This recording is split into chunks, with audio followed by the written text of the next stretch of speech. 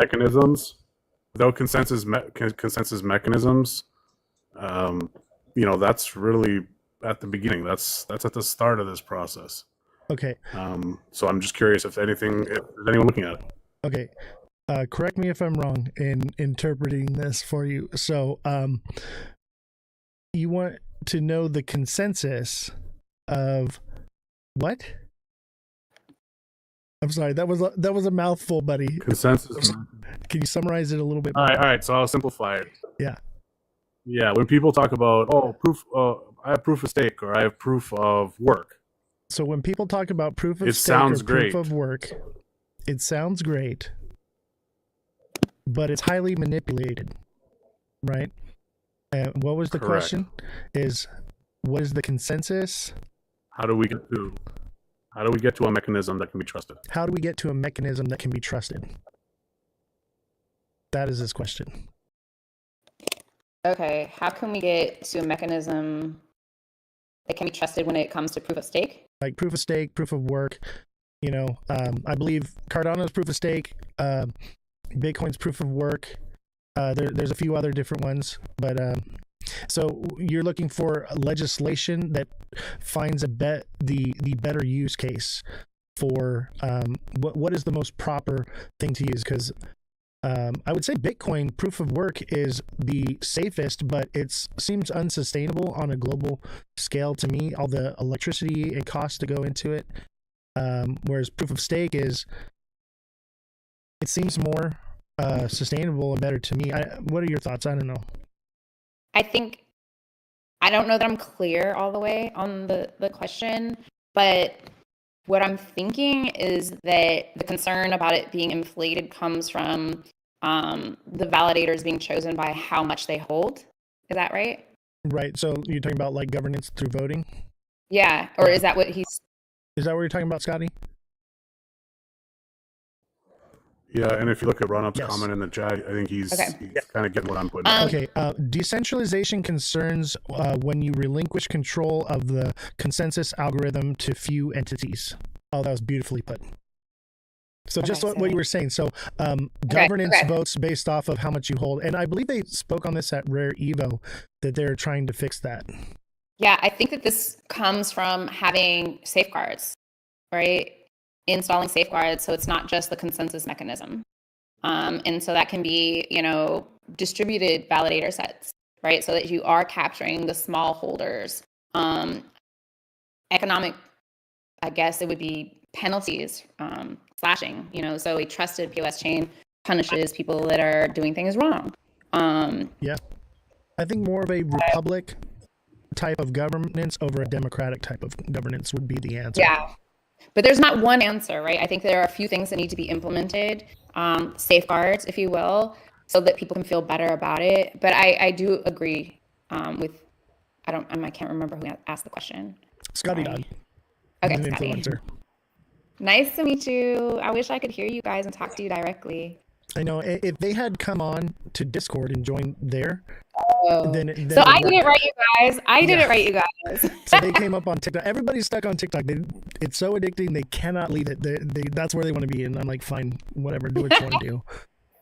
Well, I did it. I get a bonus point. Absolutely. Run Up, did you want to ask a question? Yeah, I had a couple questions. Like, where do we stand on the Clarity Act and other crypto market structure bills, and also the Retirement Investment Choice Act? And whether... Hold on, let's break it down. Okay, so where do we stand on the Clarity Act and... other crypto market structure bills? Other crypto market structure bills? Clarity Act, the Retirement Investment Choice Act. And the Retirement and Investment Choice Act. I do not know about the Retirement and Investment Choice Act. But in regards to the Clarity Act, that's actually why I'm going to DC next week to talk to more Congress members. It's stuck there right now. We are trying to get that voted on. There are two different bills. And I believe the agriculture and let me make sure we're waiting for them the agriculture to three committee, different they drafted a bill to submit their versions of the bill, if you will. And I can just they did. They submitted it as soon as the government reopened. That's a big deal for us that we're pushing for, and so we're going out there. Huh? It's been submitted From all of the houses, all of the arms. As As far as this community knows, yes. I believe it happened Well, no. after the shutdown ended. The Clarity Act's been there, but they're just not voting on it Yeah, because yeah, they're waiting it passed the on. House. Yeah, it passed the House, right? So we're waiting on. Yeah, that's what I just said. It passed the House. Right. It's stuck in Senate. They're not voting on it. We want them to vote on it, but they're not voting on it because they're waiting for reports from the Agricultural Committee and I believe 2 other committees. And that's what I'm looking for right now is the committees that we're waiting for. I feel like they're dragging So the it out agriculture to committee drag out drafted- this bull run. That's what I think. Yeah, they drafted a proposal Um, soon as the government reopened. Here we go. So they had it evidently ready. there was a proposal that was drafted right after Yeah. the government was reopened. We've gotten through all of the Clarity Act edits, but to prevent Trump from claiming credit for making the U.S. a crypto capital, let's see, committee delays. Yeah, but the They're bill is also trying at to risk submit, and I of was just being reading about filibustered in the updates since Senate. I'm going out there next week. Right. So the concern is that the bill will be filibustered in the Senate. Yeah, It's possible. I know one of the concerns that we had or that has been going on is that big banks are not liking people being able to use crypto and tokens on their own, and they feel like that they won't be going to banks as much. But that is indirectly forcing banks to give more benefits to people for fiat, which they're not Absolutely. necessarily looking to do. One of the other things banks are trying to do is roll back the Genius Act, which was already passed.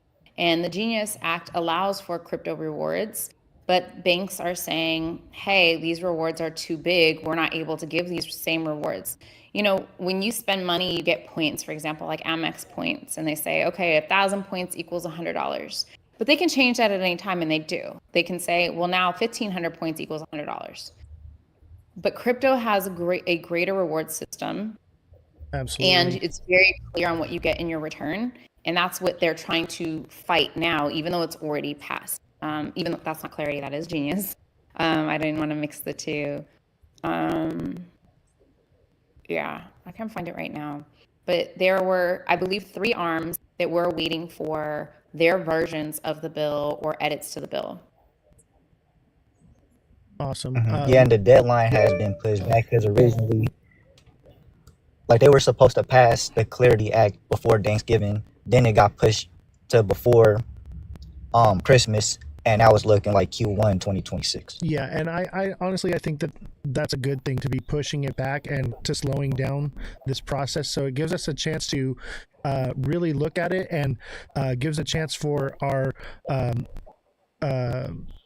what is it? Our representatives, congressmen, to be more educated on it before they actually vote on it. Here it is. It is that the Senate Banking and Senate Agriculture committees, and they're coming up with their versions and or edits. And that's what we're waiting on. And that's what I want to see is different versions and edits on the bill itself, because from what I read, it needs some changes for sure. My position is we're not going to have a perfect regulation. At least make What it we need- amendable. Well, we need a skeleton. So here are the basics. And then we can move forward and fill in the skeleton with more details later. My concern but is if we are building the skeleton, right, and we put something hard in place that sends us down the wrong path, it could be very detrimental, because then we have to basically issue a new bill to fix that problem and get it passed and go through everything. But we're so new, and we're in this space where it is so new, it's changing every day. We know that from the technology side of things. We know that from the consumer side of things and builder side of things, that my solution today will be different tomorrow. So the same applies to regulations. And when it comes to the Clarity Act, this is the Genius Act just saying, okay, we're safe to have stable coins. This is the Clarity Act, which says, hey, these are the rules for our digital assets. This is your safeguard to become an entrepreneur in the space and utilize this technology without the government coming after you. These are the rules that protect us from the government. Right. And why is it taking so long? And I think They were able to stable coins real quick with the Genius Act, but who's making the money off of it? Banks. Right. And like I said earlier when we were talking about this, is I think the framework and the skeleton needs to be more or less a framework of the people's protection from the government's overreach and less restrictions on the people. That's the skeleton. But what do you think in the Clarity Act is restricting the people? Well, I can't say anything. What I'm saying is I envision it a more or less a constitution than a bill. That's all I'm saying. Is it needs to be more or less framed around safeguards from government overreach than for regulation. You know what I mean? Like, we started with the Constitution, we had the Declaration of Independence, we had the Constitution, we had the Bill of Rights, we had the amendments to the Constitution. I believe that starting in a process like that shields us from government oversight, right? I think that Before we legislate, that's why this country in the U.S. is so amazing, is because the forefathers, when they sat down and they wrote the Constitution, they were protecting the people. And I think that if we come at writing this legislation with that vision and building it properly, then we are going to stop dead in the tracks any type of government overreach, control, surveillance, manipulation. I think that that's what the Clarity Act does, is protect us, because it is simply addressing, from what I read, it's simply address I want to be a builder, I want to do this, I want to do that, I'm safe to do these things, and here are things that protect me from other people that might be creating things that are fraudulent in this space.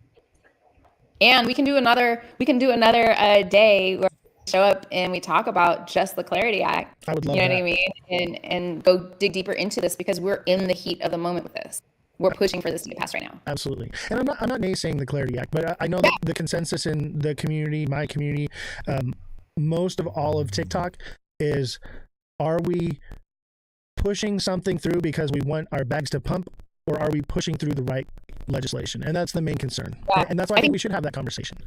I think clarity isn't about pushing our bags. It's about empowering ourselves. The Genius Act, even, I don't think is about pumping the bags, other than what pumps the bags is that we're getting some type of legislation versus nothing. So it's a little bit safer to be in the US as an investor and builder. But it doesn't directly pump the bags. It just says the Genius Act gives everyone safe space to launch stablecoins. And we know who they are. And then the Clarity Act is for the people, saying now the people are protected, not just by way of giving them a clear path to be a builder, but also a clear path to be protected from other people that are building things, so they're not just scammers. I think basically what I'm trying to say is, I'd like to, as a constituent, have the opportunity to address my representatives, my congressmen, and voice that concern of, we want the environment of crypto to protect the person from, oversight, surveillance, control, manipulation, and let that be the framework of everything that we do. I think that that's the point I'm trying to get across. Yeah, I agree with you. Now, whether the government is on board with that or not is another story. Right, but we can at least fight the good fight and try our best. I don't think we win this fight, to be honest with you. Well, but listen, I'm going to go down swinging. There are wallets that are not custodial, and that's what they're for. But that's what somebody told me. You're not hearing it from me. Interesting.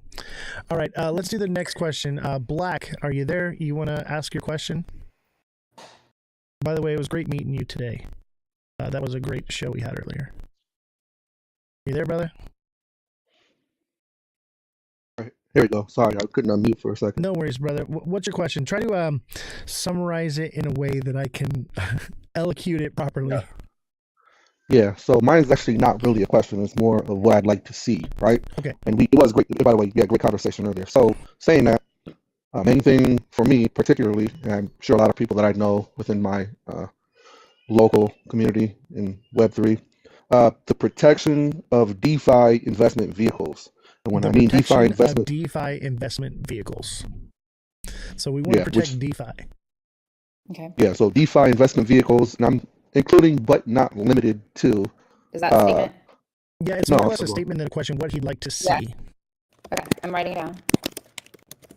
Okay, and when I'm including but not limited to borrowing and lending protocols, liquidity provision, staking, and if we can go out on a limb, like perpetual futures. Yeah, so that's a concern he has. Yeah. Not so much a question, but something that he'd like to be addressed and brought up and looked into. And if needed, I could draft a document explaining better. And he says he's willing to draft a document to explain it better and send it to you. Well, he contact me on LinkedIn or send me an email and or DM to get my email, or you can provide him. I'm going to send you my email. Okay, I'll send it to him. Yeah. Yeah, and I'll Yeah, link that you was. guys up, and you guys can work together as well. Absolutely. Thank you. Appreciate it, Thank you man. for sharing. Absolutely. All right, Tristan Kelly, how you doing, buddy? Are you there? Hi, Oz. Hey, what's your question, buddy? Good to meet you. I listened to you and Black and Run Up on Waddy's live earlier on. Very good content, I have to say. Thank you. My question is, I live in Ireland in Europe, and my question was, how active is Stand with Crypto in Europe, and what kind of engagement have you had with the European Union and individual countries in Europe? Okay, so his question is, how active are you in the European Union? He lives in Ireland, and what are you guys doing as far as the European Union goes? So we have Stand with Crypto over in Europe, and we are separate. We're not collaboratively working together. And I can give you the connection of the people representing us in Europe so that he or she can speak to and connect with, if that's okay. Yeah. So Tristan, send me a DM, or you can reach out to at Miss Nifty. It's on the flyer for the show. Her at, and you can reach her on Instagram, I believe. Instagram, LinkedIn, Twitter, but it's MS_NFTY. So NFT, why?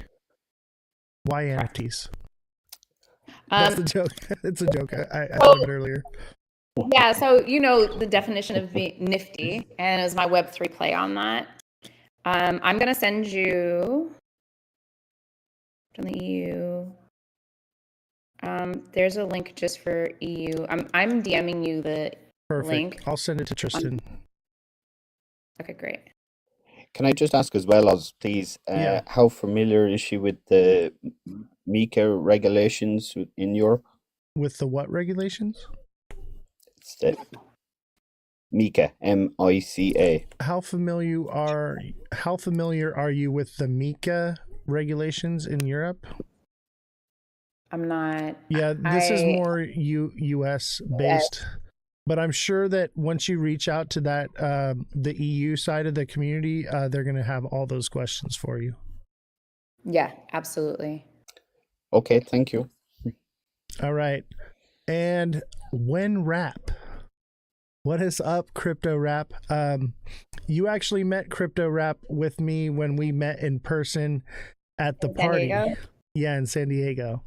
So he's here on the live. What's going on, buddy? How you doing?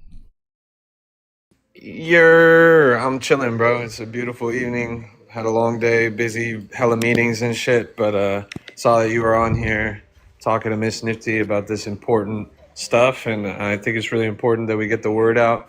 I don't really have any questions or anything, but just excited to be here talking about what is something that we all need to mobilize for. You know, crypto is decentralized, and we as a community and as crypto enthusiasts need to decentralize our effort in order to protect our industry and make sure that we can grow and blossom and be, you know, our fullest potential. Absolutely. Thank you. Well put. I appreciate that. He doesn't have any questions, but he says he supports what you're doing, and he digs it, basically. Thank you so much. Is there anybody else in the chat you have a question you want to This throw in? motherfucker scrapped half of what I said. Yeah, dude. I said everything you said, bro. Word for word. He had nothing but nice things to say, I promise you. Oh, thank you. I really appreciate that. And I really appreciate the time everyone's taking here today to listen. Absolutely. It's all influencers here in the chat. It's awesome. And viewership has gone up exponentially. Come to the event. Come to the event in December. And I'm more than happy to share more information if anybody wants more information.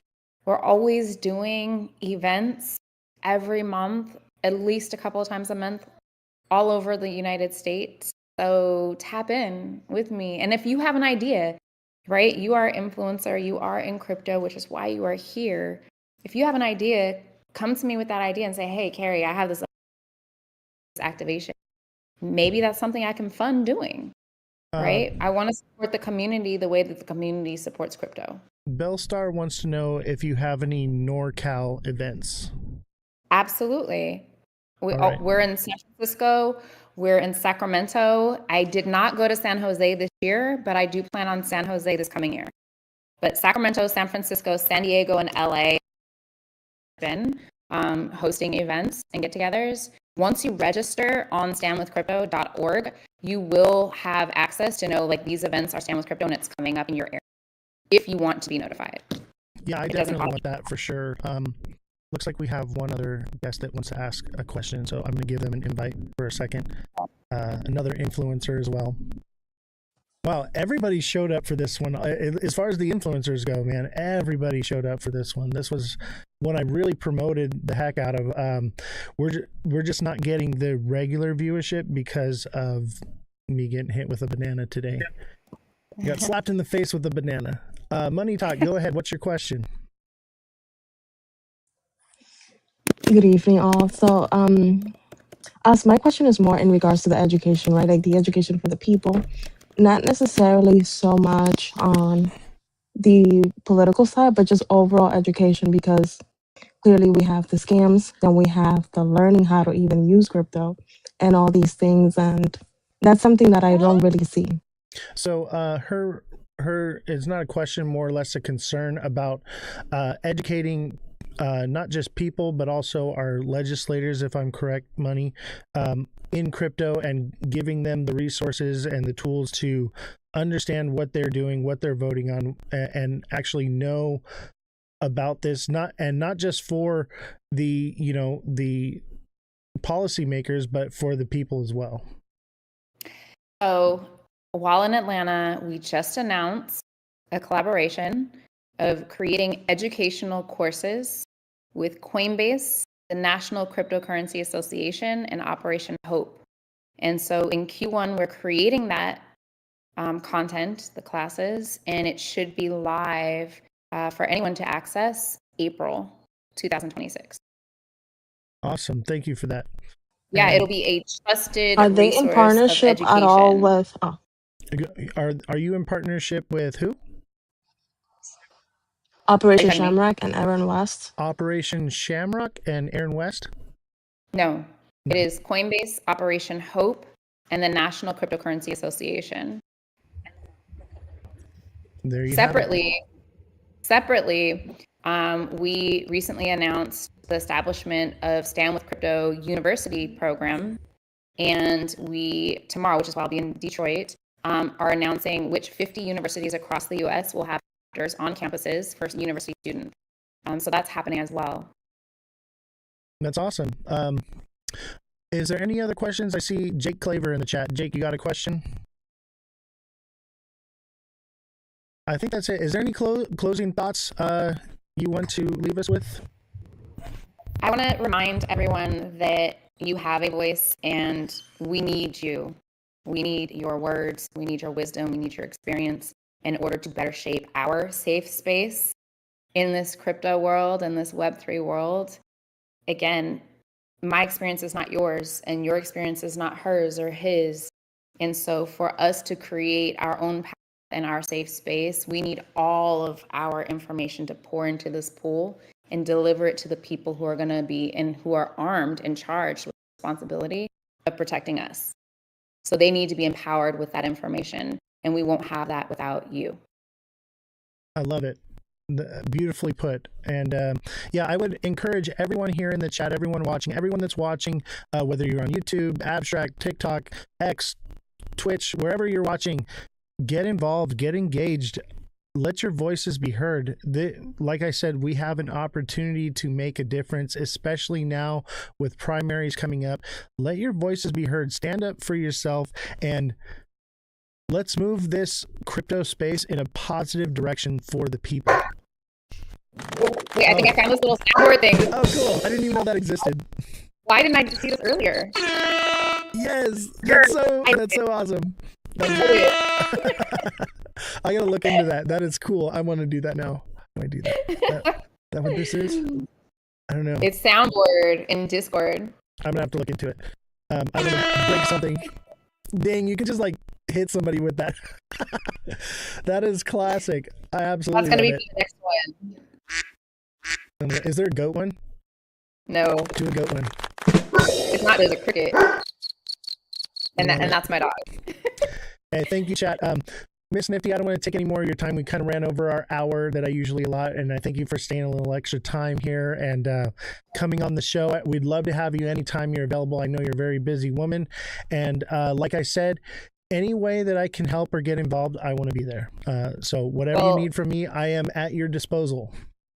We will recap for sure. We will definitely do this again. And thank you for doing this for the community. It's needed, and it's not going to be one person, 10 people, or 100 people. It's going to take a lot of us. It's going to take all of us to share, spread information, and make a difference. So thank you for what you're doing and for hosting. Thank you. I try my best. All right, chat, give her a round of applause. Everybody send in W's for Miss Nifty. Thank you so guys. much. I bid you adieu. Thank you, sir. All right, chat. That was awesome.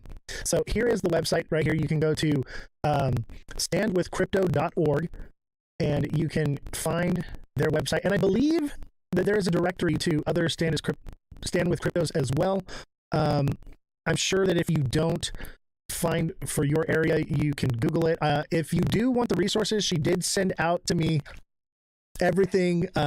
So if you do want that information, reach out to me and I will get it to you or get you connected with her, and you guys can work out whatever questions or things you have. All right, I got something for you, chat. Yo, what is up, the greatest crypto rapper of all time? What's up, rap? Bro, you're out of control, man.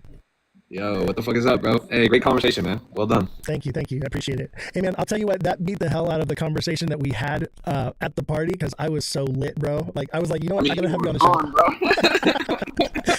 Dude, I had way more fun at Rare Evo, but being there with you made it so much more fun, bro. And like looking back on it now, and I'm remembering, I'm like, dude, I was so messed up. Like, I kept like, I was a machine, bro. I was here, I was there, dude. I didn't stop moving. Bro, yeah. I mean, it wasn't even the biggest venue, but you were in every corner, bro. You were always like, "Oh wait, I'm about to be right back," and then I look over and you'd be like, just in a whole different conversation at a whole different place. Yeah. Constantly networking, constantly moving. That's just how I am, man. Dude, Hunger, bro. Yeah. I network better in person. You know. That's online. real, bro. Yeah. It's a strength. And I mean, that even just that night alone, you scored so many, guests for your show. And this program was a great program and wonderful guests. And this is like one of, a half dozen people that you recruited that night. Absolutely. And you were there. You saw who these people are. These are not just, some guy on TikTok with a camera. These are developers, people making huge waves in the crypto community. And we were there rubbing elbows with them and, educating ourselves and getting an opportunity to spread that education to the community. It doesn't stop, bro. We're going to keep connecting, keep networking, keep, stretching our arms out. You and I were ambassadors from TikTok to crypto. It's a rare niche in the industry that not a lot of people respect. But I think it's one, and you obviously agree with me that this is one that's tremendously valuable and one of our best vehicles for reaching the next generation of investors and onboarding retail. And that's ultimately going to be the key, is us putting a good foot forward and wearing the banner of TikTok and representing you guys from the community and really sort of expressing your voice to the industry at large. Because right now there really is no clear sort of channel of communication from you, who are ultimately retail investors that matter a lot in the industry, because you make up the next 20 million, 30 million, 50 million people that we're going to onboard. But nobody's really paying attention to you guys right now. Yeah, and I would say, how the saying goes, go out and touch grass. You can still be about crypto and everything you do while touching grass. We were literally out, at a crypto event, touching grass, rubbing some elbows and still immersed in, coming up with content. I was live for that show. We're meeting with the people, we're getting the information. So any creators that are watching, I would encourage you to, take the phone and go out into the real world, talk to random people. If there's not a crypto event near you, you can just ask people on the street what they think about crypto, and you can find, and I do this personally, there's a consensus out there that most of the people you ask this question, what's your experience with crypto? Basically, I go, you know, the spam email you get, how's your crypto experience going or whatever? I ask people that on the street, right? And the consensus seems to be is it's a scam. So you have an opportunity to go out into the world and explain to them the truth and really reach more than just the tight community that we have here. Bro, what are you doing? Bro, what the All right, you're booted. Chill. I just shrunk you, bro. I just shrunk you. I fucking love you, bro. Hey, we gotta hang out more because like I'm actually like down the road from you, bro. We're close. But what you're saying is right, bro. You're 110% correct. Like that's the way forward, bro. And we're doing our part. We're touching grass. But you know what? The other thing I'll say for the people in the chat, there always is going to be some kind of crypto community, some kind of crypto event going on near you, even if you live in fucking Boise, Idaho. You just gotta jump on. You know, the best apps to use would be something like Luma. This is some free game for you guys in the chat. Take the leap to IRL. Take the leap to going and connecting with people that you otherwise wouldn't connect with. You don't realize how kind of echo chamber and insular your crypto community is until you step out into the real world and see blockchains that you never even interacted with and how rich those ecosystems are and how many people are there and et cetera, et cetera. Take the leap to IRL. Be brave enough to go beyond the screen. If you want to take this industry seriously, it's not just about sitting behind the screen all day and hitting the trenches and all that. It's about connecting with others and building what is ultimately undiscovered, uncharted territory. You know, we are pioneering, we're trailblazing crypto. And that can't happen by yourself in your real life. I mean, you got to go out and see some real people. So get Luma, Luma, that's the free game, and look at local events. And usually Luma events skew towards tech or crypto events in the first place. So you'll probably see them right there on the local discovery page. And just go and go take the leap. It took me a long time to take the leap to go to my local crypto meetups. But when I did, I was like, damn, like I was missing this. Like it's good. It's so much fun to hang out with these people because you obviously have so much in common. Dude, you were like a kid in a candy store at that event, man. It was so cool to see you. Dude, your face lit up. You're like, no, this guy signed the Constitution for Cardano. Like, you were like all stepped. Yeah, that's pretty out, bro. I was like, yeah, man. Dude, that event wasn't even on Luma, right? I mean, it was through Luma, but it wasn't public. It was a private event that we got to go to. And we got invited to that because of the Goat Tribe. So Goat Tribe got us locked in with that. So special thanks to Goat Tribe as well. You can find them at Ada Goats on X or goattribe.io.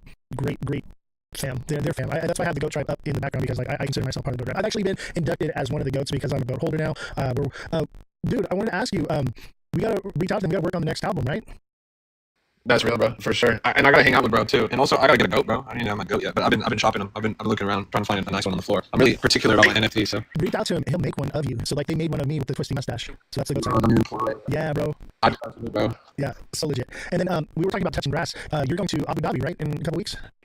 Yeah, sir. Actually, in a couple days, in literally 1 week from today, pretty much, I'm gonna be on the plane out there to Abu Dhabi, about an hour and a half outside of Dubai, for the largest Solana conference of the year, where everyone's gonna descend and decide the future of the blockchain. Dude, that's so lit, and I wish I was going to that. I got like family and kids, so like when I travel out of the country, I gotta take like a whole brigade with me. So I tend to stay more local, but we're gonna have to do one of those together for sure, man. We'll link up.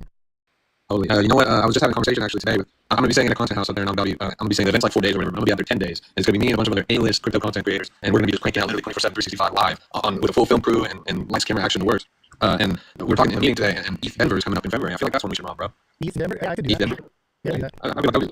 When is that? You know, the college should be out there, a lot of big nations should be out there. I know a bunch of people should be out there. I'm friends with them. That's in February. February. I think that. I'll let you know. Give me some information. We'll check that out. Yeah, I'm FOMO, bro, because our battle in Miami is right now, and a lot of crypto people are out there doing events. It looks like such a good time right now. Yeah, man. And like, fuck, I forgot what I was gonna say. Shit, dude. I can't even say why my brain is. I keep losing my track of thought. Remember what you tried to give me before we left? Were you there for that? I saw that, and I had that today. So. I was trying to find Flex on Go Tribe. I got it right here. You know, I got a little shine on me. Check this out, bro. Yo, that was my favorite one, honestly. That art is insane. It's so good. Take the roller. Yeah, I was looking for mine. It's right there next to me. There it is. I got the But wire. let me mock you real quick. Boom! I got the pin. You're. Hell yeah, bro. Yo!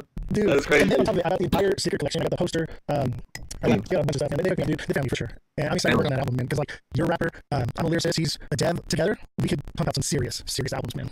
I'm excited. It's gonna be fun. I like the project a lot. I'm not just gonna put a couple of those. It's on my shopping list. I'm gonna carry the NFT portfolio and start stacking because it's highly reserved, and those two are gonna be in there. Well, plus the goat NFTs come with utility.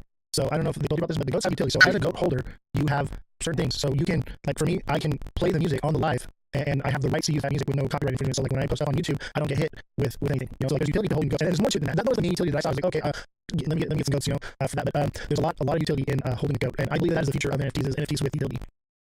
Speaking of NFTs with utility, bro, you know I gotta plug my entropy, bro, my Aslar miner. Why don't you throw the main screen here? Hold on, I got you.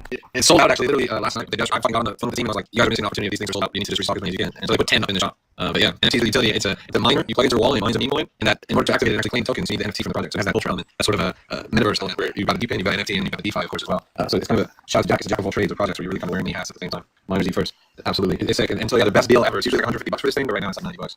Yeah, and it yields what, like It's like $100 a year or something like that. Yeah, right now yields are pretty low. I think it's averaging 36 cents a day or something like that. And so the thing costs $99. You got to figure it out a little under a year until it pays itself off. But when the coin goes up, then your yield is going to go up from there. But if you're looking at baseline where it's at right now, I mean, historically, the coin, I mean, there's been times where the thing has yielded up to as much as like $16, $17 a day, which is insane if you punch the numbers. Right. So like the lowest you're looking at is it might take a year to pay the thing off at worst case scenario, which is not a big deal. And it's small. It's not using a ton of power, so it's not like it's going to cost you a bunch of energy to run it. Yeah, no, it's super sick. I can't recommend it enough. If you guys are interested at all in decentralized physical infrastructure networks, mining, passive income yield type projects, if you like Solana meme coins, but want a little bit more depth to what you're investing in, this is my go-to for sure. And I'm only talking about it because it's literally like a temporary deal where it's like the best deal ever. You know, TikTok is always like, the TikTok shop, this is the last time this deal going to be here, 60% off, blah, blah, blah. It's pretty much what I'm doing. Word. All right. TikTok says interesting. Where do I find it? Justentropy.lol. Justentropy.lol. Take my hat and turn it into a website. There you go, bro. I almost ordered one the other night, and then like I was on your live and I was going to order one. I was going to order 5, but I passed out. Well, they're in stock. There's only 10 of them on the shop right now. And you can only buy 5, right? The 5 is the max, but you know what? Let me give you some super duper top secret alpha that can't be said anywhere else. Very soon, we're introducing a brand new product offering. It has never before existed. It's highly limited. Again, we're talking less than 10 units. It's going to allow you to have a sixth miner. It's going to be crazy. Love it, bro. Hey, man, thank you for coming on, dude, and being here. I'm going to cut the live out now. If you guys want to send any gifts to anybody in the panel, make sure you follow everybody that was up here. Much appreciated. Always a pleasure to have you. Crypto Rap, the greatest crypto rapper of all time. This is a Crypto Rap exclusive. This is an Ozthecryptogoat exclusive. The greatest crypto podcast of all time. Everyone go watch my live, because Oz is ending on the live right now. Black, did you have anything you want to say before we get out? I know you didn't get a chance to talk too much. I want to give you an opportunity, because we had a short conversation earlier. You want to expand on it a little bit. I don't have to get off just yet, but if you want to talk. I definitely just really appreciate bringing up what is this, crypto. I've been advocating using Coinbase multiple times and contacting my legislator, so you definitely need more activity like this in space. So keep these type of, I guess, whatever these live streams coming. Absolutely. And I took a little break, a little vacation chat. Okay, the show's back. It's in full force. We got guests lined up, Wazoo. And we're talking about these are big players in the crypto space, not just little guys. And I'm hoping that this next year I should have Wendy O and Charles Hoskinson. So those are in the works. So stay tuned, chat. I'm excited. Some big things are happening for such a small show. We are just starting. It hasn't even been 1 year that I've been doing the show, and because we are out pounding the pavement, touching grass, going to these events, rubbing elbows, and basically we're going to free parties with free food and drinks is all we're doing. But doing that, we're building this community strong. So strong, and it's been really incredible. And for those of you that have been here since day one, thank you. Special thanks to TikTok Seller. He's one of our moderators here. This show would have died a long time ago without him. He has helped support in so many ways. He's given and donated to the show so many times. I've offered to pay him for his services. He refuses, and he is with me every single day in the Discord. I mean, we're calling out bangers in the Discord. If you're not in the Discord, make sure you click the link in my bio. If it's not working, send me a DM. I will help you get into the Discord and send you the link. But dude, we are calling out big movers in there. Okay. Dude, I think I hit like it was Mon. I hit 50% on that already, and it looks like it's still going up. So we're doing things. In Discord, we're trading together as a group. People are learn. We have the TA class as well. If you want to get involved in the TA class, Crypto Rap is actually coming on the TA class and taught us how to use Pump Fud, how to find the bangers there. Special thanks to you, Crypto Rap, for doing that as well. The TA class is lit, man, and we not only have like me teaching you how to read charts. I have hedge fund managers coming onto the TA class. I have other influencers, creators, market traders, big names in the space that are coming in and teaching you their knowledge. So I would tell you, the best thing you can do for yourself is invest into yourself before you invest in the market. Get educated. Learn about this stuff. Crypto Rap, I hear you saying this all the time. The best thing you can do is lock in and learn. And we're so ready. You have an opportunity to learn something new before everyone else gets into it. To be the top dog, like we were talking with Miss Nifty earlier, we are the top 1%. Everyone here in the chat, you are the top 1% of educated people in crypto. The fact that you're here is enough. Because most people, they don't care. They're buying lottery tickets and that's it. They don't want to learn. They want to go on. They want to ask an influencer, what should I buy? And not put in any of the work, not do anything, and have someone else do it for them.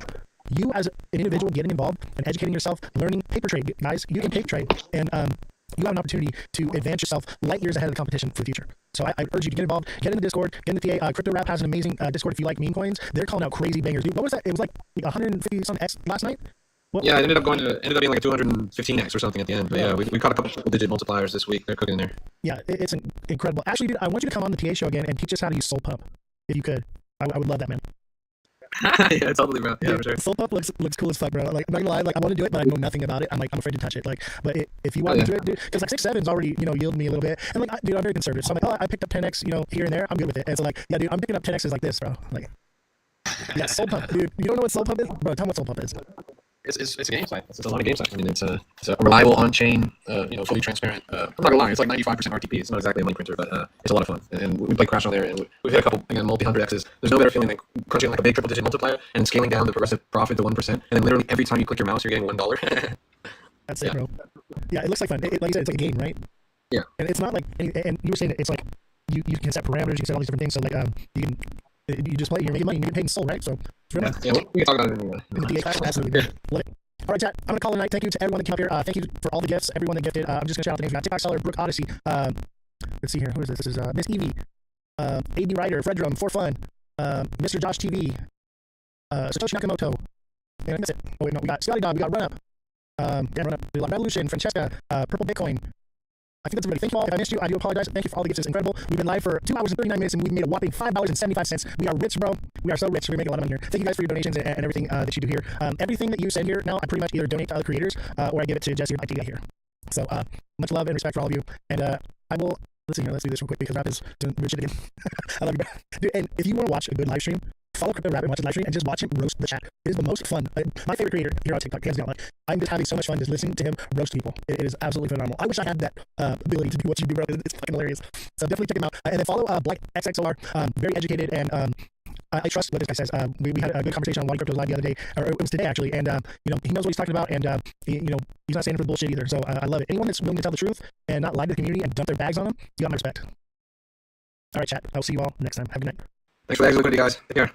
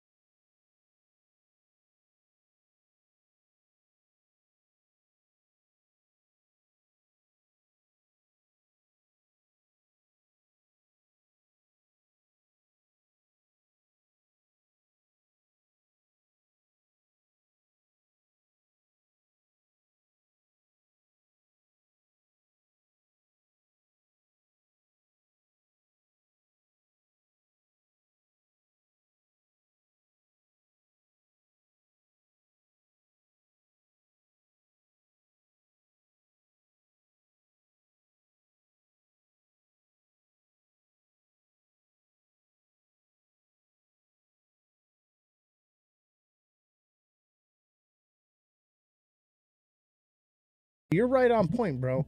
You just got to trust your instincts, man. I think you second guess yourself and Yeah, I did. you let the fear control your trading. Don't let fear, trust the process. Obviously, not all of them are going to work out, bro. But believe in yourself, believe in your process, believe in your TA. And when you do that and you have that conviction, that's when you are rewarded for it. Hey, I got rewarded for that on the way down. I got a Oh, I know, bro. I got a did 42% good. on the way down. And I've seen you in the Discord. We have hashtag wins, right? Where people Yeah. are posting our wins. G-Rod every day with these massive wins, like anywhere from like 50% to like 290% wins, bro. You're killing it, man. And you're doing all those in the high time frames, right? So like 1 and 5 minute charts. I do it all on the 1 minute charts. Yeah, so you're making those kinds of gains in a matter of what, like an hour or less? Yeah. Yeah, that's magnificent, bro. You're killing it. Usually, I mean, the longest I've been in one was the other night. I was in it for, I think, 4 hours. Look at this, what I see right here too. So let's look even more macro. Here's our channel, right? We're respecting this line, this trend up, and we're respecting this trend.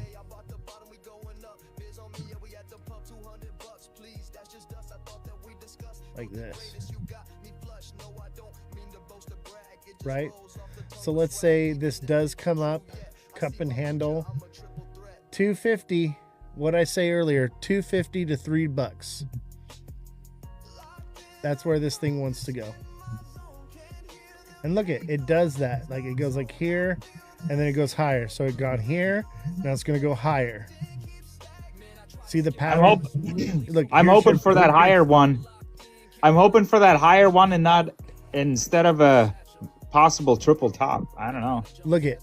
This is what you're seeing right here is bots. Okay, look at, you see this cup and handle right here that played out. Yep. Okay, you're seeing another one right next to it, cup and handle play out. That's bots trading. This thing's going to 250, bro. Easy. It's literally just copy and pasting what just happened here is about to happen right here.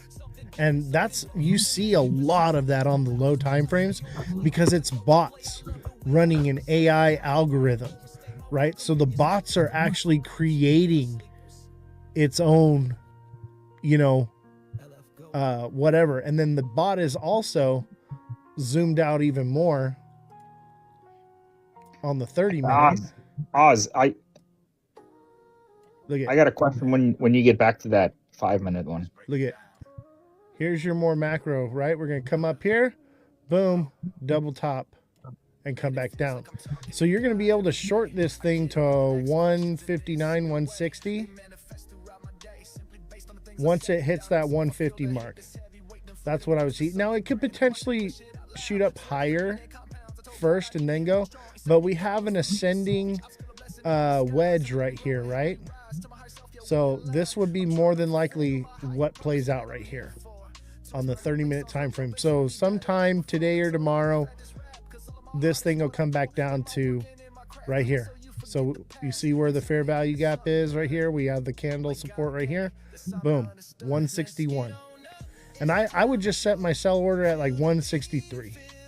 At 163.5 and just make sure it fills. You know what I mean? Don't be greedy. You're going to catch all that, bro. Yeah. Make sure it fills. More than likely, that's what we're going to see right there. You know what? I'm going to save this. And I'm going to show you. Tomorrow, we're going to pull this up and it's going to literally match this. Like, it's going to follow it to the T, bro. I better be up the whole time then. What, over the next, like 12 hours, 14 hours? Yeah. No, you don't have to be up. This move right here is where you get to sleep, bro. You're going to catch this right here tonight. Yeah. It's going to top out tonight, like 3 a.m. Boom, sleep. Wake up tomorrow, set your sell limit at that 163.5. Wake up tomorrow and profit. Do it in your sleep. That's how I do it. So I got a question for you. Yeah. So if you zoom in on that 5 minute again, let me see here. All right. So you know those sweeps that it's making, right? Yeah. These right here. Yeah. Have you seen I guess they're getting bigger, aren't they? Not really. Look at they're actually getting smaller. So yeah, so that's look, we take this over here. It's getting a little bit smaller. Okay. So we measure this one. Bring it right here. And that's why it's a wedge, not a... So gotcha. Like, expect it to hit that line 150. Or excuse me, 250. That's it right there, bro. And look, let's move this right here. That's the distance from this resistance zone to the top. It's almost a perfect measurement. See that? Yeah. Now it could fall short, you know. I would be taking profits at 245.5. 245, somewhere around there, right? That would be my first zone of taking profit. If I get back up to 2, I mean, with my leverage, I mean, I only need to get to, if I get to 235, I'm up 150%. So it don't matter. I think you're going to do more than that, bro. I think you're going to see 245 minimum. So you're going to make a nice long here. And then you're going to get a nice short. And it might do another one. It could potentially come down here like this.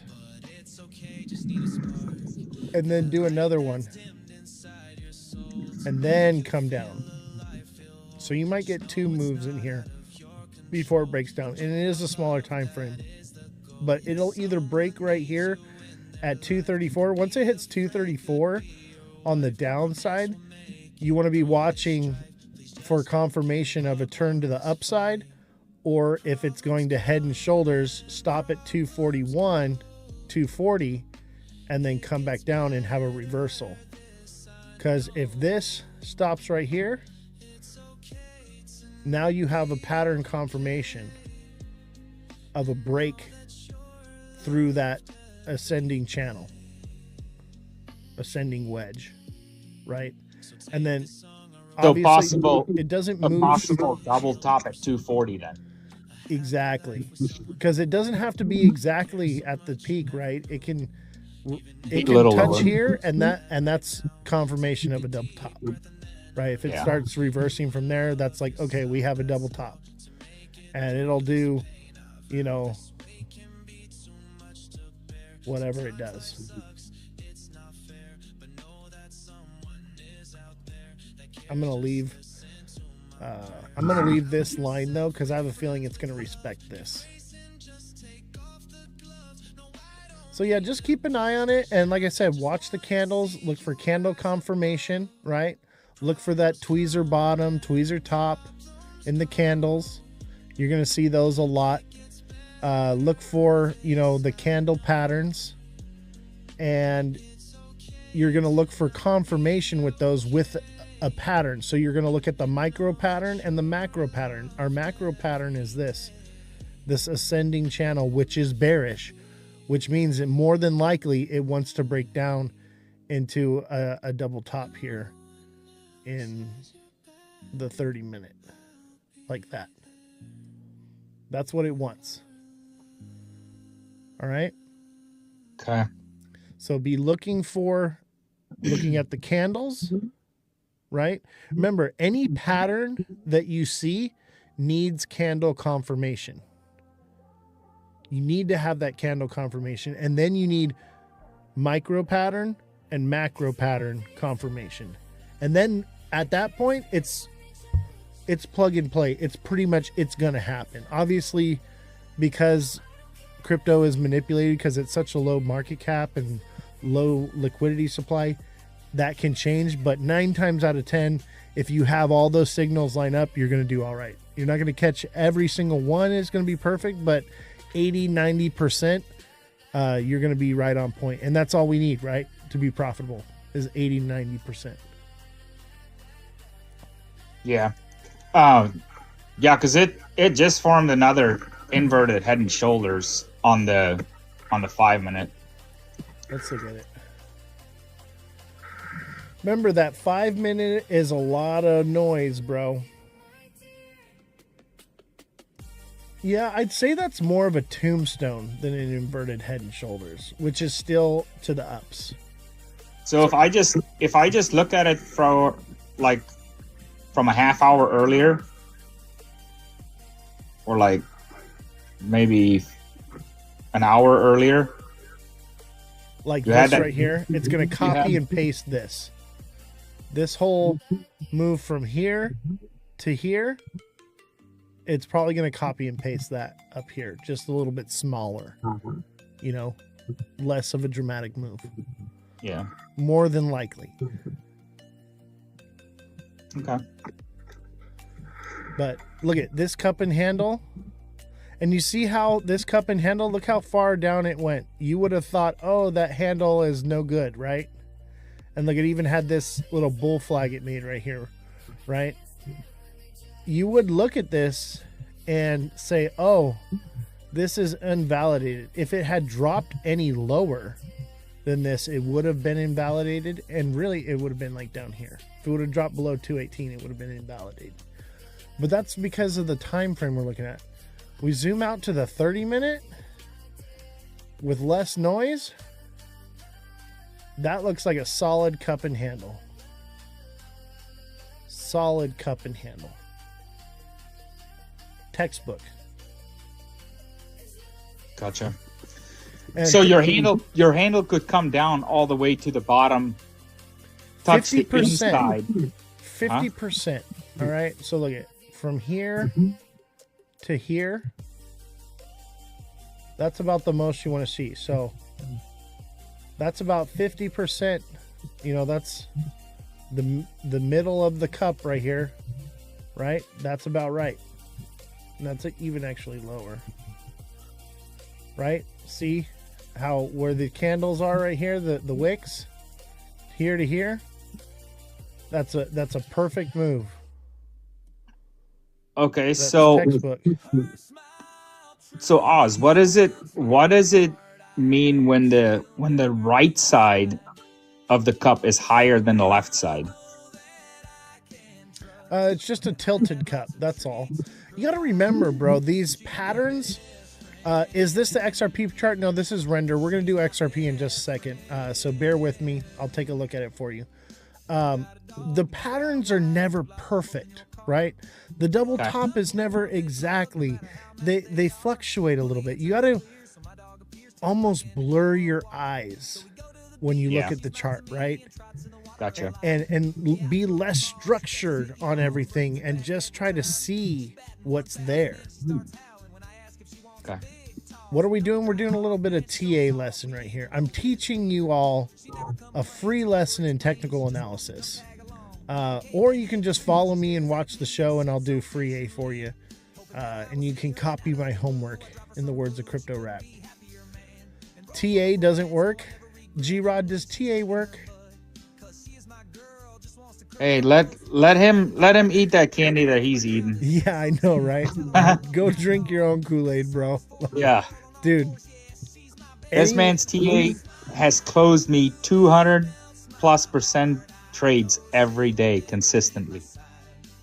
Thank you, bro. This guy knows what he's talking about. I don't know. I have a gift, man. I think my brain. He's the man with the crystal ball. Yeah. The problem with the crystal ball is if you make me rub it too much, it gets foggy. You got to let it cool down a little bit, you know? You can't rub the crystal ball too much. Look we're respecting this line right here. Already in the 30 minute, we're climbing here. This is beautiful. This is what we want to see. I'll even tell you what time we top her out. 1900 hours UTC time. somewhere around there. What time is that? What's up, Elon Muff? How you doing, bro? Let's bring Elon Muff up here. I see UTC time, you said? What's that? You said UTC? UTC, Universal Time. Let's I want to talk to Elon Muff because my boy is educated.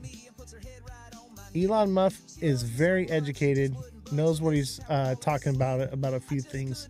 But I do want to he ran away. Can't right now. Oh, no worries, man. We're gonna have to do it again. I want to talk to you, bro, because I heard you. I forget whose live it was on. You were on, and you were talking about some things, man. And I was just like, I want to hear more about this. It was along the XRP lines. And by the way, check this out. Project XPX just came out like 12 or 18 months ago, something like that. Maybe it's like 19 months now. New project. It's a way for you to spend XRP with a card, like money. It's pretty goated. All right, somebody wanted to look at XRP. Here's my XRP analysis for you. I think we're coming back here to the 180 zone, possibly 175, 177. So what's up, G-Rod? What are you thinking on render? What am I thinking on render? Yeah. Hey, if it double tops at 240, I'm good.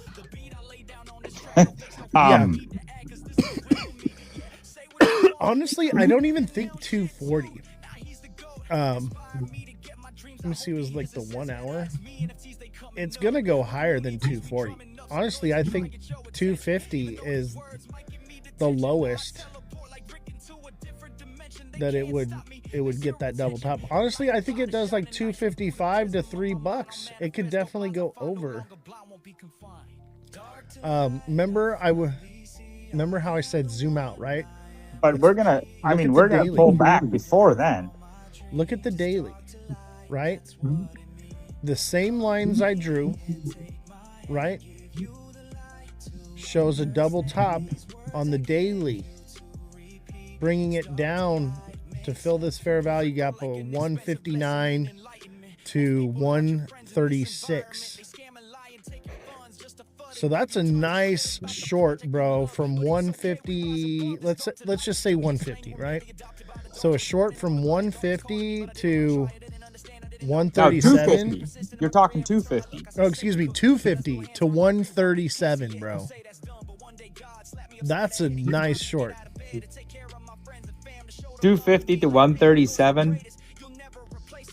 That's what, like 300, 400% almost. Leverage. Hang on. I'm going to tell you right now. No, it's more than that. It's got to be more than that. Yeah, it's a lot. Especially with the leverage I do. Yo, what's up, Crypto Rap? Hey, thank you for the heart, me guys. Don't forget to smash that like button, subscribe to the channel, share the show with your friends. Follow me on all platforms at Ozthecryptogoat. All lowercases, no spaces. We've got Crypto Rap, Oscar, Elon Muff, Revolution, G-Rod. We've got Francesca, all with gifts. Thank you guys so much. You guys are amazing. Appreciate you. Rap, you want to come up for a minute? You want to tell them why not? Tell the chat about why not. If you got a second. If not, I get it, bro. Like, no worries, bro. You're always welcome up on the panel. I slept on a 500X for 2 weeks and rode up 35% on a 500X leverage, bro. Holy shit. Nice. Bro, I thought I was risky with XRP on a 50X. Dude. Hey, that's what I was telling Josh, though. When it comes to the leverage trading, you'll start with 5, 10, 20X leverage. Before you know it, like, you're in 500X, 1,000X. And then that's when you get stopped out on like 1,000X trade, like instantaneously, and you're like, what have I been doing with my life? And that's when you question all your life's choices. Elon, I want to hear about this. I know. I want to hear it too. What's up, bro? It was in January of 25. I had a chunk of leverage, and I mean, I think I ended up running under like about 8,000. I was about negative 8,000 at one point, and as it was going down, I was like, it can't go down anymore, and I just kept buying my position larger and larger, and it kept going down, and I was like, oh man, and then it reversed and started going the other way, and it just kept on trucking, man, and I ran up about 35% times 500x. So Damn. it was pretty nice. If you don't mind me asking, what was your margin? I got down to where I could have dropped maybe 4 or 5% more, and I'd have been done and lost my rear end. A 4 or 5% drop would have killed me. Are you running a tight stop loss, or are you running a broad stop loss? I'm running like a wild man. I'll just put it that way. That's my whole me, bro. margin. No stop losses, bro. Take it all. Yeah. All or nothing, baby. I mean, I'll tell you this much. I set an alarm every 30 minutes, so I'd wake up all night long so I could check my backs. Bro, I've been there, man. Dude, last year I was averaging 1 to 4 hours of sleep a night because I was like rage trading like crazy. Like I paid for all this equipment and this whole studio and everything all just from trading last year. And I was doing another thing. It was like I would chart and think I'd find the bottom, and I'd say, okay, I got like $300. I'm gonna take 3 shots. I would put nothing else in my margin or nothing. I'd take $100 and put it on a 200x, and I was like, I got about 0.5% to lose, and that's it. And I'd just be like, just go in the casino and just slap 100 in and hit bet one time and see if I make it. And if I get wiped out and it chases me down, I do it stick another 100 in on a 200x and buy it. And I fell asleep on one of those before. I thought I got licked and I didn't. I shut my Mech C off, and I was like mad and went to sleep. Next day, went to work all day long. And the next evening I hopped on and I was on Bonk when Bonk ran, and on a 200x, I ran up a 2x. I ran up over 100% on a 200x before.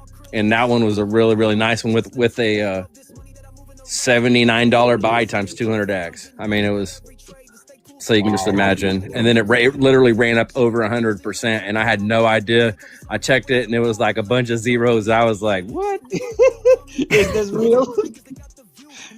Yeah, sometimes you get lucky. When, it's just like, when you're playing in the casino, yeah, you're going to win once in a while, but usually the house wins when you're playing like a casino. There's actually a pyramid, and it's in my Discord. Elon, I think you're in the Discord. I think it's in the crypto section. There's a pyramid of the progression of what level you've reached as a trader. And like the first level is like the online casino gambler. Like that's like the lowest level. Yeah. It's I've got probably 200 or 300 at least 50 to 75 X's that I've done. Virtual Streamer says, can you look at Vondra? Vondra, is this the chart right here? Is this the one? They launched this week. I'll tell you this right now. If it just launched this week, there's not going to be much TA available. This one says it was March 2022.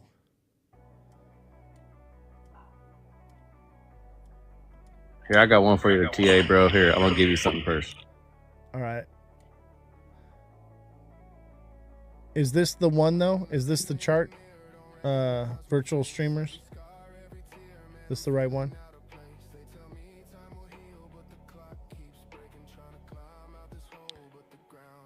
Elon Muff, thank you for the money gun, man. Appreciate you, bro. Appreciate you. Metal blockchain. Dude, I gotta look into Metallicus. We were looking at Metallicus yesterday. That looked promising. I want to find out more about that, Oz. Yeah, dude. I have it wrote down. I wasn't able to dig into it today.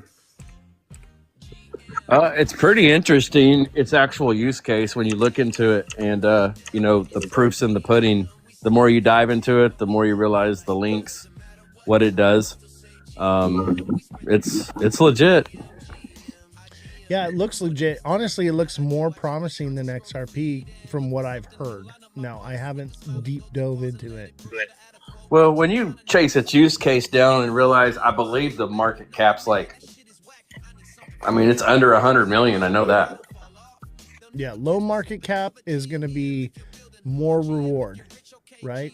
That's why we're here, right? We don't want to risk, not risk, but like playing blue chips in crypto, right? We're here for volatility, right? So chasing the new shiny thing, I know it seems stupid in the big picture because we're talking about adoption and everything happening right now, but I don't believe adoption is happening right now, but it's a long, lengthy process over time. So I think right now chasing the new shiny thing is what's going to be most lucrative in the meantime. That sentiment will change, but for now, that's where I'm at with it. See, I have plays that, I'm invested in based on actual research.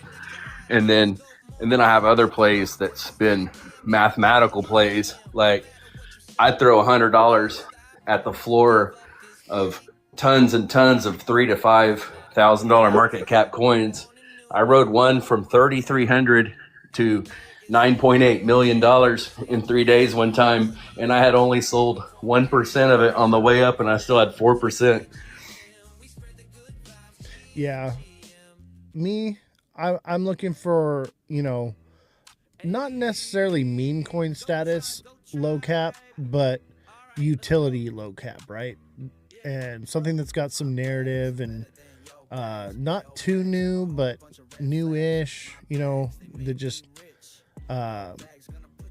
isn't really doing much. Like Polygon, man. Polygon's like taking off right now. Everyone's talking about Polygon. Man, for the last 8 months, I've been saying, hey guys, Polygon's a sleeper. Find the bottom on this one and get in. It's going to do something big. And here we are. I'm always just shooting early. Let me do a little bit of TA here real quick for this guy. So it looks like we're going to come up right here to about like 159, 158-ish. 157.5 seems about right on this one. Obviously, that's a long-term goal. That could not happen till like April for this one. And, selling may go away, would send it back down. And that would be it. I've never understood what the caps mean and the volume of it. So the volume is the amount of tokens in supply, and the cap is the market cap, the amount of liquidity in the project. So that's like tokenomics. Sorry, man, didn't mean to cut you off. Go ahead.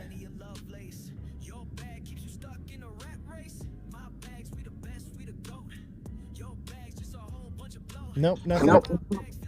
As far as tokenomics go, Quant is my most bullish on tokenomics. Yeah, low liquidity, or not low liquidity, but low market cap, low coin supply. Yeah, and like 99% circulating, and it goes deflationary, and the use case is massive. And it's RWA, if I'm correct, right? Or am I wrong? Quant is like, it makes all blockchains interoperable, and also another thing as well, when you get wrapped coins, those smart contracts, there's always flaws inside of those that makes projects just die. There's no need for a wrapped coin with quant. They make them all intermingle without wrapping and creating smart contracts that have flaws inside of them. Yeah, it's like in direct competition with Link. Yeah. Actually, it's really not a direct competition. They both have two different use cases. Like if you was to just pull up a AI and say, hey, what's the difference in use cases between the two? One is DeFi, and well, it's not totally DeFi, but they have different use cases, is the best way to put it. You'd have to just type that in and go search that real quick. Interesting. Honestly, I think for now, stable coins, man. Everything's going to be focused around stable coins. That's the play right now. And man, I kind of want to just pull this up. Let's just watch it real quick. And I'll show you why.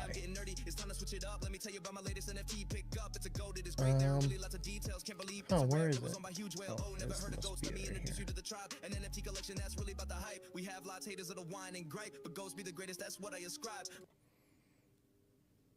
Yeah, here it is. Here it is.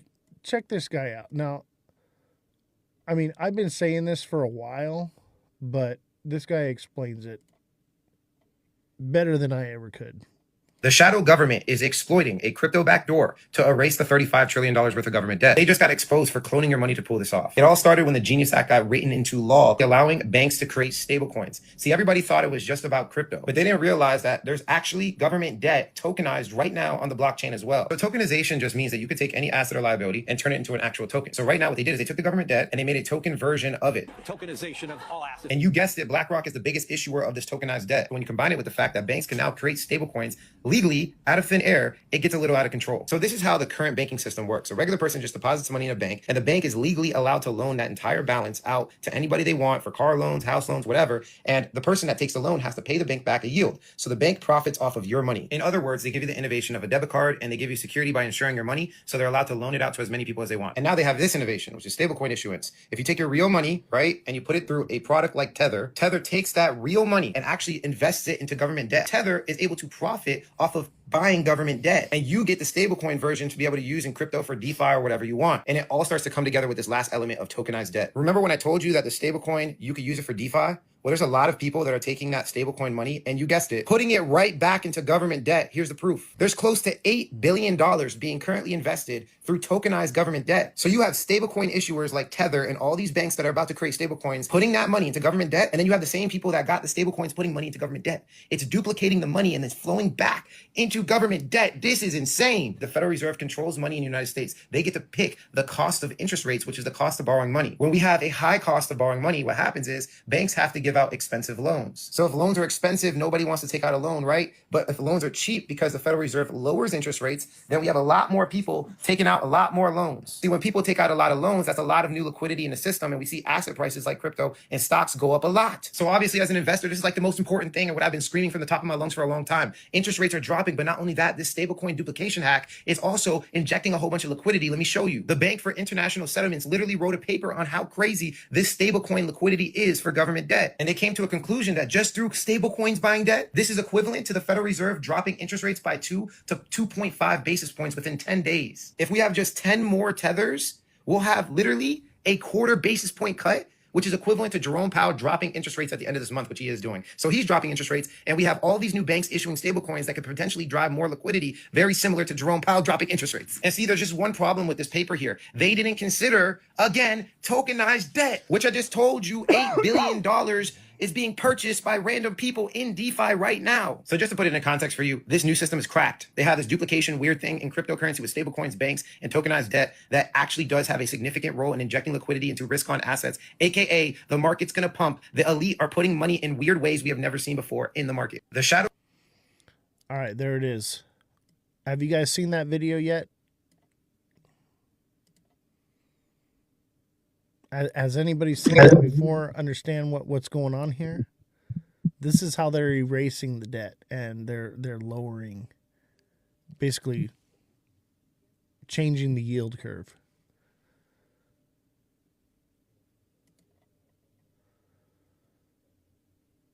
No one. No, I did it. Yeah. Sorry, you was cutting out. What now? But they're basically fixing the yield curve with stable coins.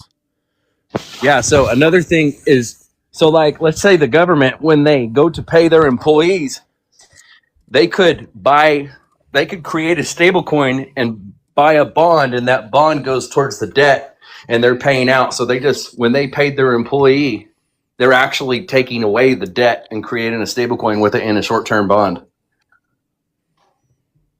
Yeah, and it seems like it's the play. Stable coins seems to be the push. The question is what is the use for a native token? Because obviously, like, yeah, we're going to need facilitation and transfer, gas fees, things like that, right? Paying of fees for transferring from one stable coin to another, right? But are we getting played with this native token idea? Because like to me, like let's talk about adoption, right? Adoption, real world use case. Do you want to get paid in XRP when it's at $4 or $5 and it's about to come down to $1? You wouldn't be paid in XRP. You would be paid in RLUSD, which is pegged at $1. Exactly. So it seems like stable coins is the play. XRP kind of runs in the background, right? But it doesn't. Yeah, because you're going to see like how there's RLUSD.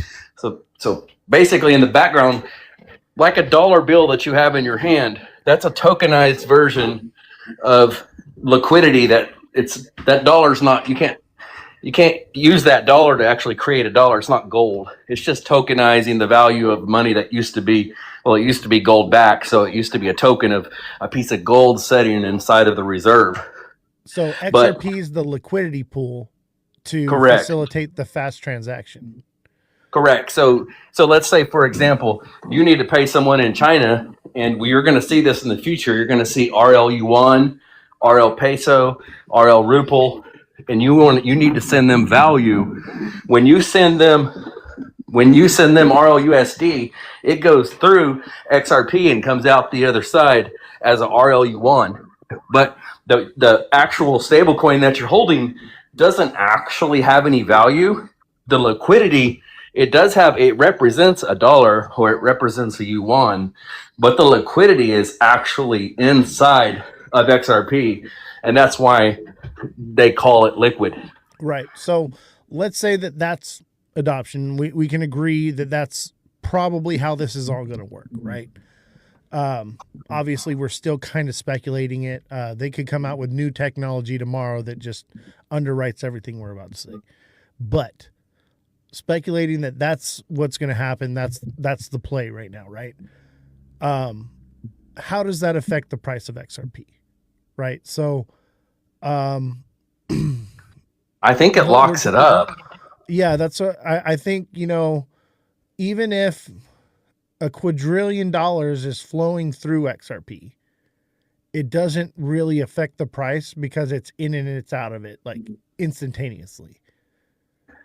Not so. If you're sitting there holding a RLUSD in your wallet and you have $1 million worth of RLUSD, the liquidity isn't the RLUSD. You're just holding a token that represents that liquidity, and the liquidity is in XRP. Right. But XRP is getting its value from the people that hold XRP and keep their liquidity in it. And that liquidity or the stable coin. Right. And then whatever we're holding in XRP, that liquidity is what's facilitating the transfers and why it moves so quickly, because it's an intermedium between that transfer, right?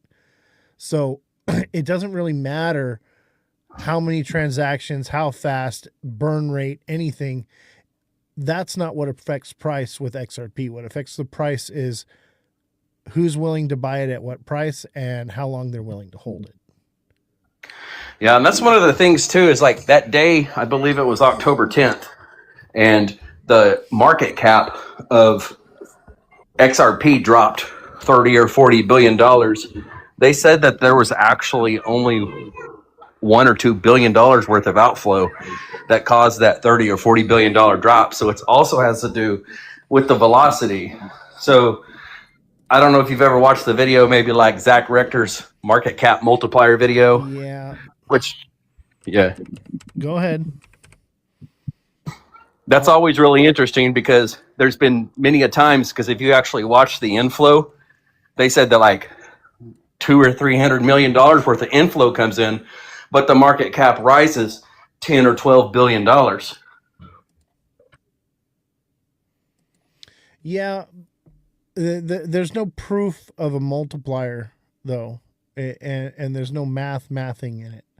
So yeah, I know what you're saying, but it's not real, bro. Well, I mean, I got you. It's just like, for example, I've launched coins myself, okay? I've launched a meme coin, and I bought $1,000 worth at the floor, and the market cap shot up to $15,000. And then I add another $200, and it goes from $15,000 to $19,000.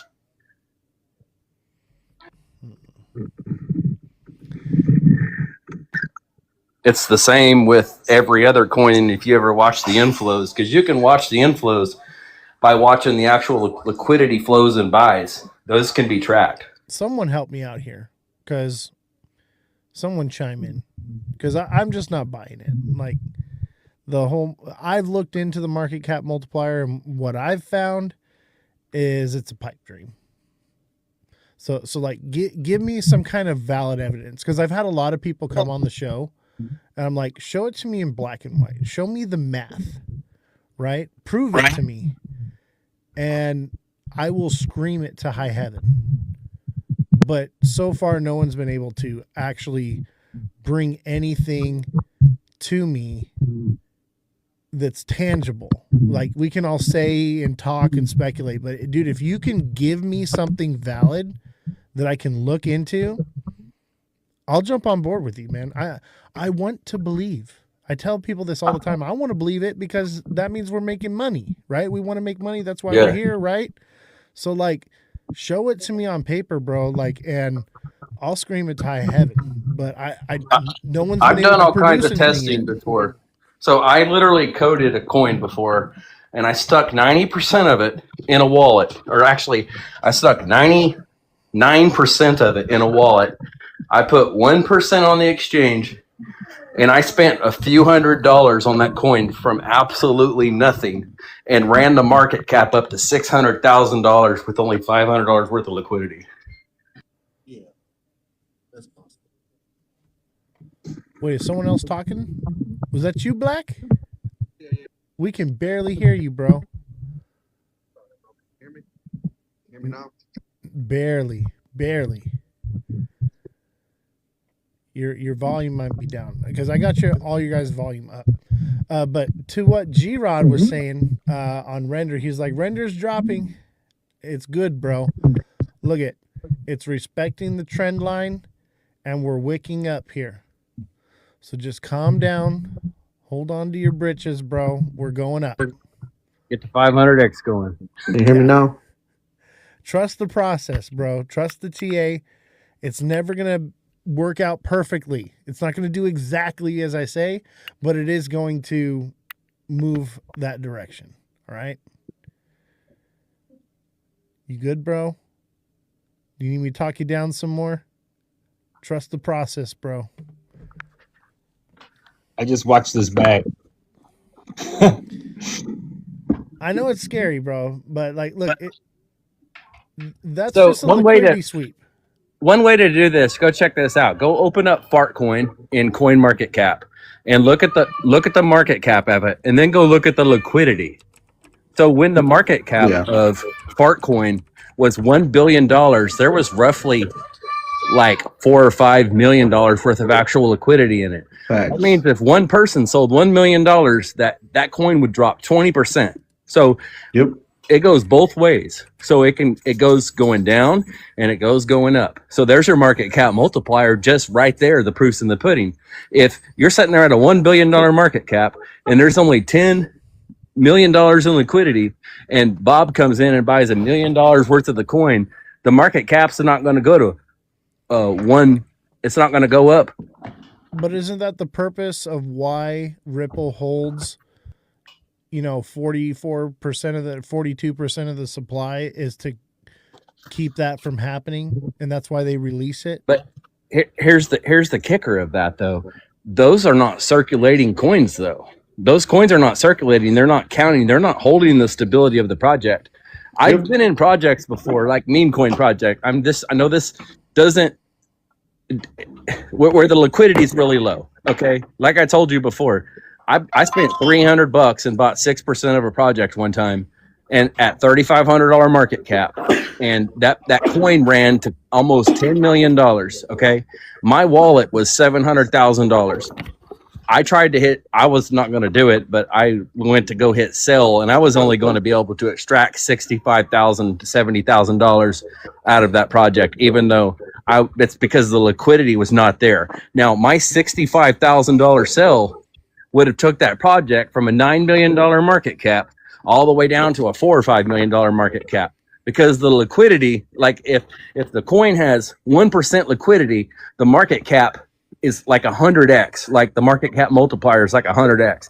If you got 50% liquidity and you have 1% of the coin and you sell 1% of the coin, that 1% is going to probably drop that project, because according to you, if there was no market cap multiplier, if I sold 1% of the value of the whole coin, then the coin would only drop 1%.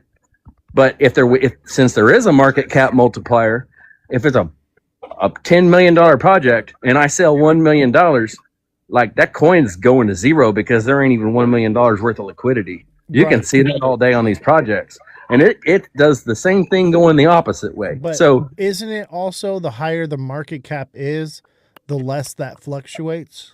No, not necessarily. It matters on the liquidity rate. So if you look at a project and it has $1 billion market cap, but it's got $500 million in liquidity, then you literally got half.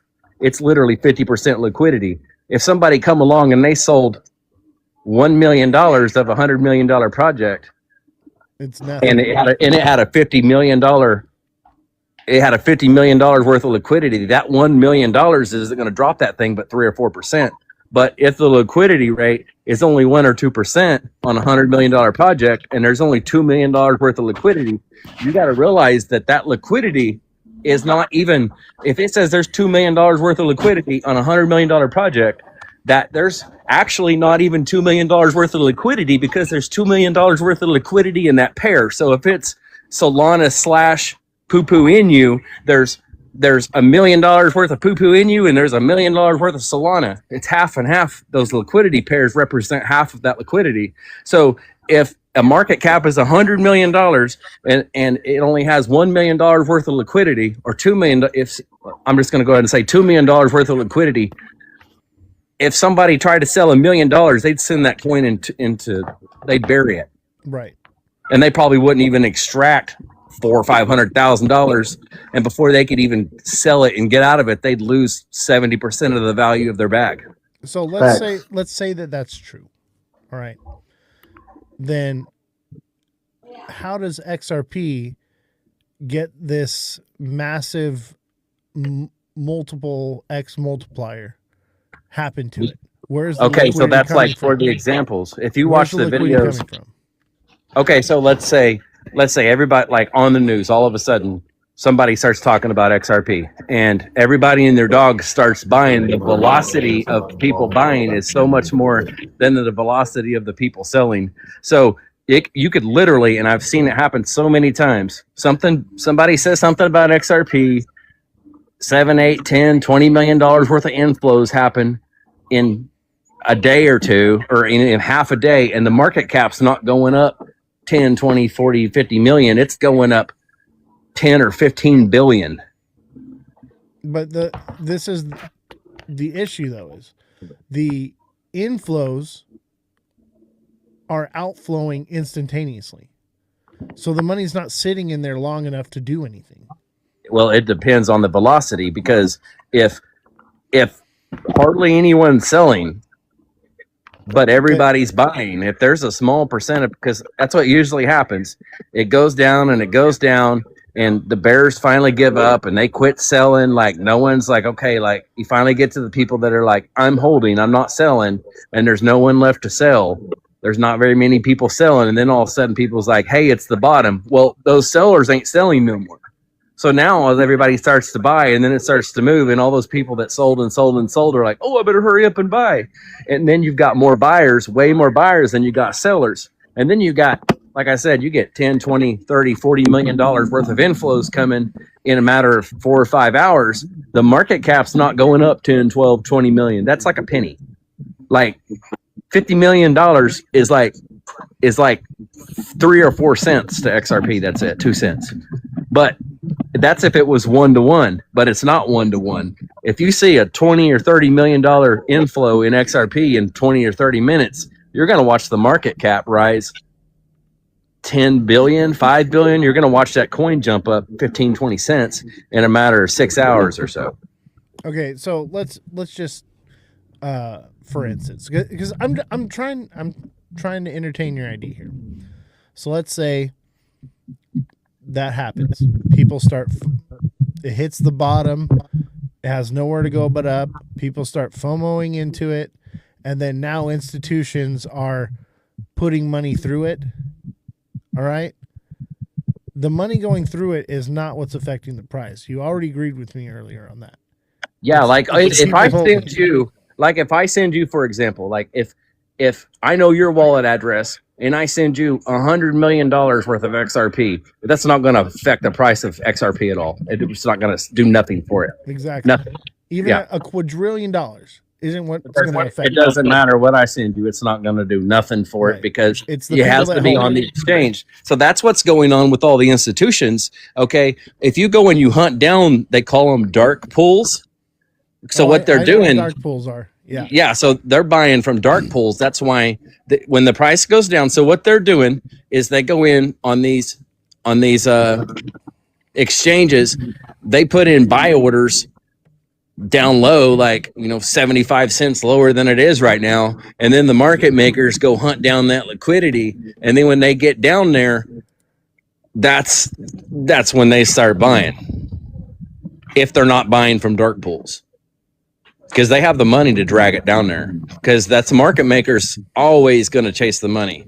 Like, they're always going to go after the money every time. Let's just say you're right.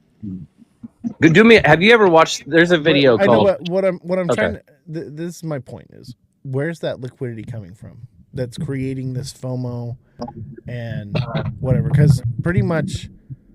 XRP is topped. The people that are buying it are buying it. That's it.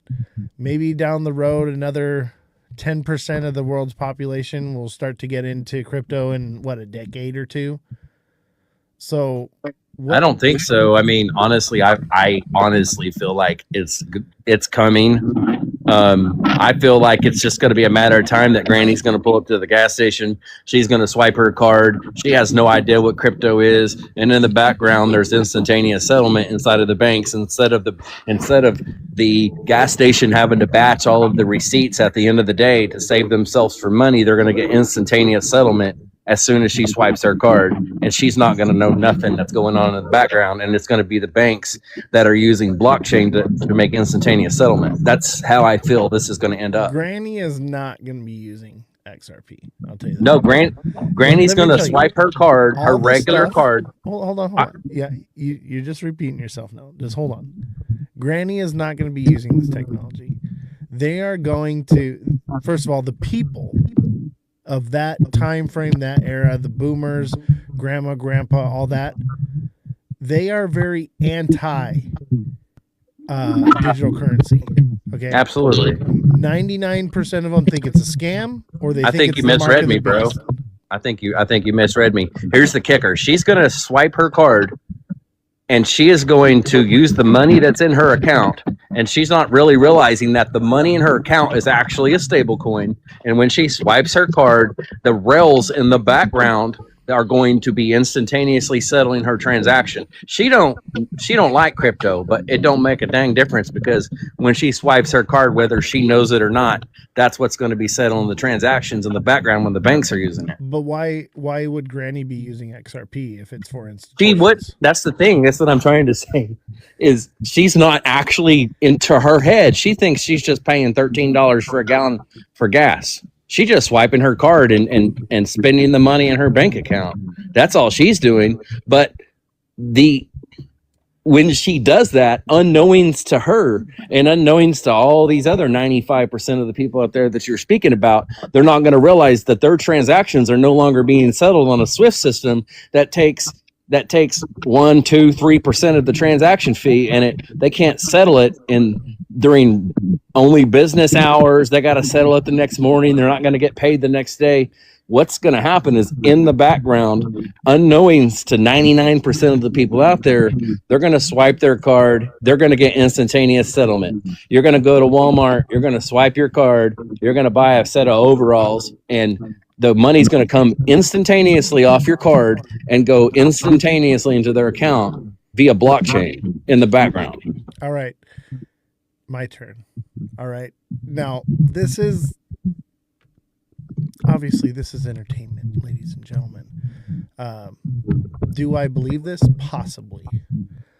And I kind of lean this direction, but it's also mildly like, let's just entertain this thought for a minute. Let's be open-minded, right? Right now, I can use PayPal. I can send money to my PayPal account where the liquidity sits, right? And if I transact with somebody from PayPal to PayPal anywhere in the world, I can transfer them money instantaneously right now. Correct, PayPal. You can, but here's the thing: I have to trust PayPal, and you have to trust. I'm just saying, like, what's exactly? The I can tell you that right now. I trust PayPal, and you trust PayPal to be an intermediary between you and I. That means I've got my money on PayPal, so I trust PayPal. You've got money on PayPal, so you trust PayPal. The PayPal is actually hosting as an intermediary between those two. What's going to happen when Bank A in Arkansas needs to send Bank B in Canada $2 million? You think they're going to trust PayPal? You got to go on blockchain where there is no intermediary. So I have bought through PayPal, okay, from people who are in Canada, Australia, UK, different items, and paid through PayPal instantaneously, because PayPal is one whole network. It doesn't matter that there's borders or transfers or whatever. PayPal is the intermediary. There were no fees at all. Instantaneous transaction.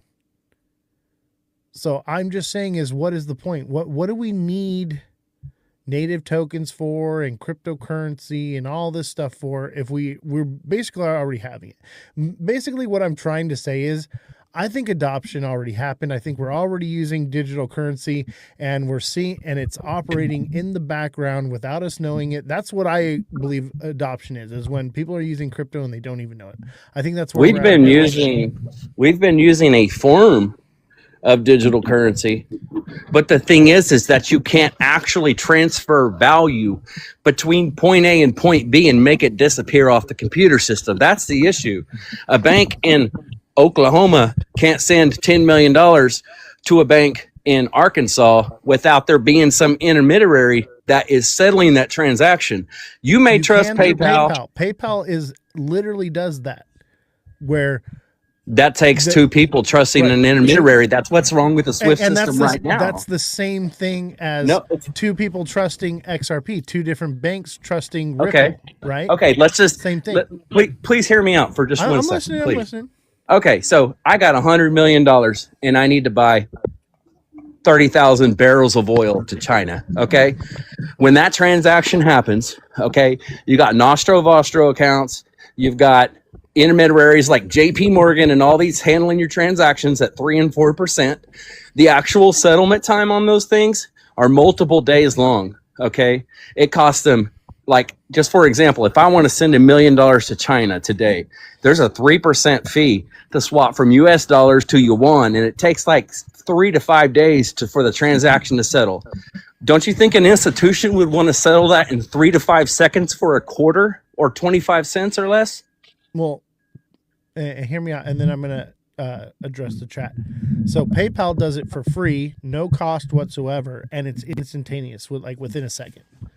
So it's faster. But I wanna look at this. So right here it says, I stopped using PayPal when they seized the money that was donated to the truckers' strike in Canada. Totally get that. That's another reason right there, is because your money's regulated and they can control it. I agree. However, are you really naive enough to think that is the direction they're headed with crypto, is to give us freedom or control? They're headed towards control. And with the Clarity Act, the way it's written right now, it is the foundation of moving towards control. Unless we can take it to the Senate and have it rewritten. Now, the Boozman-Booker draft has been written, okay? And if we can add that to the Clarity Act, now we're talking about having some security for the investors and not the institution. The way the Clarity Act is written right now, it takes all security away from the investor and the consumer and puts all the security on to the institution, right? Which Correct. is basically the system we have now, where the banks can fuck up and do whatever they want, and then we bail them out. Okay? Yeah, and this is basically programmable money. That's the thing. Like, for example, if you got $1 million quant in your cold wallet, the government can't come and take it. Now, if it's on an exchange, they can. If you want to send it to someone else, you can, and they can't stop you. But if you have programmable money, that programmable money can be built on top of that blockchain, and then from there it can be regulated. You could tell all the people in China, you can have only up to $10,000. You can't ever save over $10,000, and you can't spend any money outside of your county in your state. That you cannot spend it past there. And if you try to spend money outside of that county, you can't. Whereas XRP, you can't. But here's the kicker: you can build that currency on top of the blockchain XRP. You can build it on top of the APIs inside of the Quant network. Somebody can send Quant and no one can stop them. Somebody can send XRP and no one can stop them. But if you build programmable money on top of those blockchains inherently with the smart contracts together, at that point you can say this wallet cannot hold more than 1,000 XRP, or I'm sorry, $1,000 worth of RLUSD or $1,000 worth of any other currency, and it can't make any transactions over $10,000. And if it ever gets over this much amount, you can't ever get over $10,000 in a wallet. All right. In other words, if you have 9,500, yeah, go ahead. All right. So the Bank Security Act, BSA, now changes here in 2026. They pushed it out like a month or two, but it's supposed to be enacted. It's been in act since 1970. Ripple is applying to be a bank, and cryptocurrency falls under the BSA Act. Okay, which means that any transaction over $600 can be monitored and controlled by the U.S. government. So what about crypto tells you that you are going to have full control and they're not going to be able to stop you, and there's anything different than what PayPal's doing? It's the same thing with different letters and names, bro. Nothing's different. Okay, it's like one way to look at it is, imagine you investing into PayPal a long time ago when PayPal wasn't worth anything, and now your bags are worth a ton. And, like people that are on top that are actually inside transferring money across can only send up to $800 at a time. I don't even know what the rules are, to be honest with you. But that's the thing, is the technology is built on top of the blockchain. The base version of that blockchain, nobody can stop you. There is nothing that they can do ever in the future that's going to stop me from sending someone $1 million worth of XRP. Now, if they build... Oh, yes, they will. I guarantee you right now, So you're telling me right now that they can go inside of people's wallets and that they can just take millions of dollars Not when you're yet. not on an exchange? Not yet. Now, But they're going to have the only way that they would ever, hold on. the only way they'd ever be able to do that Don't make me is, ruggy, bro. Just listen to me for a second, okay? Right now, that's not the case. But we are marching in lockstep in that direction, all in the name of pumping our bags right now, is what I'm trying to say. Is that's the goal. If you think that crypto was originally invented to be about decentralization and control of our own finances and without regulation, but we are marching in lockstep towards regulation, institutional control, government regulation. Okay? It's a slippery slope. Once you start going, the idea was that we were supposed to regulate ourselves and our own finances without anybody coming in to give clarity because we want institutions in on this so that we can pump our bags. No, the idea was to keep the institutions out of it, to keep the government out of it so that we could manage our own money where no one could touch it. But we are marching towards, now, obviously right now, if you got something, whatever, it's pretty much safe. That's going to go out the window soon. And if we continue on the path that we're headed now, say goodbye to decentralization, say goodbye to control of our finances, say goodbye to all of it.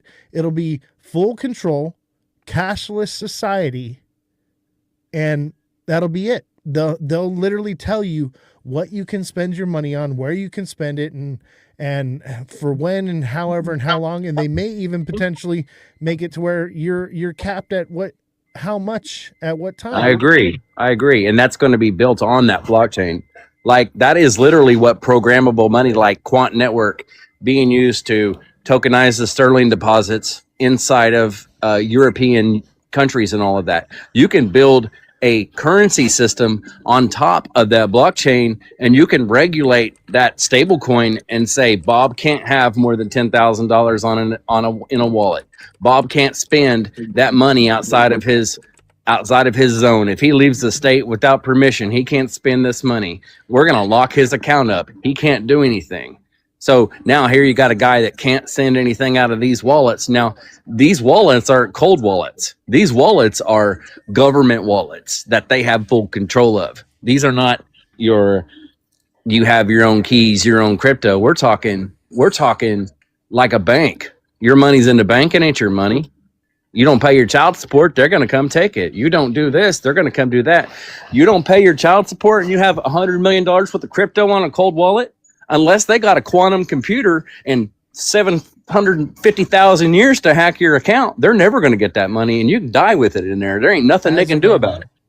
As of right now, what they'll have is I'm going to fire up a quantum computer to take your money. No, what they'll do is like here in California, if you have a wallet that's inactive for 2 or 3 years, the state seizes those funds on a exchange. That's right. Not a wallet. That's not even a wallet. The thing is all of that too, bro. If you have a wallet inactive, they can seize those funds. I promise you no. I promise you no. Cold wallet, you can't hack cold wallets off chain. As far as my concern is that they can seize that wallet. And so if you are a bad actor and you're in trouble, they'll just lock you up for 3 years and then seize your wallet.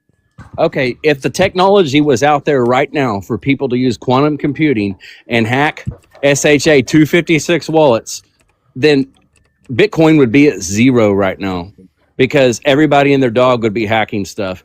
You got people like, I can't even remember the girl's name, the rapping girl that stole $500-600 million off of an exchange back in 2014, and that money's still to this day stuck off in a wallet and they can't access it. There's people, I think 13 to 18% of Bitcoin right now is inside of wallets that they can't access. Don't you think the government would be accessing those wallets? Now, if it's on an exchange, that's a different story. But unless they can, there's not even quantum computing that even exists right now that they can hack all of the crypto wallets. Like it's not even it's not even possible. Like you'd have to, like you could go right now on AI and say how hard would it be to crack a 24 Okay, word so wallet, and they would literally hold say on. that it would take 500 years with the most powerful processing computer that even exists right now. So self-custody moves assets off exchange in your own hardware software wallet where you hold the private keys. So it seems like you are correct there. It was my understanding that it was a different case. However, you know, the vision I have for the future is not tomorrow. I'm talking 20 to 50 years down the road. When quantum computing does exist, AI is running exponentially faster and is growing faster. We're going to have quantum computers that are, you know, going to be built and ran by AI within the next 10 years. And then those are going to grow exponentially faster. They say the timeline for quantum computers is, you know, 50 years, 100 years down the road. I believe that with AI technology, it's going to go faster. Everything's Yeah, going to be accelerated over the next 10-year timeline because AI is now in the United States completely unregulated for the next 10 years.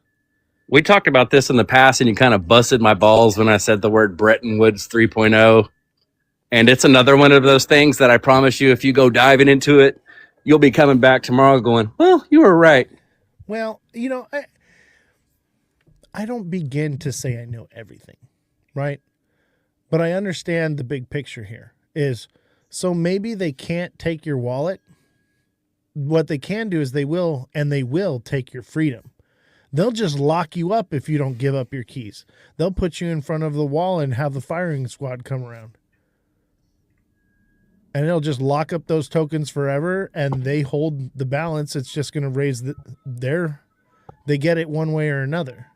I mean, yeah, I mean, I So get another you. question. What they can do is, so let's say I got $10 million worth of XRP in my wallet, and they can lock up where I bought the XRP. They can go to Uphold and say, hey, this guy used Uphold, and boop, shut my account down. And then it's like, okay, well, I'm going to use MEXC. Boop, I create an account, try to attach it to my bank.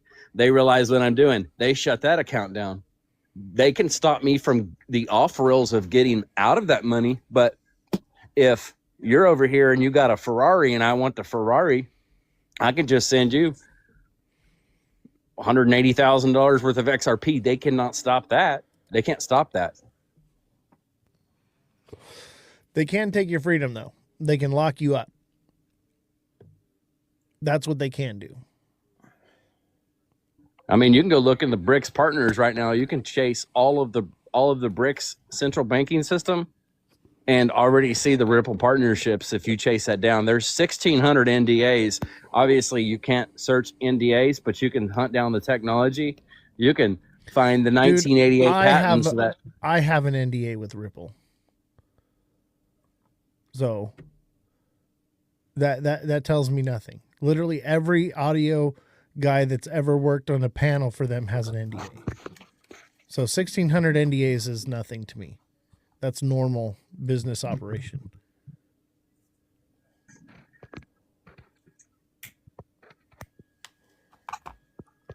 Let's open up the floor to Tristan.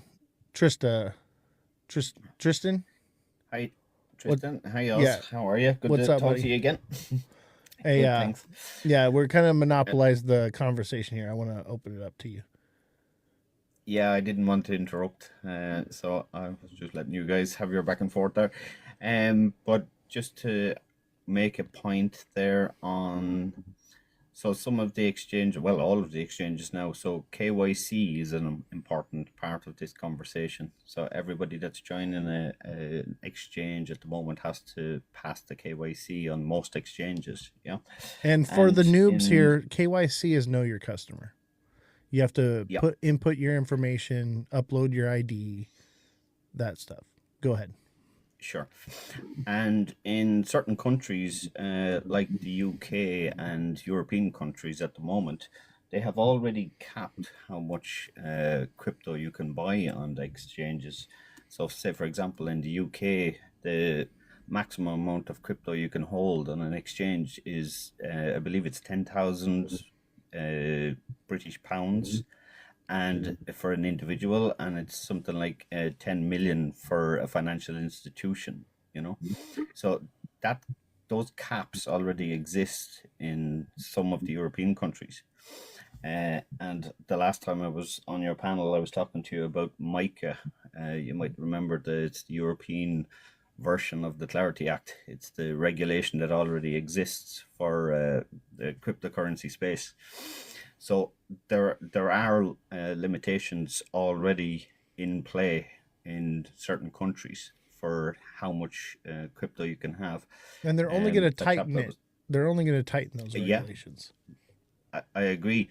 And when the Clarity Act does eventually get passed, I believe it's going to be the same in the US as well. That will happen, Well, and that's why I'm pushing with Stand with Crypto. I don't know if you guys know who Stand with Crypto is. I'm working directly with them. They're on Coinbase. I'm educating them in what they're pushing. I literally had a meeting with the president of Stand with Crypto about a month ago and the VP day before yesterday. All right. Here on the live stream. And they don't even know what the Boozman Booker draft is. So that's why I'm plugged in. I'm trying to educate the people that they want the same things we want. They're just not as educated as we are. Everyone in this the John Boozman Act is a very important part of the Clarity Act that's been established at the moment. Yeah, and I've read the Booker Act. Yeah. Yeah. So and that gives us the clarity that we want, right, for institutions, and it also gives us the protections as the consumer, the investor. That's what we want, right? And then we can build. We need to build the right foundation here. And basically, Elon Musk, this is mostly directed to you, but it's also directed to everyone. The idea of me saying these things, I understand that you can disprove everything that I say or whatever. The idea is to get you to start thinking critically, to get you to start questioning everything around you, to start understanding that these are tools for control in the long run. And if we do it right and we come together as a community, we can make them tools for freedom. We can beat them at their own game. And the time is now. We are literally going into the primaries here in the US. This is the time where you can actually pick up the phone, make a phone call, and talk to your rep, talk to your senator, and tell them what you want. Tell them, hey, we want the Boozman Booker draft added to the Clarity Act. Now's the time to do it. All you have to do is go into Google. Now you can go to Stand with Crypto, and they've got a pre-typed out thing, but all it does is say, we want the Clarity Act. That's not what we want. We want the Boozman Booker draft, right? Take the extra initiative step, right? That's why I'm trying to work with Stand with Crypto so that we can amend that letter that they're having people sign and put out. Just go, how do I contact my state rep? And they're the first site that comes here. All right. I'm in California, but you can put your street address, city, zip code. Okay. And it'll give you the information. You can write a letter. It'll give you their phone number. All right. And you can push for these things. All right. So I'm calling the community, and I'm calling all creators to start pushing this information and educate your people on the Boozman Booker draft. Okay. The whole point of the conversation, Elon, I'm hyperbolic, bro. That's what I do. It's social media's rage bait, buddy. We had 4 people watching when you got here. Now we've got 40. That's the idea, is to get us talking. Okay. So don't get all, agitated with me. All right, buddy. Know that we're all on the same team here. We're all about educating each other. Absolutely, bro. Have you ever looked at rwa.xyz by chance? I have not, but we can pull it up real quick. So it shows the live tokenization stack of tokenization of assets. So that's where you'll start learning about the Canton network. Have you heard about Canton CC yet? I have it. That's the talk of the town right now. Everybody's talking about Canton right now. So so one of the first people that broke Canton network was Maximus Crypto, as far as I know, off in one of his paid things. As far as I know, I was one of the first people to locate Canton network inside of RWA. You can hunt it down. It's pretty interesting. You can watch the actual inflow of tokenization and watch like what currencies are built upon those tokenization. And there's a graph on there that's pretty interesting. This one right here, right? This is what you're talking about, the graph? Yes, sir. Yeah, now you can start clicking around the top and you can start seeing what's built on what, like how much is on Ethereum, how much is on the Canton network, how much of it is a stable coin, and everything else.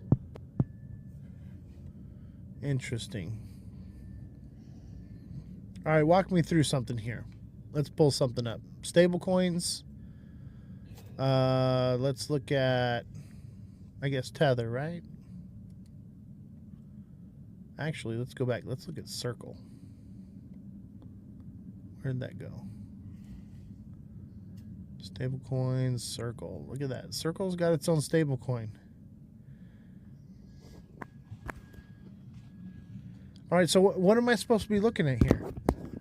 So you gotta think. You got to remember, the average person watching the show has no idea what we're looking for. So you got to remember that every dollar that is a stable coin, according to, I believe, whatever act it was that Trump passed, has to be backed by an actual dollar in a reserve or a tokenized bond. Okay, so if there's a dollar stable coin that exists, then in the background there's a tokenized bond that backs that stable coin. That's what happens when we print money, is they create bonds and then they print money for those bonds. It's the same way with stable coins. When a stable coin is out there floating, it's just like a dollar out there floating. You got a dollar in your hand, it's backed by a bond. You've got a $1 stable coin, it's also backed by a utility bond. So what happens is, as those stable coins are created, there's more bonds being created, and those stable coins are getting 3 and 4% APY. So what happens in that case is holding U.S. debt becomes something somebody wants. If you can gain 3 or 4% instead of putting it in a bank and gaining 0.25% over a year, if you can gain 4%, 3, 4, 5% on a stable coin, then that's going to influence you to buy government debt in a version of a stable coin. And when you do that, literally the video we just watched earlier, right?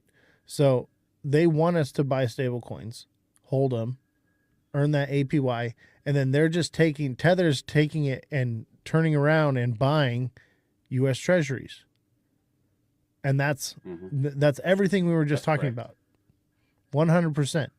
So I agree with you. So now you get to see it in action. It's kind of cool watching that chart, looking at this year and this year and this year. Then boom, all of a sudden in the last year and a half, it's just exploded. That's what you're going to, if you're clicking around at the top over there on that rwa.xyz, I would save that because it's a pretty, it's in my computer now. It's not going anywhere. I'm going to dive into that some more. So you'll click around and you'll find Canton Network, and that's what you're going to find that it's tokenized like $300 billion or something like that already. So let's talk about the logistics of this. How do they force people to onboard into stablecoins? Because that's what they need people to do. Most people are invested into native tokens, right? So let's understand how obviously the government wants us to shift from native tokens into stable coins. How do they do that? By crashing the market. Yeah, and see, that's another thing. Like the banks, for example, you put $100,000 in the bank loans 90,000 out, 95,000 out to someone else on a piece of paper. You go to pick up $100,000. The bank tells you, I can only give you 10 today, and if you wait here 4 or 5 hours, we're going to go collect 90 grand from these other 3 or 4 banks and pay you, but they're going to try to pay you in a cashier's check. That's the thing with, oh my gosh, I'm going blank on the name of it, but like as far as actual currency that exists, let's say there's 5 quadrillion worth of dollars out there. I'm sure there's more, obviously. There's, in all reality, there's way less actual liquidity there. That's what happens with the bank runs. When people run on banks, you got if 1% of the people go right now to the banks and say they want their money out of the bank, there will be no more money in the bank. Absolutely. But on And it's happened stablecoins, you don't before. have that problem. You don't have that problem with stablecoins. So You know, why would you hold your money There's a inside of the story bank? before we had internet and telephones and stuff like that, right? There was a guy that went to a bank. I forget where it was or whatever, but basically he went to the bank and they didn't have any money, and they sent out like a message to the other bank, like not to give out any more money. So he jumped on horseback and rode to the next town to the bank before the message got there and was able to get all of his money out of the bank. We don't have that anymore. It's instantaneous, right? But back to what I'm saying here is, and this is what I've been telling everybody, is more than likely they're going to crash these markets. It's the fourth turning, if you know anything about it.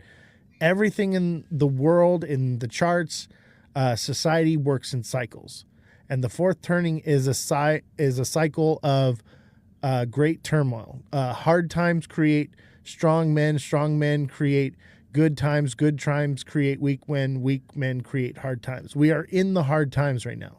And that cycle ends around 2028, right? So in my opinion, I believe that they're going to be either dumping the market, crashing it, or running it sideways. So if that's the case, and that's the play that's happening here, and they want people to stable coin up, why would you hold a coin like XRP, Cardano, Bitcoin, when you could literally stable coin up, take no risk, 4% APY, right? And then in a few years, once the market's bottomed out and we know we're either in the crab market or we're at the bottom, then buy and deploy. That's all I'm saying. Absolutely. So let's just say this. Let's say that something happens inside of the government and they're basically saying the banks don't have money. The banks don't have money. And let's just say it's Saturday at 1:00 and everybody runs and they empty the ATMs out. There's nothing in the ATMs. Now everybody's like biting at the chomp Monday morning, sitting outside of the bank because they want to get their money out before everyone else does. Me, on Sunday night, I went and bought all stables. You know what I'm saying? Like, I done spent everything in my bank, attached my card, bought stables with it. I'm good. Like, I'd rather draw 4% APY anyway. I only keep enough money. And you know what I'm doing right now? Because you've seen the price of gold, silver, copper, nickel is next. Okay. Any metal, right? So we can all agree that we're moving towards a cashless society, correct? Everybody here agrees with that sentiment. We're moving cashless. Yeah, or tokenized versions of things. How do you get rid of all the money, right? The paper's just paper. But the change, the coins have value because they are made of metal. Even the shit coins that are coming out right now that they're making, the zinc has value. That's right? Why they're ending pennies, because it takes 3 cents to make a penny. They're remaking pennies now. They actually changed that because there's such a penny shortage right now that they started production again. But for me, I'm taking cash because me personally, right? I made my money in crypto. I'm pretty much out of it. I'm looking for real world assets, not tokenized real world assets, but real world assets to hold. So I'm buying land. Don't buy Lambos, buy land, bros. I'm buying land, property. I own a silver mine. I'm buying classic cars, and I'm taking my cash, and when I go to places and I find a rare coin, right? Silver or something, whatever, I buy all their change, right? So I give them $20 and I buy all their dimes and their quarters or whatever, or I buy a few rolls from them. And then I even go to the bank and I'll cash out $100 into coins. And I'm stacking up coins because the reason why they are raising the price of all these precious metals is because that's the first way to phase out coins.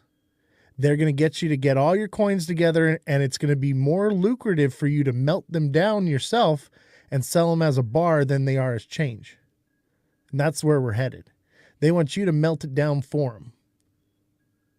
Yeah, exactly. And another thing is too, like if you go back in history and you look at how much actual money is actually flowing, we're already at a 97% digital currency right now. It's just it's not blockchain based yet, and it's failing. Like that, they have to change the way that they're moving currency from one place to another. They have to transfer because it's taking time. It's not backed by anything anymore since 1971 when it was since they took us off the gold reserve or the whatever in 1971 when Nixon took us off of it.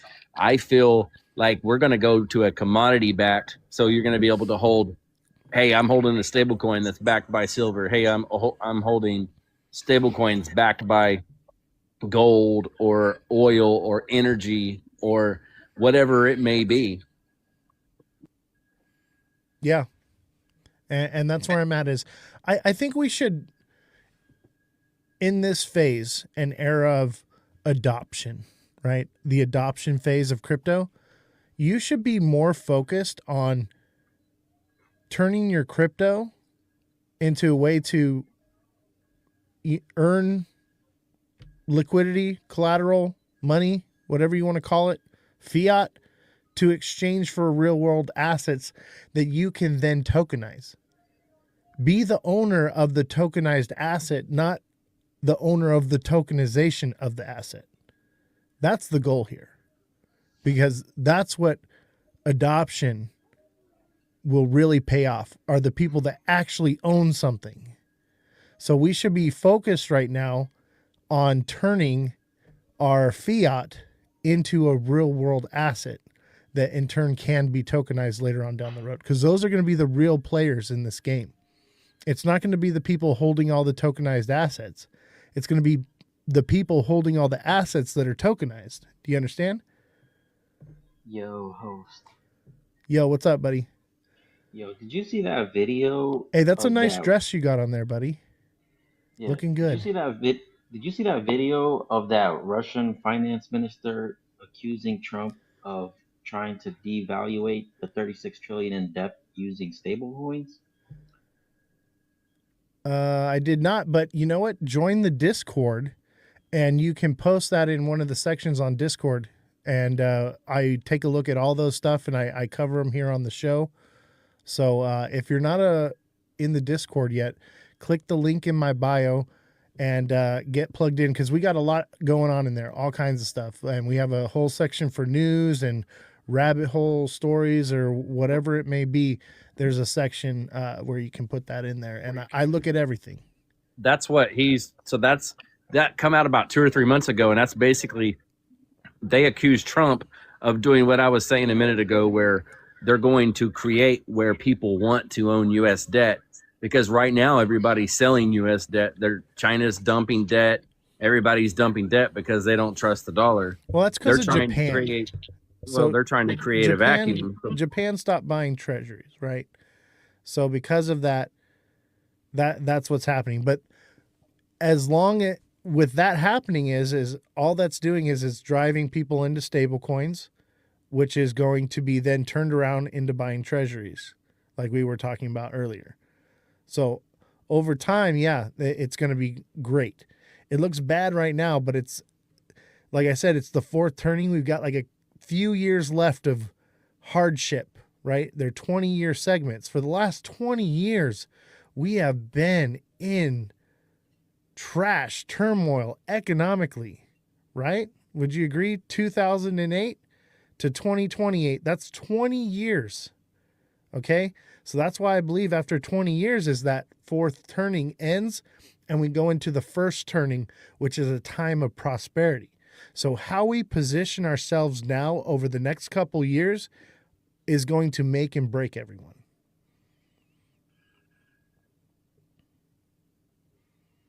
Tristan, you look like you got something to say. Yeah, I might just add a little bit to that, because like if you look at the U.S. debt, okay, it's like what 38 trillion debt at the moment. I think most people don't even understand who that debt is owed to. And I'd probably suggest to everybody to go off and research that. Like even We if owe you the do, Decepticons, man. We don't owe anybody technically. It's the same money moving around yeah, in a circle. exactly, Yeah, yeah. So like when you're talking about U.S. treasuries and whatnot, you have the U.S. buying back their own treasuries and paying interest on those treasuries, and who are they paying that interest to? Themselves. You know, so exactly.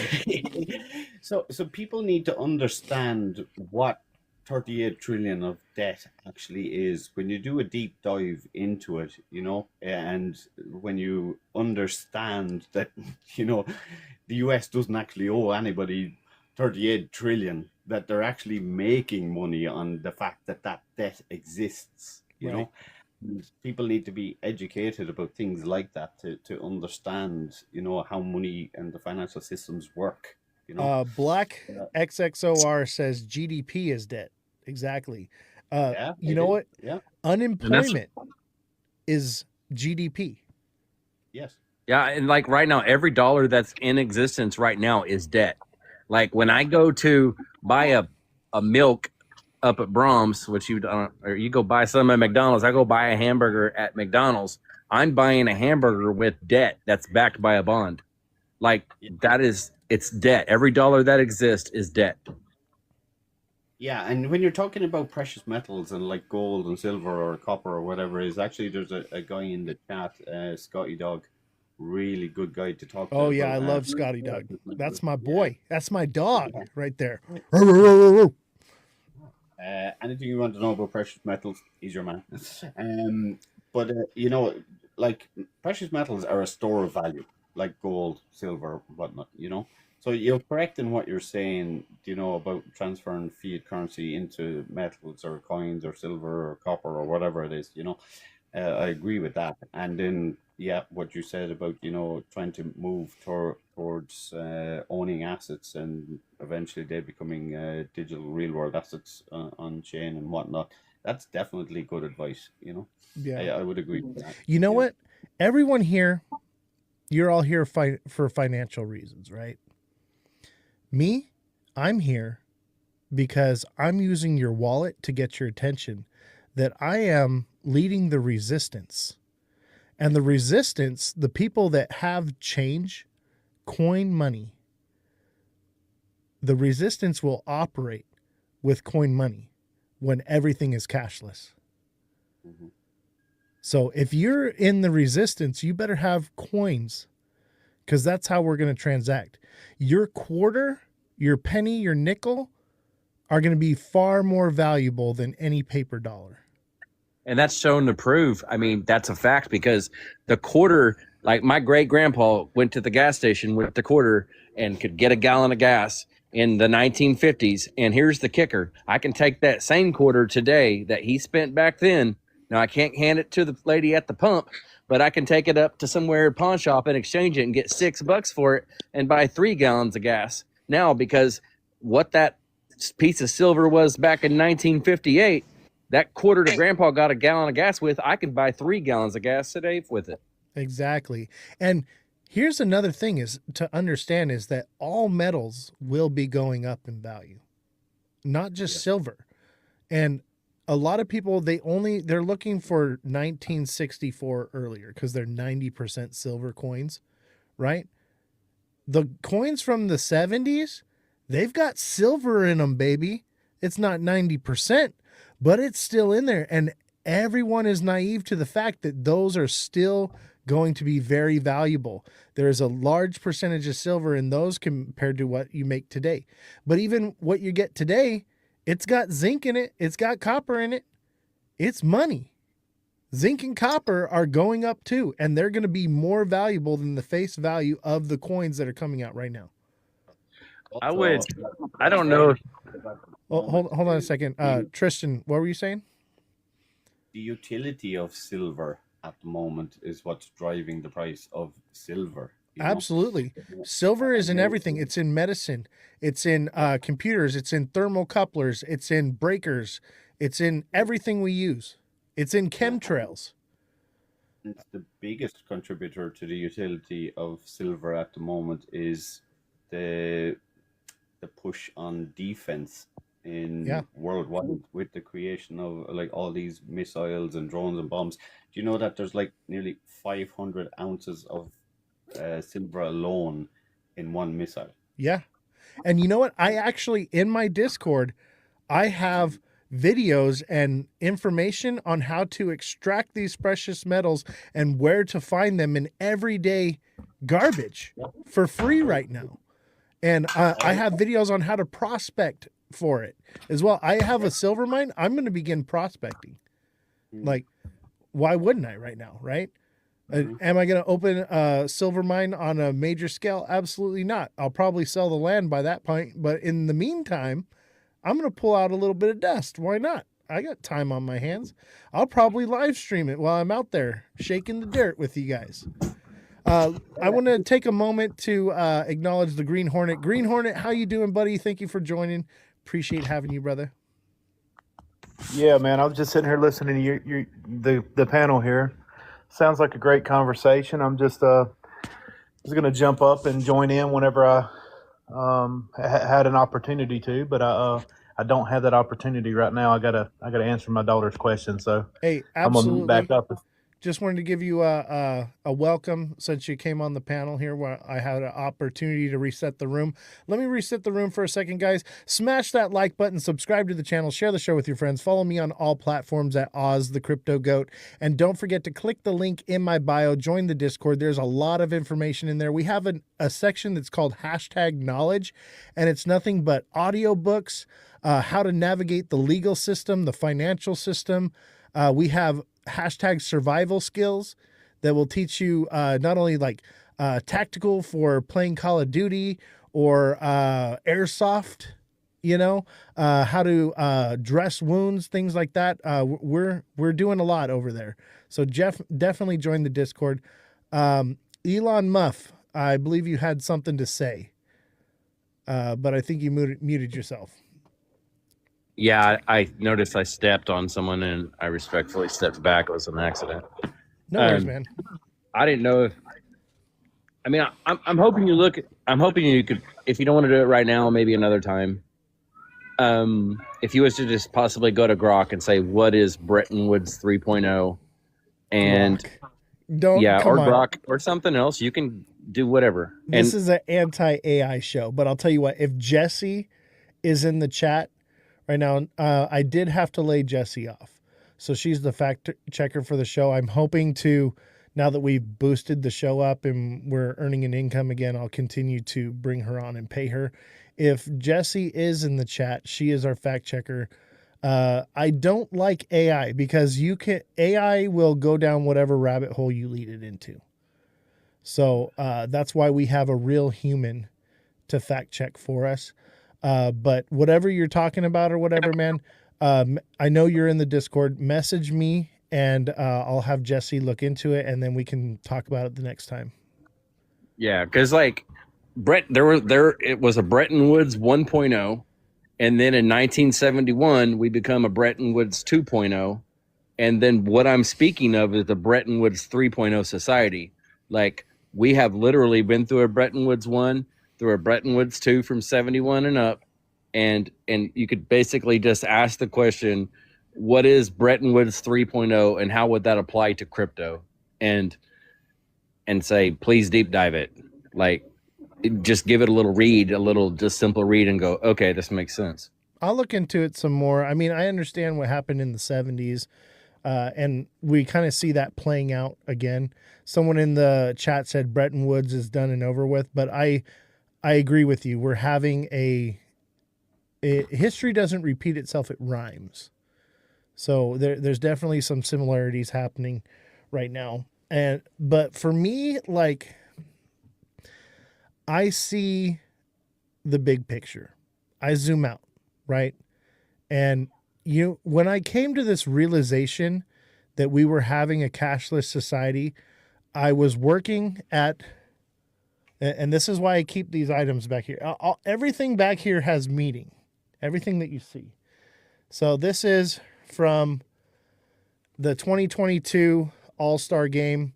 I had this signed by Mike Trout. I worked the audio for the 2022 All-Star Game.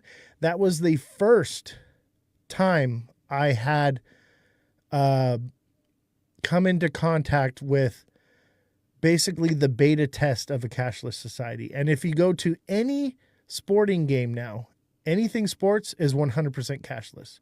You cannot spend cash there. All right. Now, I had plenty of credit card money, or excuse me, cash.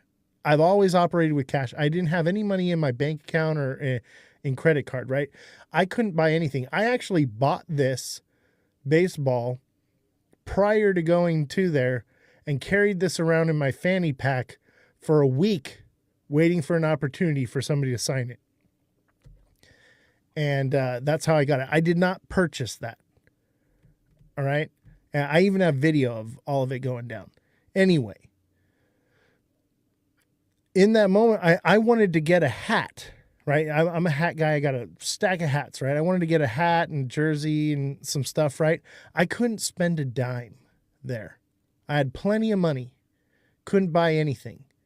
And I had this realization that the only place that I could spend money within a 10-block radius in LA, literally every store front, everything went completely cashless. It was not just the All-Star Game. And mind you, the All-Star Game was not just at the field. It was downtown LA. A whole 10-block radius was completely closed off, and every business within that 10-block radius had to be cashless. And I was like, wow, they're beta testing this idea of no cash. Will people accept it? And people accepted it with open arms. I hated it.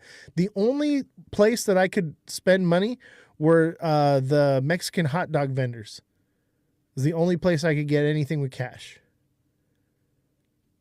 And that's when I had the realization that we were headed to this, because that's how they do it. They start with sports. Anyway, just a little story for you guys. Can I just ask, Elon? So you're talking about the Bretton Woods 2.0. In what context? Well, I mean, the Bretton Woods 2.0 started in 1971 when we became when our currency was no longer backed by gold. Now, if you go look what is Bretton Woods 3.0 and how it applies to crypto, just hop on, next time you got a minute, hop on an AI and ask that. Just read what it says. Yeah, because I know there is mention in the Bretton Woods 2.0 in terms of tokenization and cryptocurrencies and so on, and real world assets and so on. What's different about the Bretton Woods 3.0? Just out of curiosity, I'm just asking the question. Okay, so right now, are you in the States? Are you in the US? No, I'm in Europe, in Ireland. Okay. Okay, well, the United States is the reserve currency of the world, even though it's probably losing its status daily, but basically that has been the reserve currency for the last 50 years, ever since the UAE signed the treaty saying that they were going to, or not treaty, but signed the contract saying they were going to buy everything, all the oil in dollars, and it became the petrodollar. On our dollars used to say, this is backed by gold, this is backed by silver, whatever, silver certificates and whatnot. Now it just says this is legal tender. Okay, so currency is not backed by anything.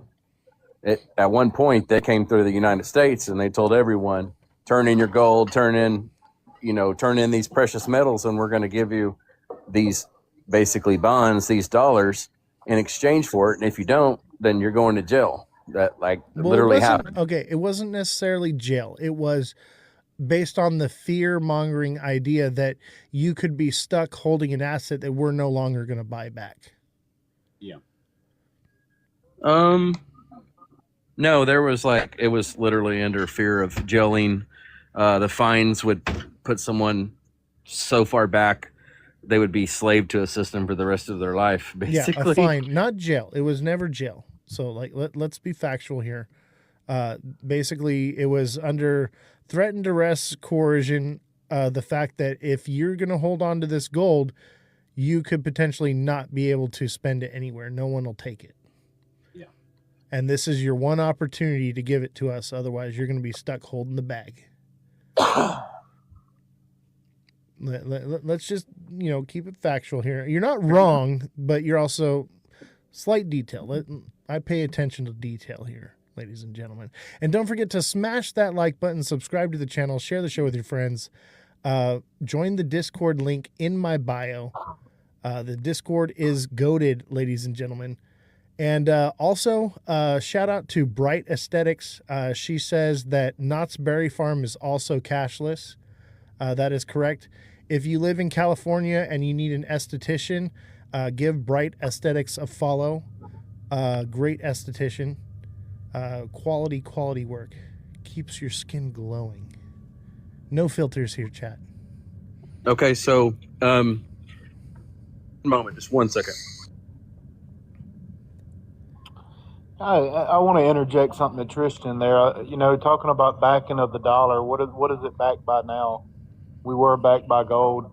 Oil. Would you agree, or would you say it's backed by confidence? Like the global, the dollar backs everything. It's the reserve currency. It's essentially confidence in a nation, right? That's essentially what's backing your currency. I just wanted to interject that, and I'm going to listen. Do you guys agree with that? To a point. Our currency says it's not backed by anything anymore. There's nothing backing it. Well, it's like a piece of paper is a piece of paper, but why don't people buy as much of China's piece of paper as they do ours? Because there's more confidence in the way we operate. There's more confidence in our economy. There's more confidence in the U.S., right? So it's essentially confidence in it's essentially someone's word still. That's what it is. Because, that's the way I view it. That's the way I look at it. But I wanted to interject that. Just listen to your comments. Yeah, and you're correct in saying that. Yeah, I would agree with your assessment on that. Okay, so I want to go over the Executive Order 6102. Executive Order is not law. Okay, it is not a lawful order. It is a temporary emergency order. So just because something is written in pen, even Donald Trump signing no CBDCs law, whatever, it's a temporary thing in place, and it can be overturned in court. So it was never actually had any validity or standing to it. It was a threat. There was never actually any form of basically imprisonment from this, just so you know.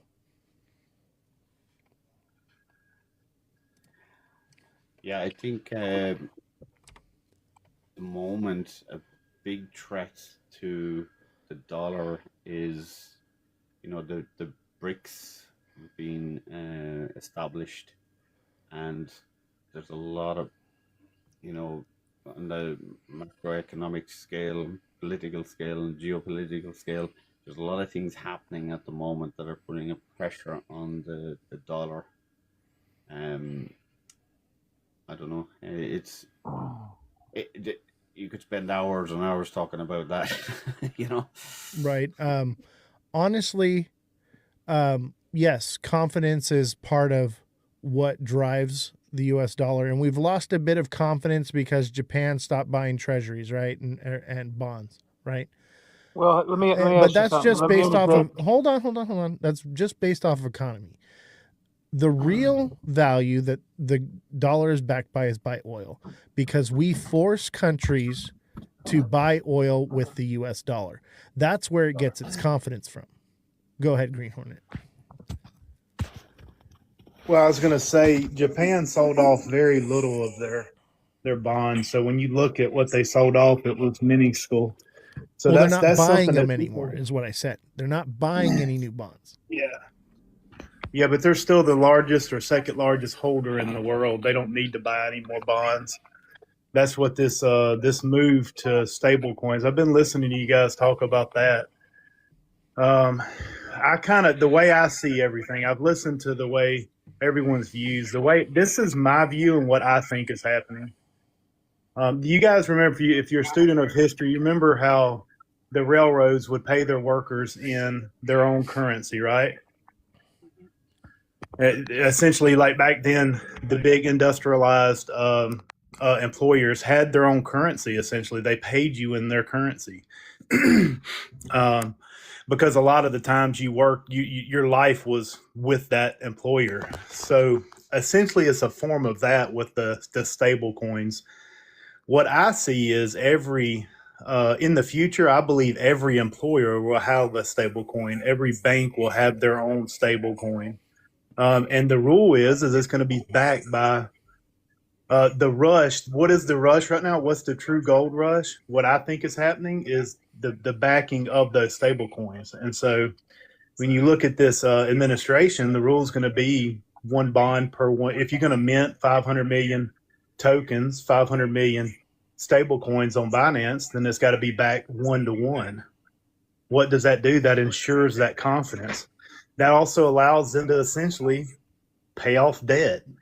If you look into fractional transactions, that's what everybody's going to. That's why you may have a bank and 3 companies that are involved in a transaction, and each one of them in the future will have their own stable coin, because as money flows through to complete that transaction, that's going to be instantaneous, but everyone garners a yield off of that. And that's what we're moving to. I would venture to say in the future, I don't know when, in the future, we're all going to have essentially, you're going to be able to see when you go and trade time for whatever value you create in your life. Like if you're an oil and gas worker like I am, you get paid every 2 weeks. I get paid every 2 weeks. I think in the future, you're going to see the time as you accrue it, you're going to see it in your wallet. I think that's essentially what we're going to have. That's what we're going to.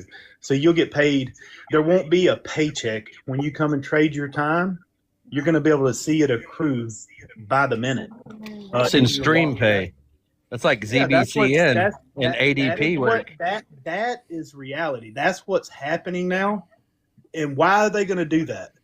Because the infrastructure of the current way that we trade value in this world, whether it be gold, silver, paper, it's not efficient. Look, just think of the infrastructure of the banking system. They don't have to have all this money that's got to be shipped around from bank to bank. Shipping, all the infrastructure of moving money around goes away with digital currencies. And that's why they're going to it. Hundreds of trillions of dollars in the Nostro Vostro accounts right now. Is it about control? I think it's more about efficiency and them, like everything, making more money. That's what I think it's about. I want to push back on that a little bit, real quick, if you don't mind. I think it's about control, because right now you're forced to save 2 weeks' pay, right? So when you get that paycheck, you've got a lump sum of money that now you can pay bills and actually have something. The average person, obviously most of us here, we're at least somewhat good with money because we've got something to invest. We're at least talking about it and thinking about investing. That's the first step, right? The average person does not invest, does not save, does not know how to manage money whatsoever. You will literally see the average person working themselves into deeper debt this way by getting paid instantaneously, because they'll say, man, I want a candy bar right now, but I don't got enough. I got 10 more minutes before I can buy a candy bar. They will spend their money up and it will be gone. And then they'll have to take out more debt in order to pay their bills and so on and so forth. And debt is what slavery is. It's a way to keep people from getting out of debt and getting them deeper into slave-like behavior. I have multiple businesses, and it's. Hold on. Let him respond real quick, Elon. I completely agree with that. I don't disagree with what you're saying there. I almost think of, like, I have multiple views on what we're going. If I'm going to compartmentalize the conversation to what I think ultimately they're doing, I think we got to a point where it was too easy to move between the classes, and they said, you know what, we're not going to allow that. And they're essentially the world is the movement we have right now is for you to stay. It is a form of control. I agree with you 100%. You control the debt. You control people. What are you doing there on a larger scale? You're keeping people in the classes you want them in. You're making it harder. You're not saying they can't move between the classes, but classism fundamentally is where you make it hard to move between them. And I think that's essentially what we're doing. I relate it all to that movie, The Hunger Games, where you had all those districts, the worker districts. That's what we're moving into, and that's what it looks like, man. So I don't disagree with a lot of your view or anything. I just don't think that we'll be able to stop it. Essentially, like for instance, you mentioned the currency will be gold and silver. I would argue because of the lack of confidence going forward, if the world did collapse, essentially, the value would be bullets and knowledge. Absolutely. I think bullets is a good form of currency in a state of collapse. However, in a state of collapse, you will not see me trading bullets whatsoever, because once they're gone, they're gone. All right. And obviously you can do reloads or whatever, but why would I give somebody the means to come and take from me? So the real currency is food and water in that situation, not bullets. You want to have bullets because you know it only takes one bullet to take all of somebody else's resources. It'll be what you want, but you can't get it. So obviously food, water, you'll trade, you know what I mean? But yeah, I like a lot of what I like. I've not seen anyone on the app doing what you're doing here. This is pretty cool, man. I'm going to give you a follow and join your Discord, man, or something, have more interactions. I've heard of Elon, and I know Tristan. I've seen him well. If you guys don't know who Tristan is, I don't know if y'all know his background, but he's an intelligent person and has a lot of information regarding trading. If you guys don't know who he is, so y'all should give him a follow as well. Everyone follow everyone in the chat here. Give everyone a follow here. They're all great people. Down the rabbit hole on the bottom there, that's my other channel where we deep dive into more of this conspiracy stuff, whatever we go into, the Illuminati and the moon landing and whatnot. But in the Discord, and click the Discord link in my bio, join the Discord, guys. There's a section under survival skills where I give detailed information and breaks down how things would work in societal collapse. And it also breaks down why you don't want to trade ammunition as currency. Because like I said, when you give in full-blown societal collapse, and you've got two separate factions, two different families, two different people fighting for resources to survive, you do not want to give them the means to attack you and take your resources. So bullets is not the currency, in my opinion. I think bullets is a good thing to have, but I would... to me, it kind of depends on how much you have. I mean, if you're sitting there with 10 bullets and stuff's going on all the way around you, that's one thing. If you've been stacking bullets for 40 years and you can trade a little pew one out of 100,000 of these things you got for dinner for your family. I can have 100,000 bullets racked up and sell one 30-06 round and get sniped and lose it all. It only takes one bullet to end it all. I might just tell you a little story that will put things into perspective about bullets.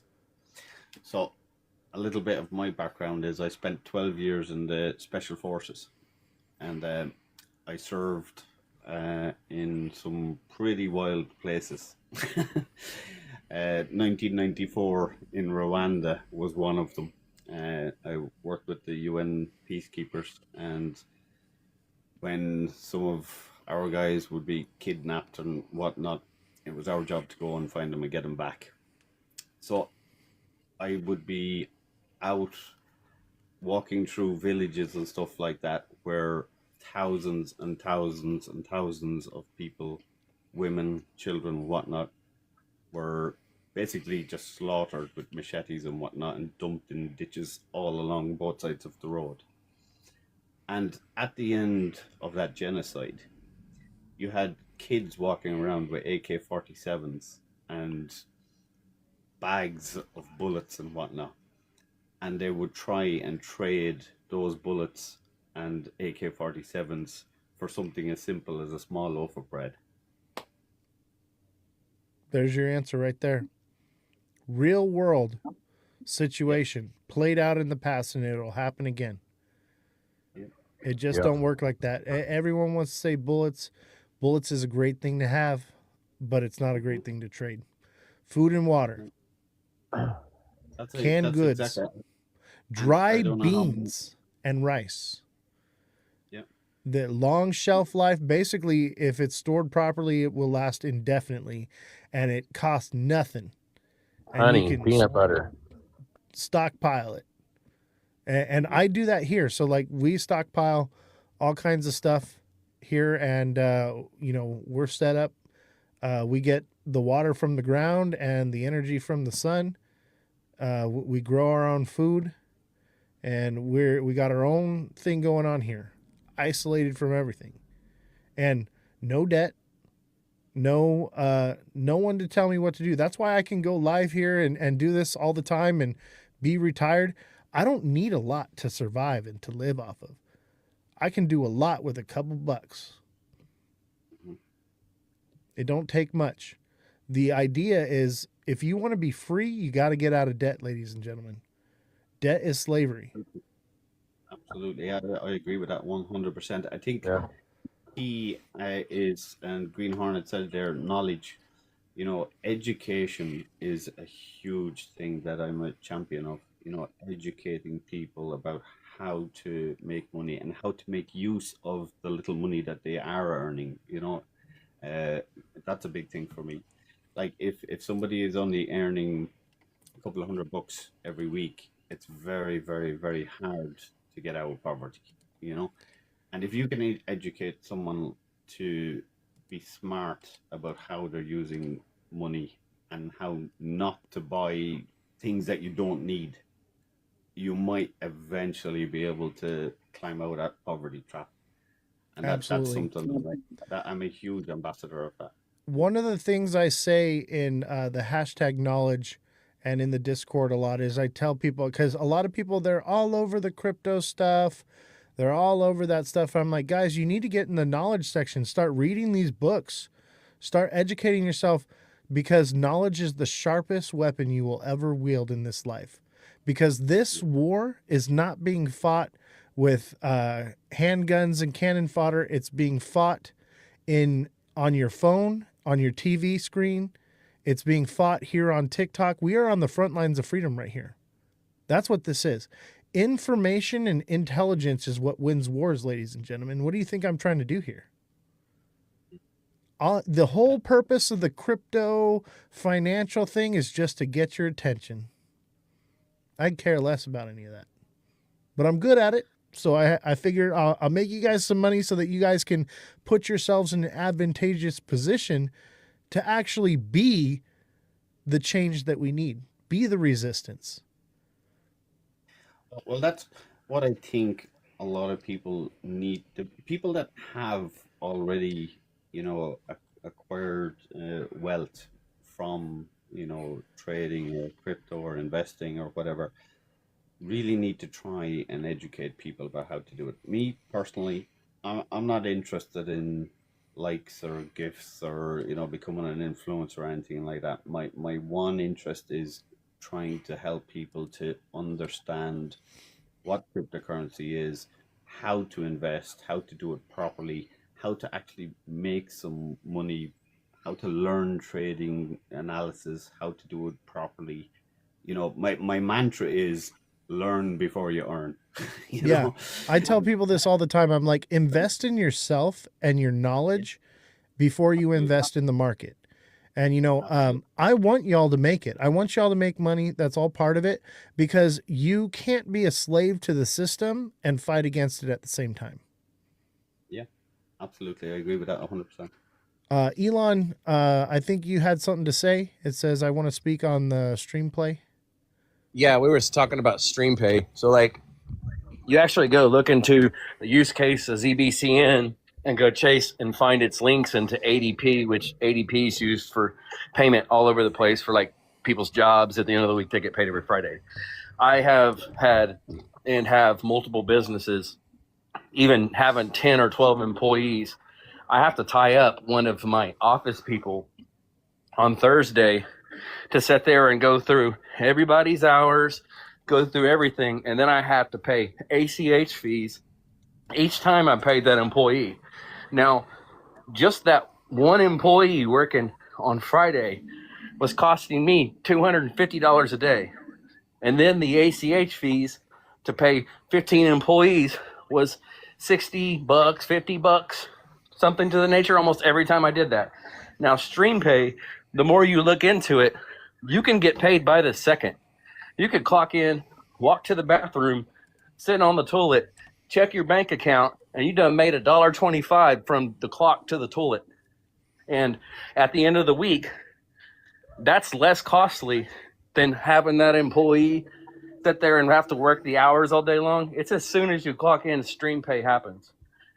That's literally going live. Now, if you start to look at the daily jobs, I don't know what companies you have Does there. that pay you in stablecoin or does it pay you in native token? You know, honestly, I'd have to go look and see exactly because it's not really live. It's with the ZBEC network, it's in stablecoin. Yeah, it's in and it's already linked into ADP. That's not bad. See, like, so I live stream on Abstract. We're actually the #1 live stream on Abstract 6 days in a row. Abstract is a layer 2 technology on the Ethereum network where I can live stream on the blockchain. There's no algorithm to hold me back. It's all based off of engagement and performance, right?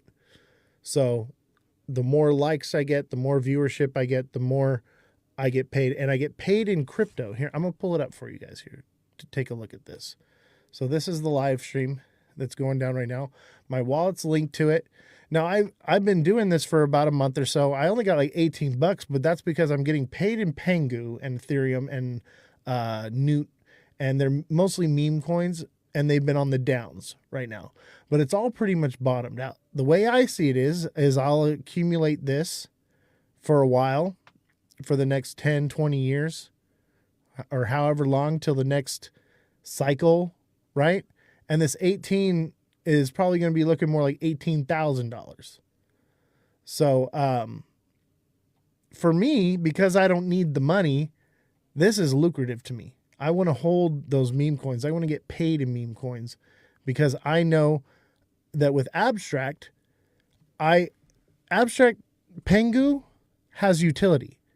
I get more payment. I can get a 50x multiplier on my payment for the time that I live stream, the more Pengu I hold.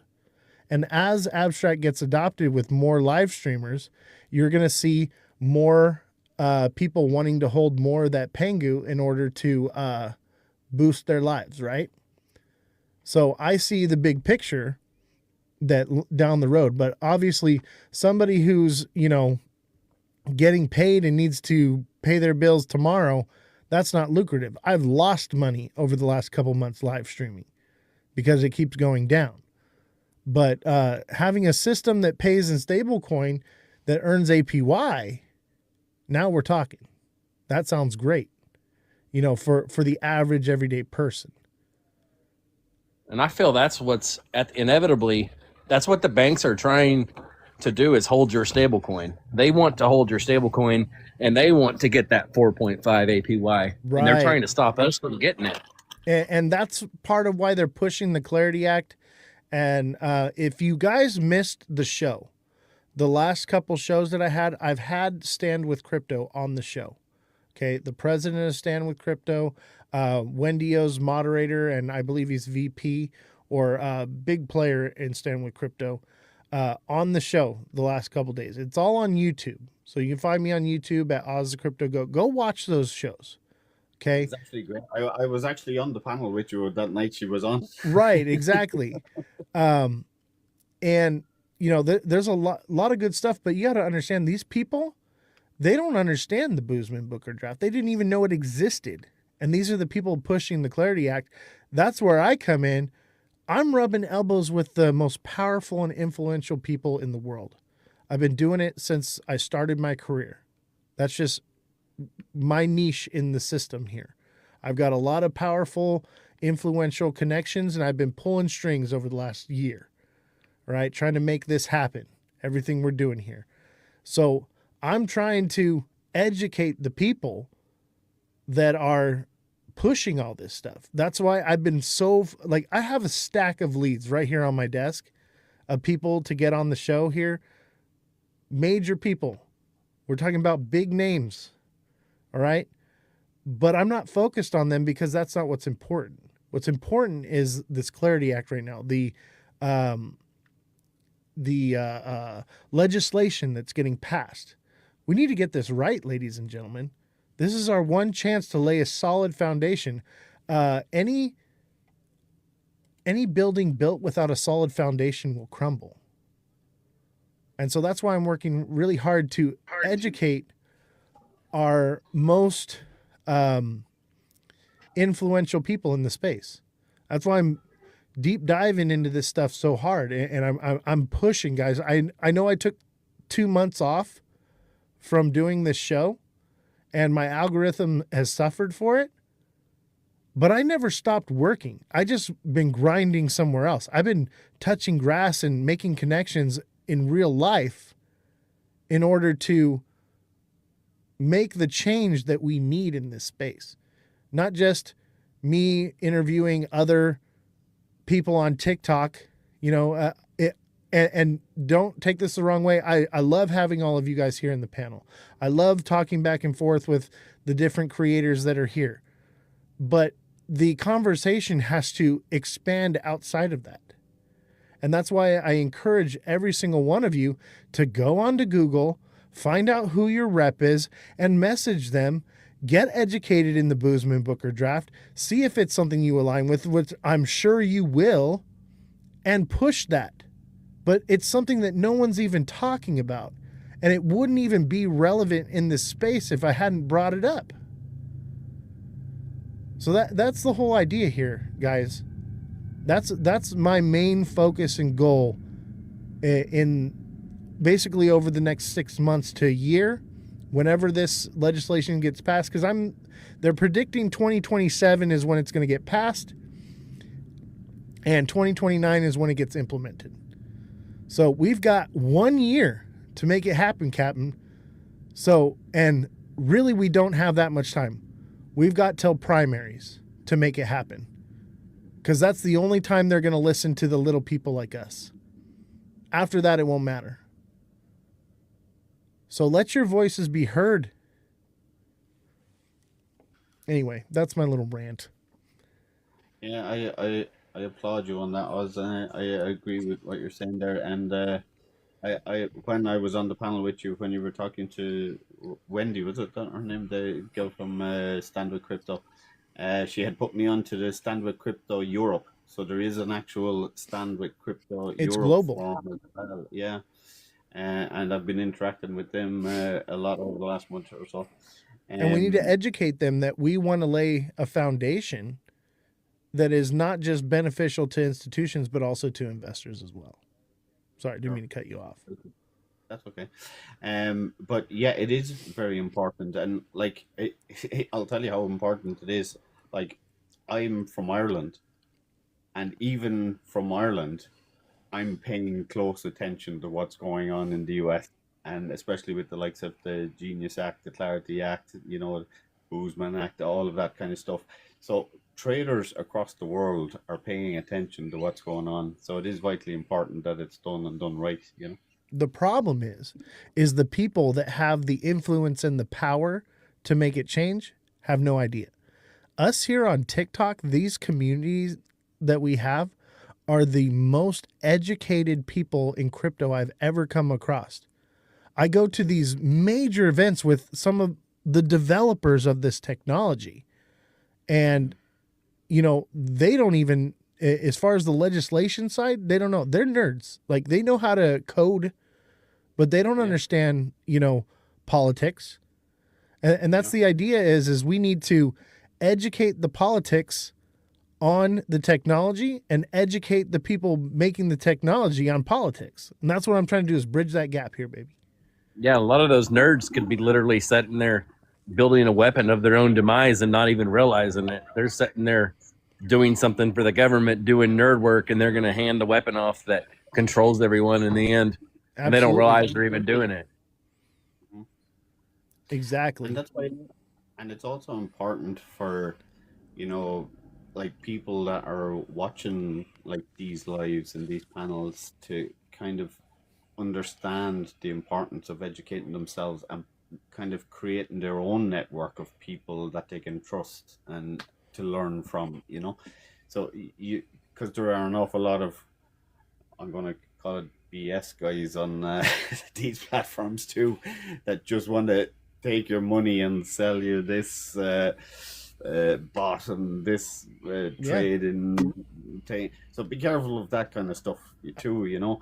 Just learn and pay attention to the correct people. Don't be just following every Tom, Dick, and Harry on TikTok. Any influencer that is shilling something to you is probably paid or has some type of contract with whatever. And if you are an influencer with a contract and you are shilling something, you have a duty to divulge that information to the community that you are paid to do this stuff. Look at Zach Rector and what's his name? The guy that looks like he's got to take a shit all the time. Jake Claver. Yep, that's him. Oh.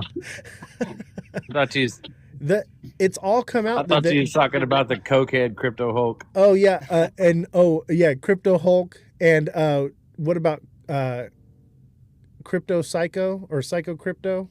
That dude's a freaking. We got to be careful the words but he's on something for sure. These people, a lot of them are users. That's why they're influencers. That's why they can have the personality that they have. And they're literally using you to support their habits. Absolutely, yeah. And people are naive to this. They just follow this stuff. Like, look at gosh, what's his name? See, and I don't want to talk too bad about certain people. Wendy O, she used to be out there with the XRP stuff. She's reeled it in quite a bit. And she kind of understands and gets the whole thing. And I'm really excited to bring her on the show here, or at least come onto her show and talk to her. I've talked with her a few times. I met her in person. Great lady. But it wasn't until we had a conversation that the script changed, because everyone's been sold a bill of goods and everyone's concerned about pumping their bags. Look at the chat. Most of what you see in there is, what do I buy? What should I be holding? They don't care about the real issues that we're talking about here. They care about pumping their bags. They will vote for whatever and stand behind whatever pumps their bags. And that's the rhetoric I'm trying to break. Think more longevity, guys. We understand that this is all going somewhere. You're gonna make it eventually if you're here now. Be patient and let's build the foundation the way it should be built. Absolutely. There's some great content creators on the likes of TikTok, that I've got to know over the last however long I've been using this platform. I don't go on TikTok very often, but I do often listen into lives, if I'm doing whatever I'm doing or business. And there are some really, really good content creators. Absolutely. Like Green Hornet was on there a while ago. Very good guy. Waddy, you know him. You've been on some of his lives with. I've been on them with you a few times. There's some really, really good guys out there that want to educate people about cryptocurrency and investing and whatnot. So, kind of get to know the people that you're following, and as Oz says, if they're trying to shill you something, stay clear. Yeah. You know. And I was in Wadi's life, and this is not on Wadi. This is what the chat was saying, right? But Yeah. everything I've been saying about the Clarity Act and what we've been talking about, I started pushing a few months ago, right? And talking about it, and it's something I've been working on, and I'm very passionate about, right? And I went up there, and all the creators are in the panel, and they're all talking, and I get up there, and I basically am like, shame on you guys. Have you even read the Clarity Act? Do you know anything about it? No, you're just pushing something because you know it's going to pump your bags. And I'm like, you have an opportunity to have your voice be heard. I'm like, which of you have, contacted your senator or your congressman? Which of you have actually written an email or picked up the phone? None of them. And they all literally said, well, there's nothing we can do about it because the lobbyists have all the control and the institutions have all the control. We might as well just go along with it. I'm like, fuck that. Like, and like I literally been saying is we are going into primaries right now. This is our opportunity to have some leverage to make them do what we want to do. We have a small window here, and then once that window closes, it's done and over with. We're done. And everyone just wants to roll over and take it and say, well, I need my bags to pump right now. And they literally started attacking me for it. And I agree. And also, it's important to understand that, for people that are going on to have live or panel discussions and whatnot, there are a lot of, I call them bluffers, but there's guys that will spend half a day trolling through TikTok and listening to every bloody video that they can see, and then they go on to some lads live and they'll just spoof off a load of stuff that they're after hearing that day. You really kind of need to know that the people that you want to get education from are people that have already become wealthy, and have already been there, done that, wore the t-shirt, Yeah. It's like, I'm not going to go on to somebody's panel and pretend I'm something I'm not, because I've spent years doing the groundwork and educating myself to become a good day trader. That's my expertise. I have several businesses that turn over six-figure sums every year, so I have the wealth, I have the knowledge and whatnot behind me to be able to come on here and talk about whatever it is you want to talk about in terms of investing or finance or crypto or different projects that are going on in cryptocurrencies and so on, because I've already spent time to research them, and know what I'm talking about before I go on to somebody's live. So it's really important to pay attention to who you're listening to, and it's like you're saying, Oz, if you're going to spend some time to talk about the Clarity Act because you've already researched it and you've read it, as have I. Yeah. Most people haven't even read it. Yeah. And most people here talking about it haven't even read it. Exactly. And I'm one of those people I'm into the fine detail. I'll spend time to read it section by section, go through it, understand it, research it, and see what are the amendments that are taking place already, why did they take place, what's coming down the way, what possible amendments need to take place before it's passed. That's the kind of depth of research I'll do with something. So it's really, really important to educate yourselves on every aspect of cryptocurrency and the like, and the legislation attached to it before you start investing your hard-earned money into it, because it's very easy to lose it. Exactly. I want to address Third Eye in the chat says, I thought your bags pump the more you fill your bags. These are the people that are literally buying cryptocurrency. Either that's being hyperbolic, but I think that's most people actually. They're just keep throwing more money at it. Never Yeah, take any profits. Hold it forever. I'm not going to spend it until I can spend it when it's adopted. yeah. My answer to that is, me personally, I'll just talk about me, what I do. I don't hold cryptocurrencies apart from Bitcoin, you know. But I bought Bitcoin when it was way lower than it is now. It was like Right. 20 something thousand. Okay. Um, I day trade uh, regularly cryptocurrencies. It's only part of my portfolio, but I do day trade various different cryptos, and I make a lot of money from trading cryptos rather than buying and just holding. Because if you buy something and then you're holding it, and then the price is going down, and you're trying to DCA in and all this waffle that does be going around, You just round trip, baby. exactly. You're just costing yourself money in the long term, Right.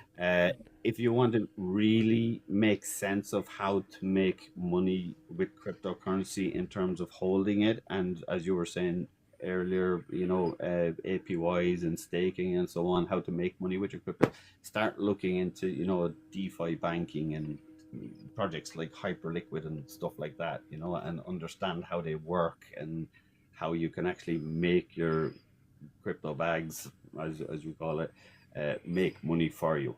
That would be the suggestion that I would probably make. For me personally, not financial advice, but probably the best advice you're going to hear is the idea is to make a risky investment with a small amount of money and a less risky investment with a large amount of money.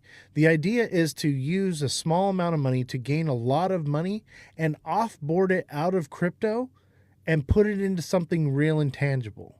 Not just put it in your bank account, buy land, buy whatever it is, a real world asset. And this is the confusing part and I think why they've added the real world asset part to it.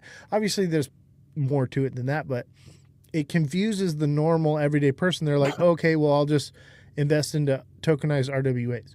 No, the people holding real world assets that tokenize them will be the true wealthy people. The people that hold tokenized real world assets will not be the wealthy people.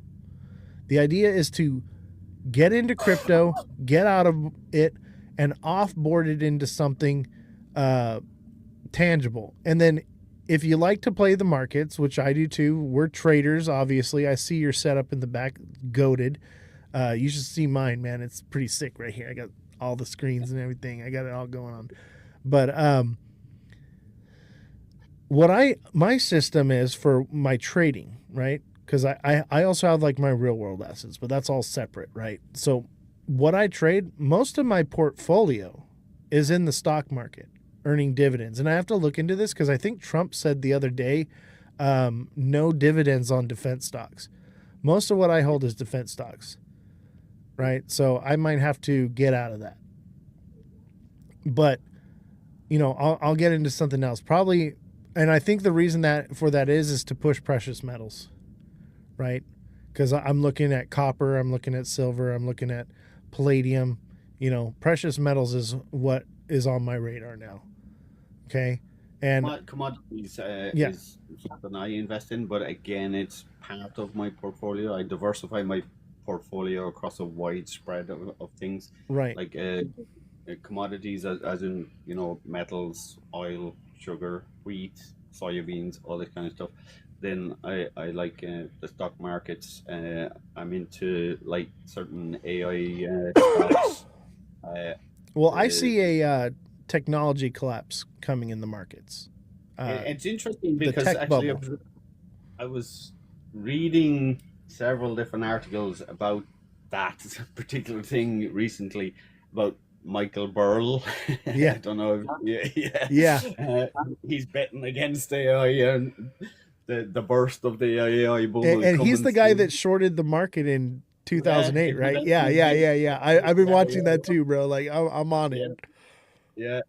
So that one's a kind of interesting, but there is it's a gamble. everything is a gamble. Yeah. You know what I mean? So you have to. If you're not in it, you won't win it. So you have to have some part of your kind of investment into that aspect of because it could take off as well in the opposite direction, Yeah. in the good direction. And So you just don't know. I'm okay with missing out on major moves on things. Yeah. Because I have security, because I know that it doesn't matter. I have accumulated enough in the market where I only need 2% to do all right.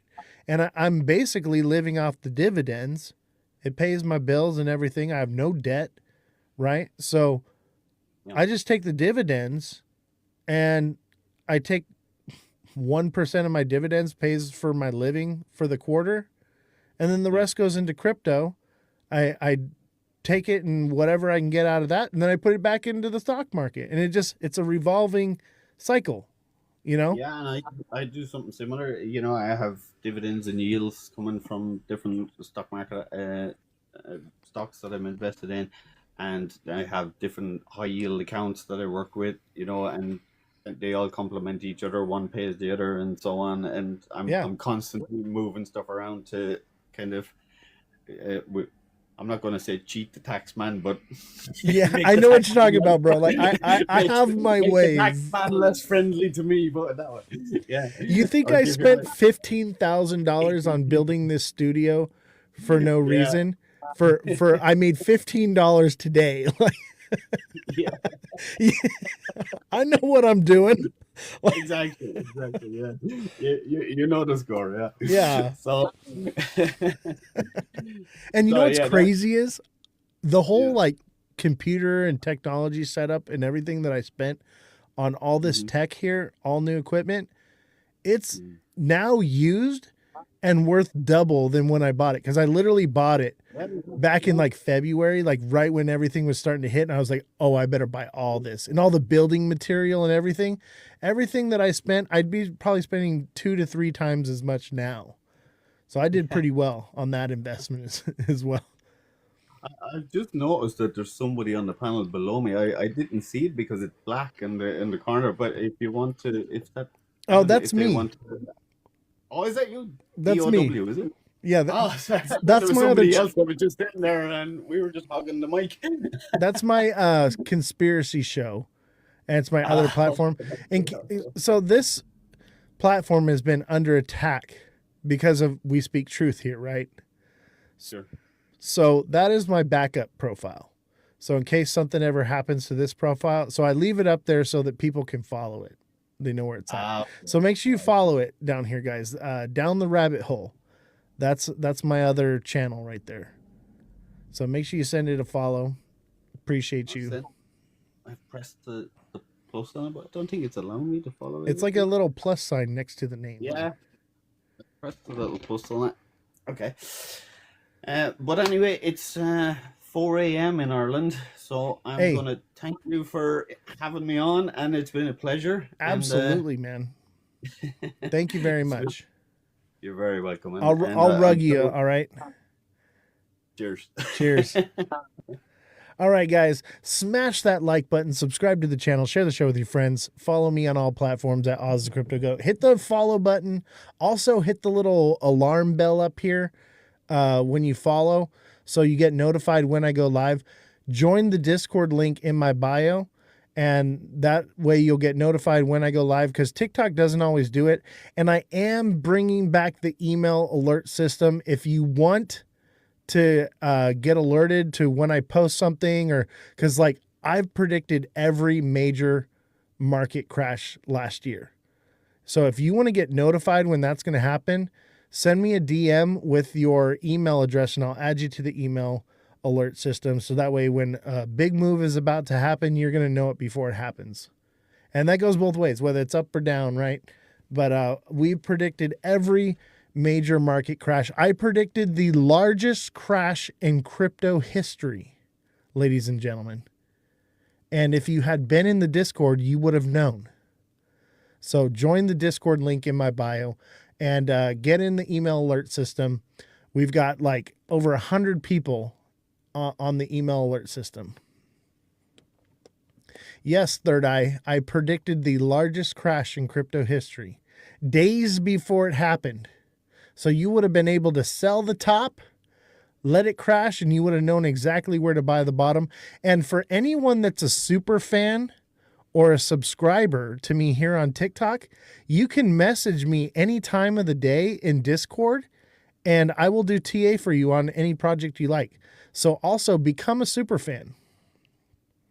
I predicted Zcash a day before it happened. Yes, dude, everyone that takes my TA class is on my level. They see what I see. And it's like a 4-month course, TikTok seller?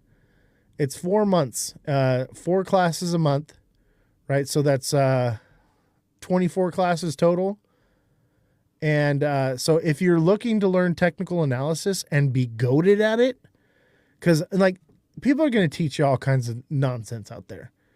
I've yet to find anyone that trades my style and is as accurate as I am, because we don't just do technical analysis. We're looking at macroeconomics. We're looking at the big picture of how everything works together.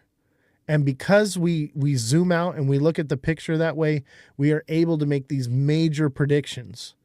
I literally was able, XRP right here, in January of 2025, I predicted the drop of XRP to 160. Like, and if you don't believe me, in my profile that you're watching right now, you can go back and you can see where I predicted that. I predicted 163 and 130. 130 is the next zone on the way down. We have to hit 130 before we can head up again and get out of this bearish trend. So get ready for the roller coaster, baby. But if you, and not only does my TA teach you that, I can literally predict the day and the time these moves happen. Like that's how on point we are. And TikTok Seller can do it too. TikTok Seller, please tell them that it works, right? It's literally that good, that accurate. And honestly, I would say TikTok Seller in just the last couple months of taking my class, he's just as good as at TA as I am. This is a system that I've developed over a lifetime of trading. It works. That's why we added the wins channel. I know. You know what? I want to add a losses channel. Let's add a losses channel to the Discord to see. Let's see what losses people are taking. But it's pretty much wins. I would say the percentage of losses to wins is minuscule to the wins that we're getting. And I mean, we're talking about 200-300% wins in a matter of hours on these coins. And we're throwing them out. And anyone that is in the TA class, we have a private channel for group trading. You want me to? Yeah, if you want to add losses, that'd be cool. I think it'd be fun, right? Let's see who lost the most. Whoever loses the most in trades this year will get like a prize or something, or like I'll turn you into a meme, something like that. We turned Josh into a meme. I made a bet with Josh about XRP, and basically he wouldn't take the bet. So I said, all right, if you don't take the bet, then I'm going to turn you into a meme when I'm right. And I was right. So he got turned into a meme. But yeah, we have a good time in the Discord. So make sure you click the Discord link in our bio. And, you know, learn technical analysis. You know, everything is pre-recorded. Okay. So these are past classes you're going to be watching. And we're, you know, putting new classes together. I have the CEO of Wi-Fi Finance. He's a hedge fund manager. He comes on from time to time and teaches us about macroeconomics and stuff and how to TA as well. So he's partnered with me there, comes on once in a while. So there are new classes that pop up from time to time, but most of it's already pre-recorded and established, and the foundation is there. That's all you need to make money. All the information's there. Take you a couple months, once a week for an hour, to learn quite a bit. And so, you know, take some time to invest into your education. The cost was discounted 50% off. It's back to regular price, but because it is recorded content, the recorded content will be on discount, but you won't be able to get the lifetime membership for free. So everyone that signed up in January and completed the full course gets a lifetime of technical analysis classes for free. Like whatever comes up and that we do, you're going to be able to get into it. And maybe I'll do a lifetime subscription for the rest of it. Come talk to me, okay? I'm here. I'm in the Discord. You can message me directly, but you got to be a super fan here or a subscriber in order to DM me. I don't answer DMs to anyone. Cold storage devices, yeah, I will help you set up cold storage devices. I will help you if you're having trouble. You need like not just technical analysis, but you need like help. I have an IT guy here that works with all those technicals as well as me. I can help you figure out if you're having problems onboarding, offboarding, any questions like that. If you want to know what exchanges are going to be best for your situation, because everyone's different, right? Everyone's situation is different. So when you are a super fan or you're a subscriber and you're messaging me directly and I get a clear picture of who you are, what you're doing, and what your goals are, then we can help you develop a strategy that works for you. Because any creator on here that's throwing out blanket strategies for people, don't listen to them. Everyone's situation is different. Everyone bought at a different price. Everyone's holding a different amount. Everyone's financial situation is different.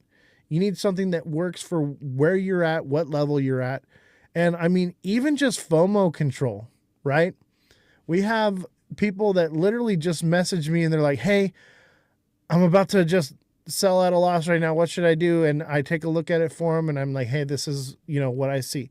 Obviously, not everything's going to be perfect all the time, but the idea is getting control over that FOMO, having a strategy that works and gets you paid, right? Because that's what we want. We want to make money, right? Is XRP going to an all-time high this year? Probably not. Probably not. It could. I'm not saying it can't, but probably not. I would say it's more likely to see $1 than to see $4 right now. Okay? And it's more likely to just kind of run along between $1.50 and $2 than to see $4 or $5. Unfortunately, that's just the fact of the matter. So we shall see. A lot of things change, That's just where I'm at right now. Any person that just says, this is my prediction, what it is, the markets are ever changing. The news is ever changing. The economic situation is ever changing. So what I tell you right now, you can't just take it as that's what the gospel is, because I adapt. I change with the sentiment. But as of right now, this is what I see. So when that changes, I'll let you know, but I'm only going to let people that are in my Discord, that are in my TA class, or their subscribers, or their super fans. Those are the people that are going to know. Raymond, thank you for the heart me. Appreciate that. If you haven't sent a heart me yet, much appreciated. If you want to send any gifts, but if you want the gift that gives back to you, that's going to be becoming a super fan. That's the way that you're going to add value to. It's basically an investment for yourself, right? It's not just a tip or whatever. You're investing into yourself. You're getting one-on-one coaching with me. All right. You can reach out to me and I will coach you and help you out. Just the tip. Yeah. Anyway, guys, thank you all for hanging out. I'm going to take a quick break, and then I think we're going to hop on. We're going to play some Call of Duty. That's another thing. Join the Discord link in my bio, and we hang out there. We have phone calls, and we have trading groups. I'll play video games. And you can watch me play Call of Duty while we have like chats, and we literally onboard normies into crypto through gaming. As well as we're having like these deep discussions like we had today in the show. We're doing the same thing. So get in the Discord. The Discord is goated. It is not your average, everyday, simple Discord. It is set up to be awesome. Can you fly a helicopter? I absolutely can fly a helicopter. Absolutely. I can actually fly an airplane. I have simulation hours on airplane. I want to get my pilot's license, but I can't pass the physical because I do have disabilities. I don't know if you see me, sometimes I'm squirming around like this and I'm like doing like this and that. That's because like I can't sit still for a long time. That's why they won't give me my pilot's license. So I'm trying to get a sports pilot license or get an ultralight so that way I can still fly.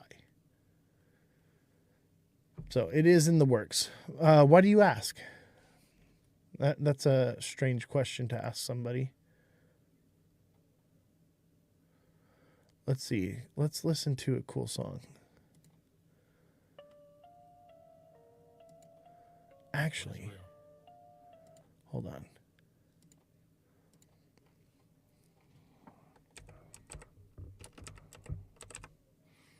Let's do that instead. Battlefield 6 helicopter. Oh, dude. In a game, absolutely I can fly a helicopter. I thought you were talking about in real life. But yeah, I can fly. For sure. There's another game that I've been playing with the TA guy. And I forget what it's called. I just downloaded it and played with it. But it's flying a spaceship. And it literally maneuvers like you're in space. So it's definitely a hard thing to pilot. And I pilot it just fine. Let's see here. Let's watch. Let's see here. Oh, it's in shorts. That's why.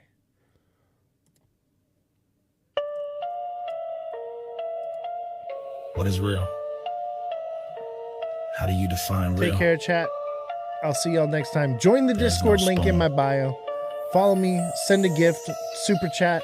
Or not super chat. What is human? This world got me questioning, consuming. Become Stuck in the matrix, feeling like I'm Truman. So fan. upside down, disconnected from the human. But more fists is here now, you ready to go. The red or blue pill, you already know. Down the rabbit hole, we going below. Layers they can't see, I'm going to show you what is real, what is fake, take it slow. Been doing it for years and now I'm a pro. Fiat the fake, it's a sham, it's a scam. 2.3 trillion a supply, like goddamn. They print and they steal as much as they want. But old Uncle Sam, he just runs a front for the shadiest scheme you've ever seen. Completely worthless, worse than a shit meme. Coin got us all stuck in the system. Crypto the fix, let me give you some wisdom. Bitcoin and Cardano use The Discord link XOs. is in a my lot of bio. force speed, I suppose. Assets that go up, not down overnight, but the system won't die without a big fight. That's why they delay, that's why they keep stalling, but nothing can stop destruction from falling.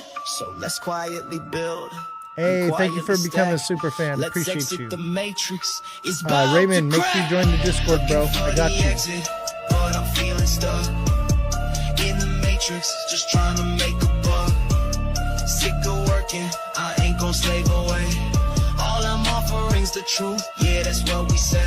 No more lies, no more fake shit. Man, I really can't take it. I know what is real, so please don't mistake it for new cars and new clothes with next level flows. I try to compose this life that we chose. The matrix is everywhere, it's all around us. Even in this room, it must surround us. You can't see it, you feel it, it's in your soul. Breaking the matrix, they losing control. Politicians and judges, they have the role to keep you in line. Yeah, that's the goal. But when you wake up and then you bake up, you must shake up the matrix and break up. You see the code, not Haskell or no, but the system they built, it's gonna explode. You're faster than this, so upgrade your mode. Don't think no, you are, ain't your knowledge bestowed. Don't listen to media, turn off the TV. Don't watch that fake news, they'll have you believe lie after lie. That's all that they doing to keep you from chasing that dream you're pursuing.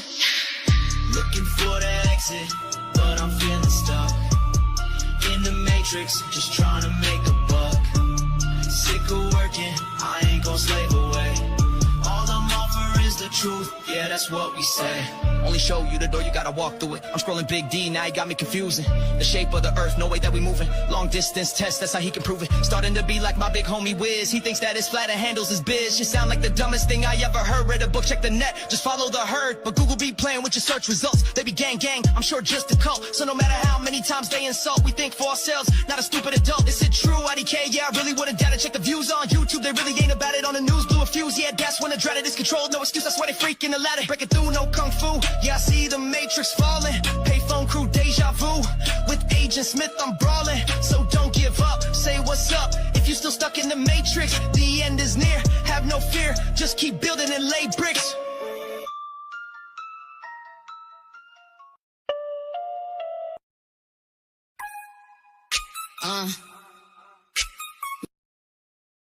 My heart's beating, my hands are shaking.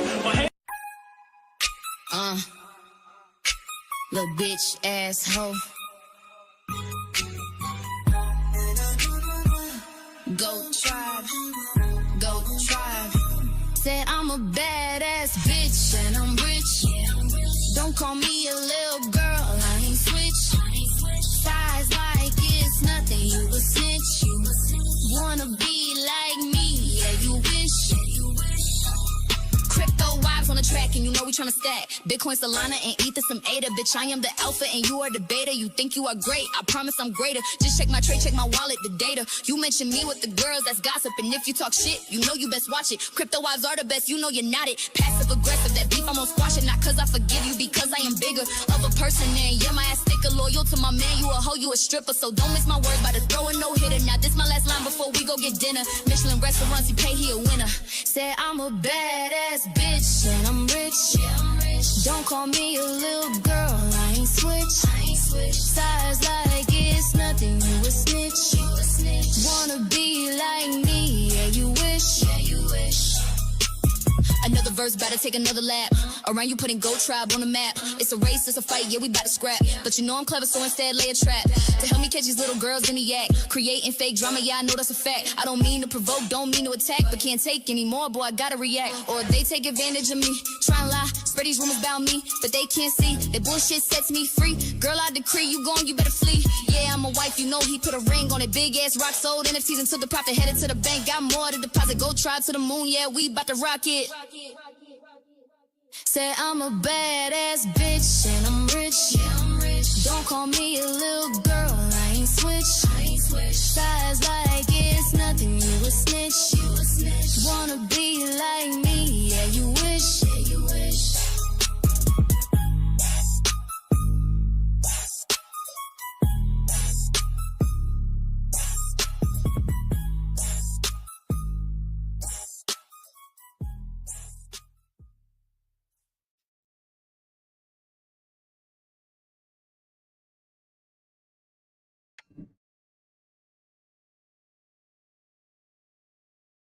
Sound?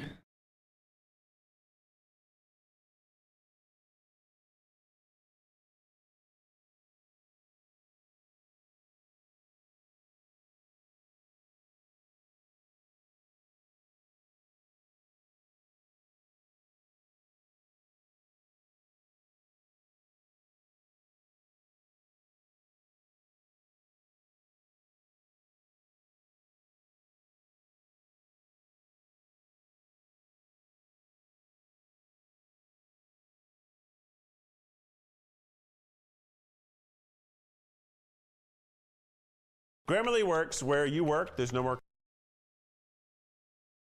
Live.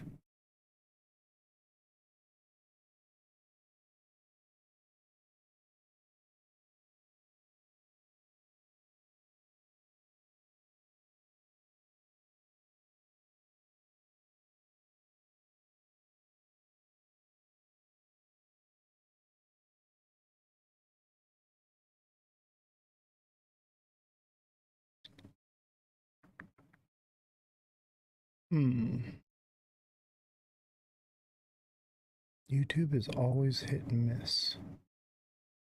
Always hit and miss.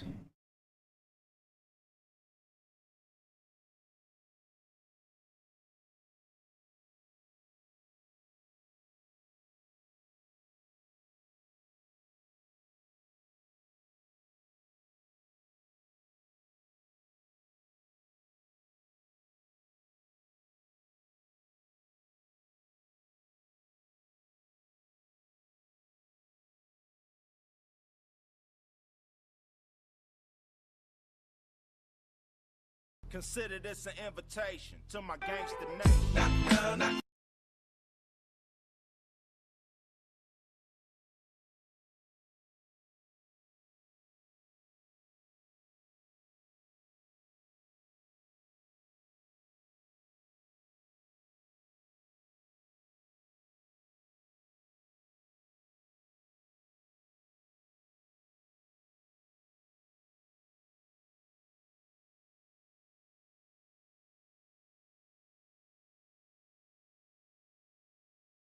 Always something, you know? Always something. There we go. I think I figured out what's going on. There we go. Now we're cooking.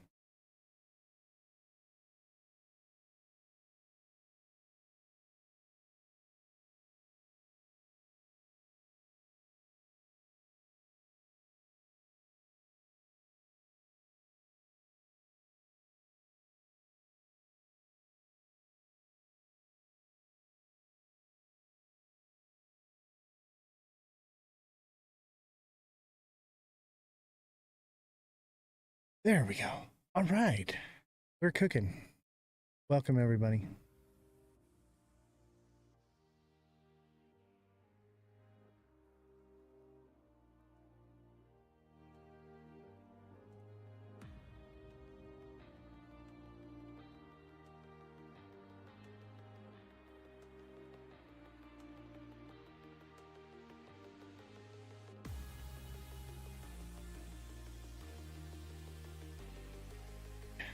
We're cooking.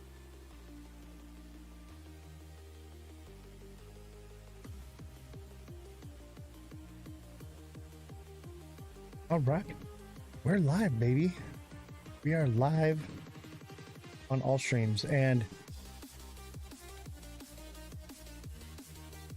now we can sync the audio, right? We sync the audio that way.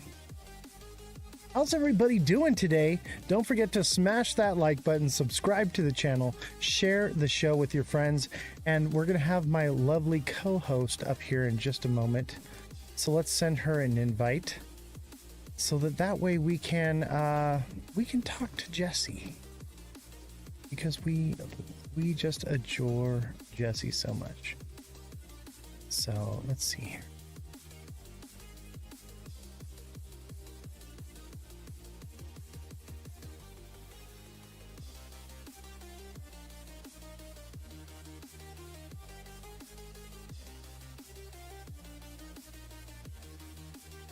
No guests to invite. Here we go.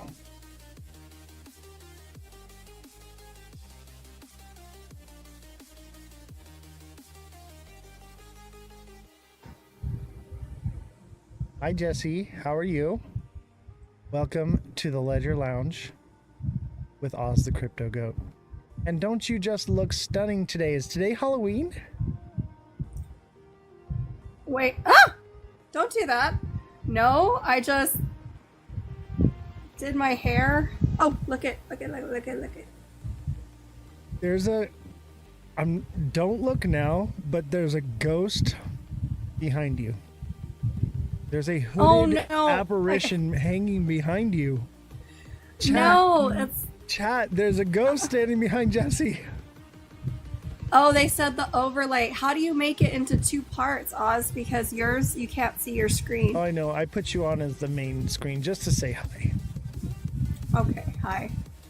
I saw a ghost, Jesse. No, it's my other business. I'm selling stuff, and it's actually doing really well. So, but I have to literally find things like at the thrift store. I like get 12 things for $30, and then I can turn around and sell it for about $200-300. I think you have like a loud fan on or something. All right, give me a minute. Blowing into the mic. Do you have a fan on? Is that what it is? I have a fan on here, but I have noise canceling technology. We are living in the future, ladies and gentlemen. The future where I can have a fan blasting in the studio and you guys hear nothing. What a day and age we live in. There she is. Hi, Jessie. I'm gonna put Jessie on the screen because she's just so much better to look at than me. Hi, Jessie. Is the sound better?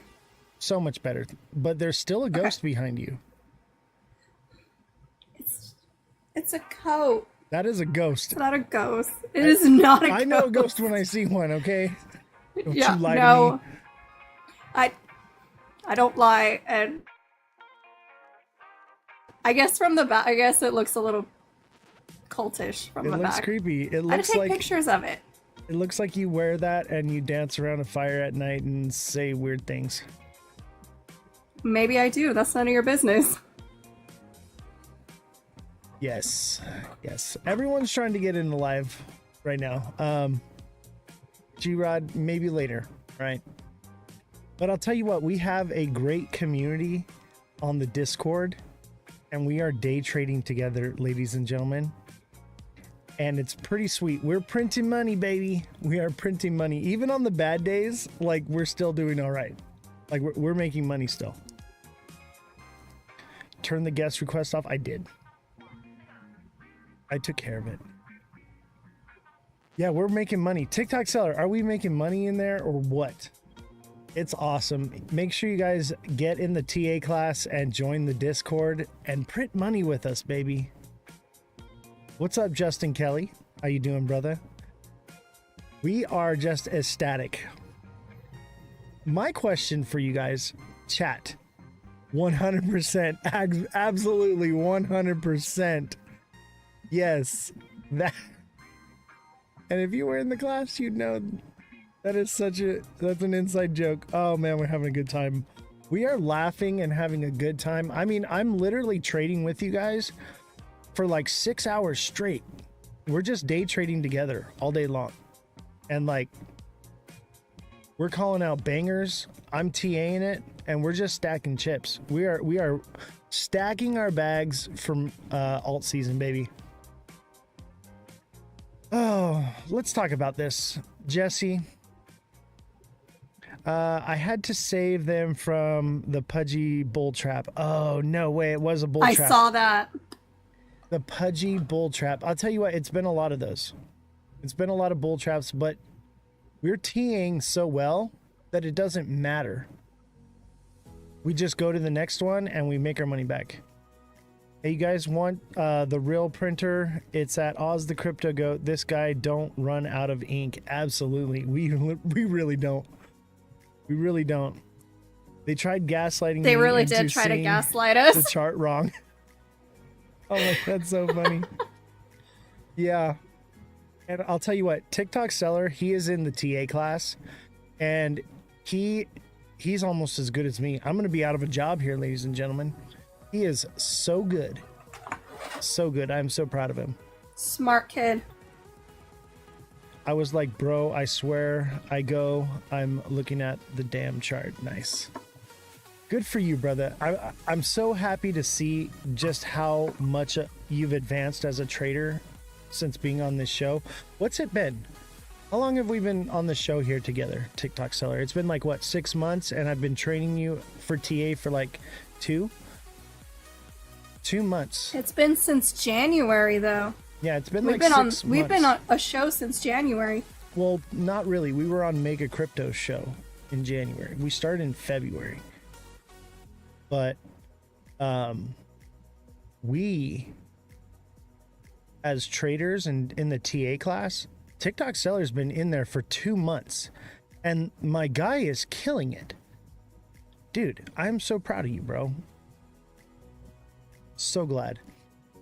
The dude is a chart reading guru with a crystal ball. That's what he is. G-Rod says, join the Discord and pay for the TA class $100 per month and you will make it back in your first trade. Absolutely. Absolutely. That's what I'm saying. Everything that I offer you guys, it'll pay for itself, but you have to apply yourself. You know? If you're not applying yourself, then you're not going anywhere. G-Rod became a deluxe subscriber and was like messaging me, and we were working on coaching and stuff, and he was very much like, I need to get things going. Things are moving. I'm like, I understand, but it takes time to like learn this stuff. And so I was like, you need to invest in yourself and you need to invest in education. And so he got in the TA class. He hasn't even been in one class yet. And he's just in the group trading with us. And because we're there holding his hand and going along and teaching him as we go, and he will get all the classes. He's gonna get everything tonight, right? He's still trading and making money and paying for his classes now before he's even taken one class. And he's only gonna get better. That's what I'm saying, guys, is I can literally take you in under my wing Get in under my wing and we start trading together. And you're basically we're all making the same trades together. We're group trading. And that way I can help guide you guys and keep you from making mistakes, because mistakes are made. We make bad calls and we learn from them, but I'm able to show you and explain to you what happened.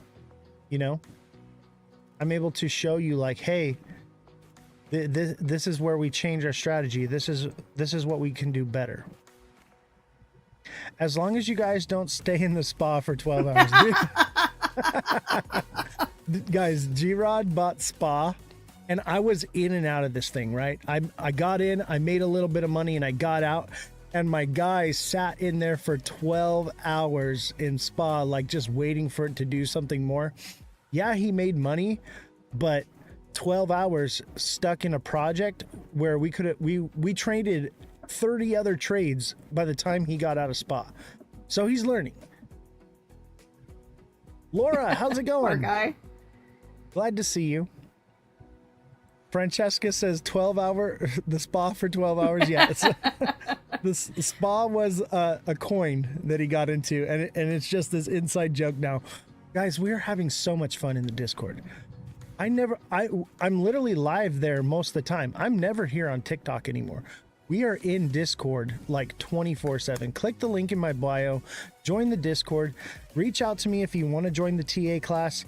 If you're having second thoughts about the TA class and the group trading with us, just ask anyone that's in it what we're doing. And they're just going to be like, they'll try to shake you. Please listen to the man. He's trying to help you. I would love to join, but it's hard for me to trust anyone these days. Hey, don't trust me. Trust the chat. Random people from the internet have joined my group, and we are now trading together, and we are making money. That's the name of the game. I took hardcore XRP hodlers and turned them into advanced traders overnight. That's what we're doing. Alexa's in the class as well, and she's even been in some of our chats. We missed you, Alexa, by the way. Yes, Jesse is back. Jesse is also in the Discord when we do the group trading. We were hoping to have you there last night, Alexa, but we missed you. No problem. We'll catch you on the next one. But we want to open a good space for the ladies to come to. So if you're a lady in crypto and you want to join, we've got girls in the chat too, and we make sure that you guys have a chance to speak and learn and everything, right? We want to make sure that you feel comfortable. It is a bit of a boys club, but I want to move away from that. I want it to be a girls club, right? I want it to be whatever you girls want, and maybe you guys start your own tangent. Who knows, right? I don't know what you girls do when us guys are not around, but if that's something you want to do, we'll create a safe space for you guys. Yes, thank you, Oz. I learned a lot with your classes. Thank you, Alexa. I'm here to help. I'm here to teach. I want to see you succeed. Let me tell you something. I have nothing to gain from pumping the market. Okay? I don't hold crypto. I have a small bag of crypto that I trade. Most of everything I have is in defense stocks. Okay? And I live off the dividends. So I have no reason to lie to you about crypto. But when we swing trade, we're all doing it together. We're making the trades at the same time. I'm like, hey, I'm in this one. I'm out of this one. And we're all in it together. Swing trade, and we're swing trading, we're high frequency trading, we're long-term trading, we're doing everything all at once, and we're learning it all hands-on. And if you don't want to learn with real money, then that's cool. You can trade with fake paper money. G-Rod says we move candles. Absolutely. Our group chat, when we buy these things, we literally move candles. We create FOMO in the market because we're moving money. We literally do. Sell before G-Rod. Yes, dude. G-Rod is a freaking dude. G-Rod's a whale in the group, bro. Like, if you don't sell before G-Rod, the dude will create the most massive red candle you've ever seen. It's crazy. G-Rod starts the bump. I know, right? We get in and then G-Rod gets in and it creates FOMO in the market. and everybody just freaking piles in. Big Baller's in there as well. He's putting in fat bags, and we're all pooled together. So we're all trading and buying at the same time at the same price, and it creates a wave of FOMO into the market, and everybody else just starts coming, and we've got our finger on the sell button, and then we're out. That's it.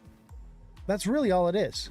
We're a liquidity pool is what we're doing, and we're seeing the market move, but we're TAing it, and I'm calling the tops on these. I'm like, all right, it's done, it's cooked, let's get out, let's get to the next one, and then we do another one. We'll do 10, 15 of these in one night.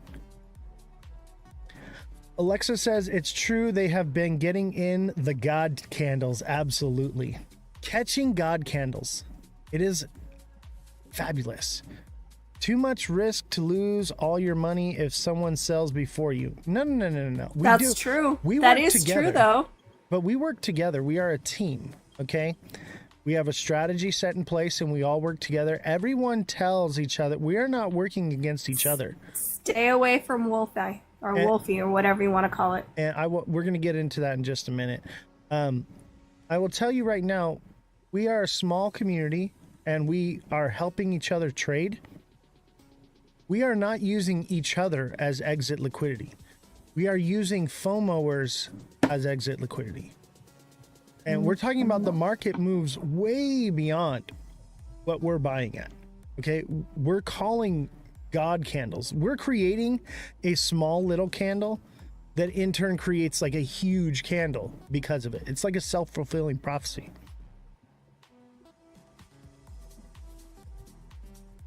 Look at TikTok seller. It's calling out projects in the chat right now. That's how locked in we are. Oh, thank you very much, Francesca. Appreciate you. Francesca, thank you for the hand hearts and the hearts as well. Francesca, thank you for the heart me. Revolution, thank you for the 10 popular votes. AB Ryder, thank you for the heart me. Revolution, thank you for the heart me. Francesca with the hat and mustache. I actually have the hat here. I'm going to put the hat on later, ladies and gentlemen. I have the hat and mustache, but I have my headphones on. Look at, you don't even have to send the hat and mustache anymore, guys. You don't even have to send the hat and mustache. I am the hat and mustache, right? But if you guys are skeptical about the group trading, just get in the Discord and hang out with us, talk with us, see what we're doing, okay?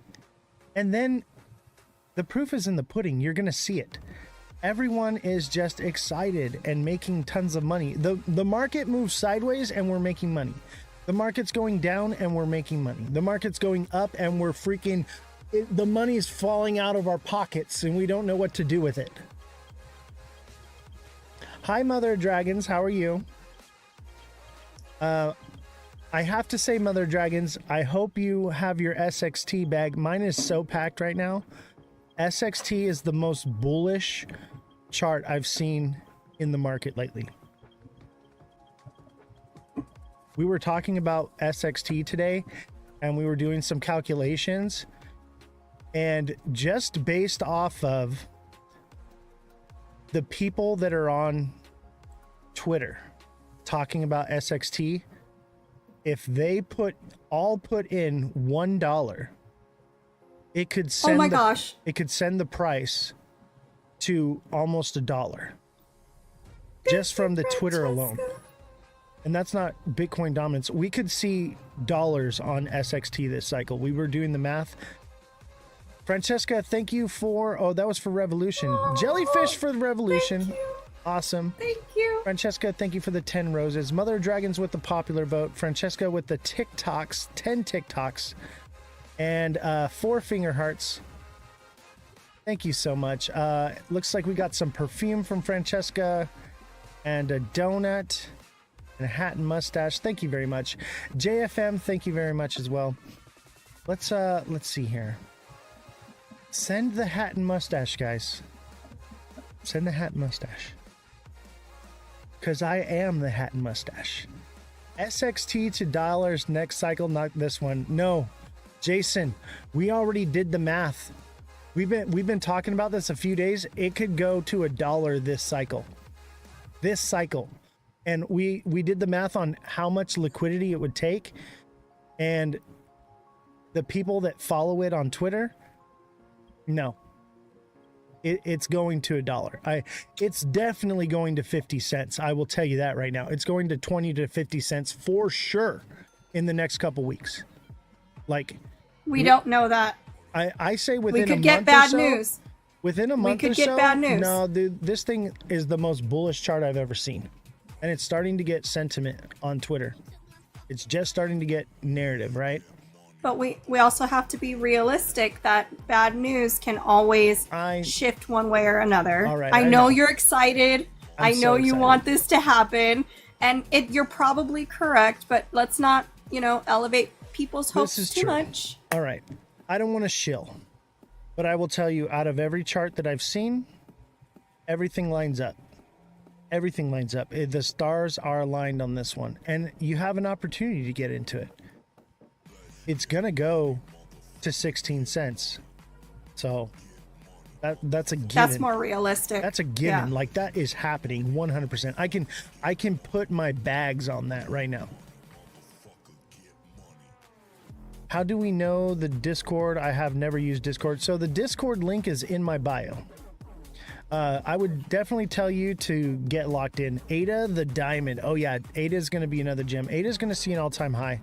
I have reassessed my calculations, and I think we see all-time highs in a lot of projects, and I think that I have a new thesis. Jesse, have I told you about my thesis? Yes. Which one? Because I have a couple we're going to PayPal. cover today. PayPal. That's a different thesis. That is a Okay, good well, one. We're gonna there's save more that than for one. later. Okay. Okay. I have Look so at many P&G, theses, please. chat. I have theses up the wazoo. Okay. I have been so plugged into crypto lately and deep diving. I have so much, just my brain is like filling with information. Can you real Link quick is look my- at P&G? P&G? Or yeah, Since it's for TikTok seller, I will. Otherwise, I would say that's why I said. because if you're in the TA class, okay, and you're making high frequency trades, I'm gonna look into it for you quick. Yeah, Link Oh, is a good one. look I at- have money in that This one. is what I'm talking about, chat. We're getting in these trades like here and here, and then it's freaking sending. And these low cap coins, it does not need to move much. Okay? It does not need to move much. It's doing that sideways thing, but that doesn't mean that it's toast.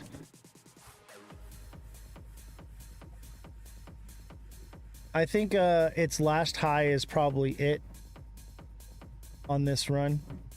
So it should probably come back up to retest 13.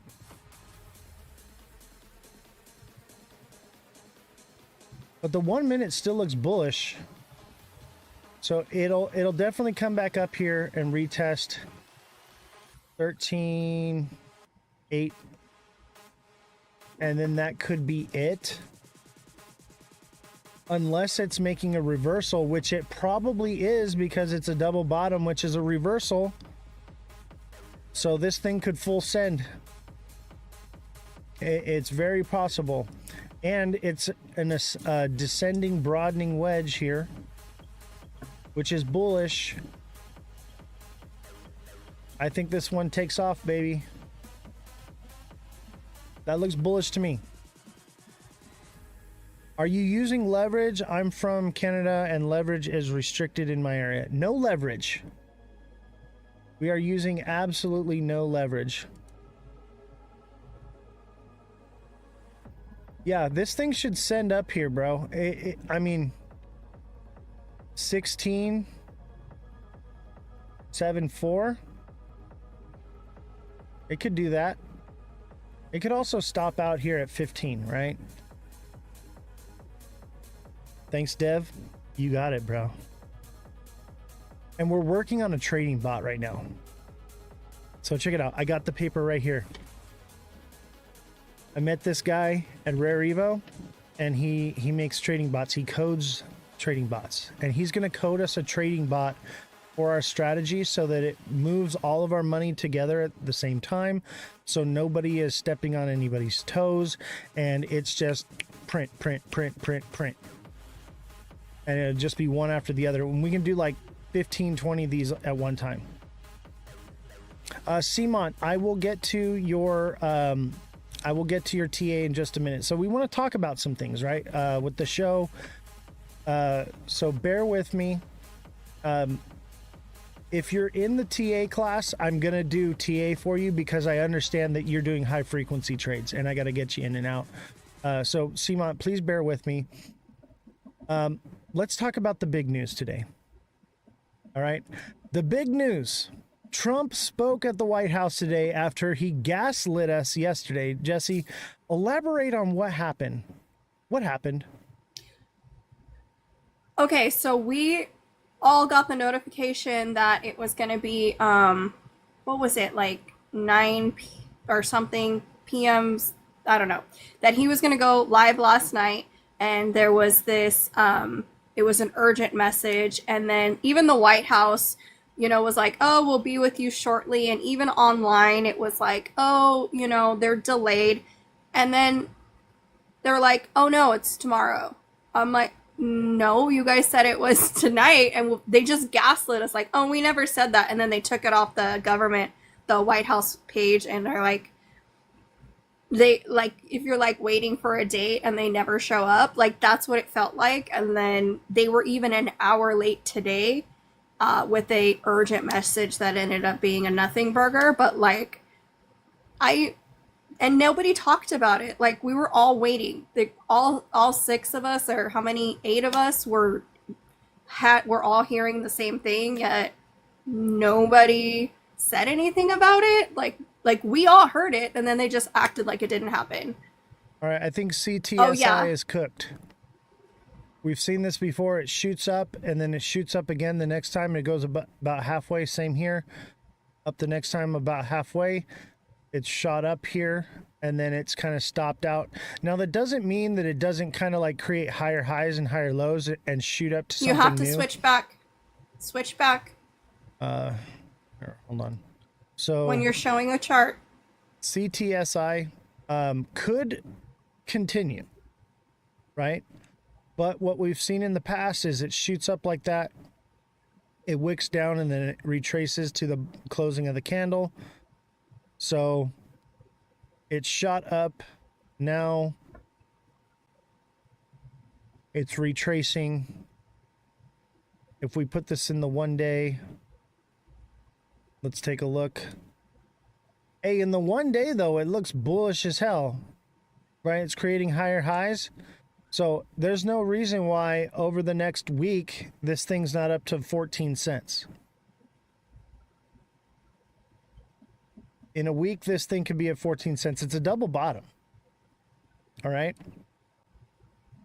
That's just in the hour that it's coming back down. But look at this.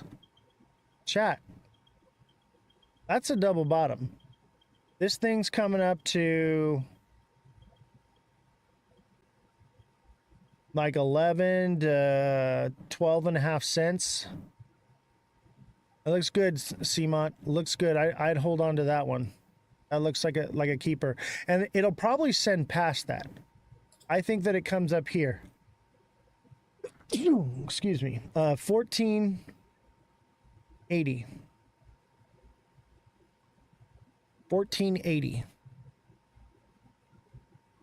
and just in case anyone missed the speech today, you didn't miss anything. All they're doing is moving Space Force to Alabama, and the whole "is he dead" thing was like a jokey kind of joke, but nothing really was answered. And then they had that picture of the window being open, and he goes, "Oh, that's AI. That's not real." The windows don't open. The windows don't open, but we all saw the videos of the window open. And so he's going to start, I think it's like a way to start messing with us, that what we're seeing isn't real. Honestly, I don't think he was lying. That seemed legitimate. And honestly, I know how it works. Or they're messing with him. Those Or they're windows don't messing open. with him. I think it's AI. Come on. There was so much AI crap floating around about him. Let's watch the video chat. President Trump, something completely different, but about a big viral social media trend over the weekend. How did you find out over the weekend that you were dead? You see that? No.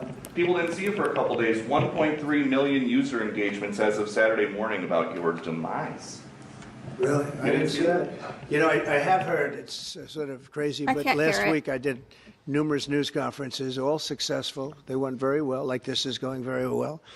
And then I didn't do any for 2 days, and they said, there must be something wrong with him. Biden wouldn't do them for months. You wouldn't see him. And nobody ever said there was ever anything wrong with him, and we know he wasn't in the greatest of shape.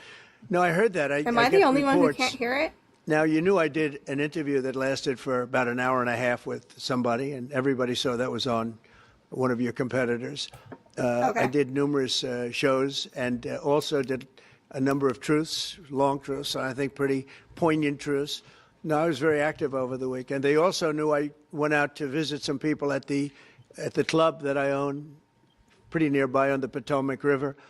And no, I've been very active actually over the weekend. I didn't hear that one. That's pretty serious stuff. Well, it's fake news. You know, it's just it's so fake. That's why the media has so little credibility. I knew they were saying like, is he okay? How's he feeling? What's wrong? I said, I just left.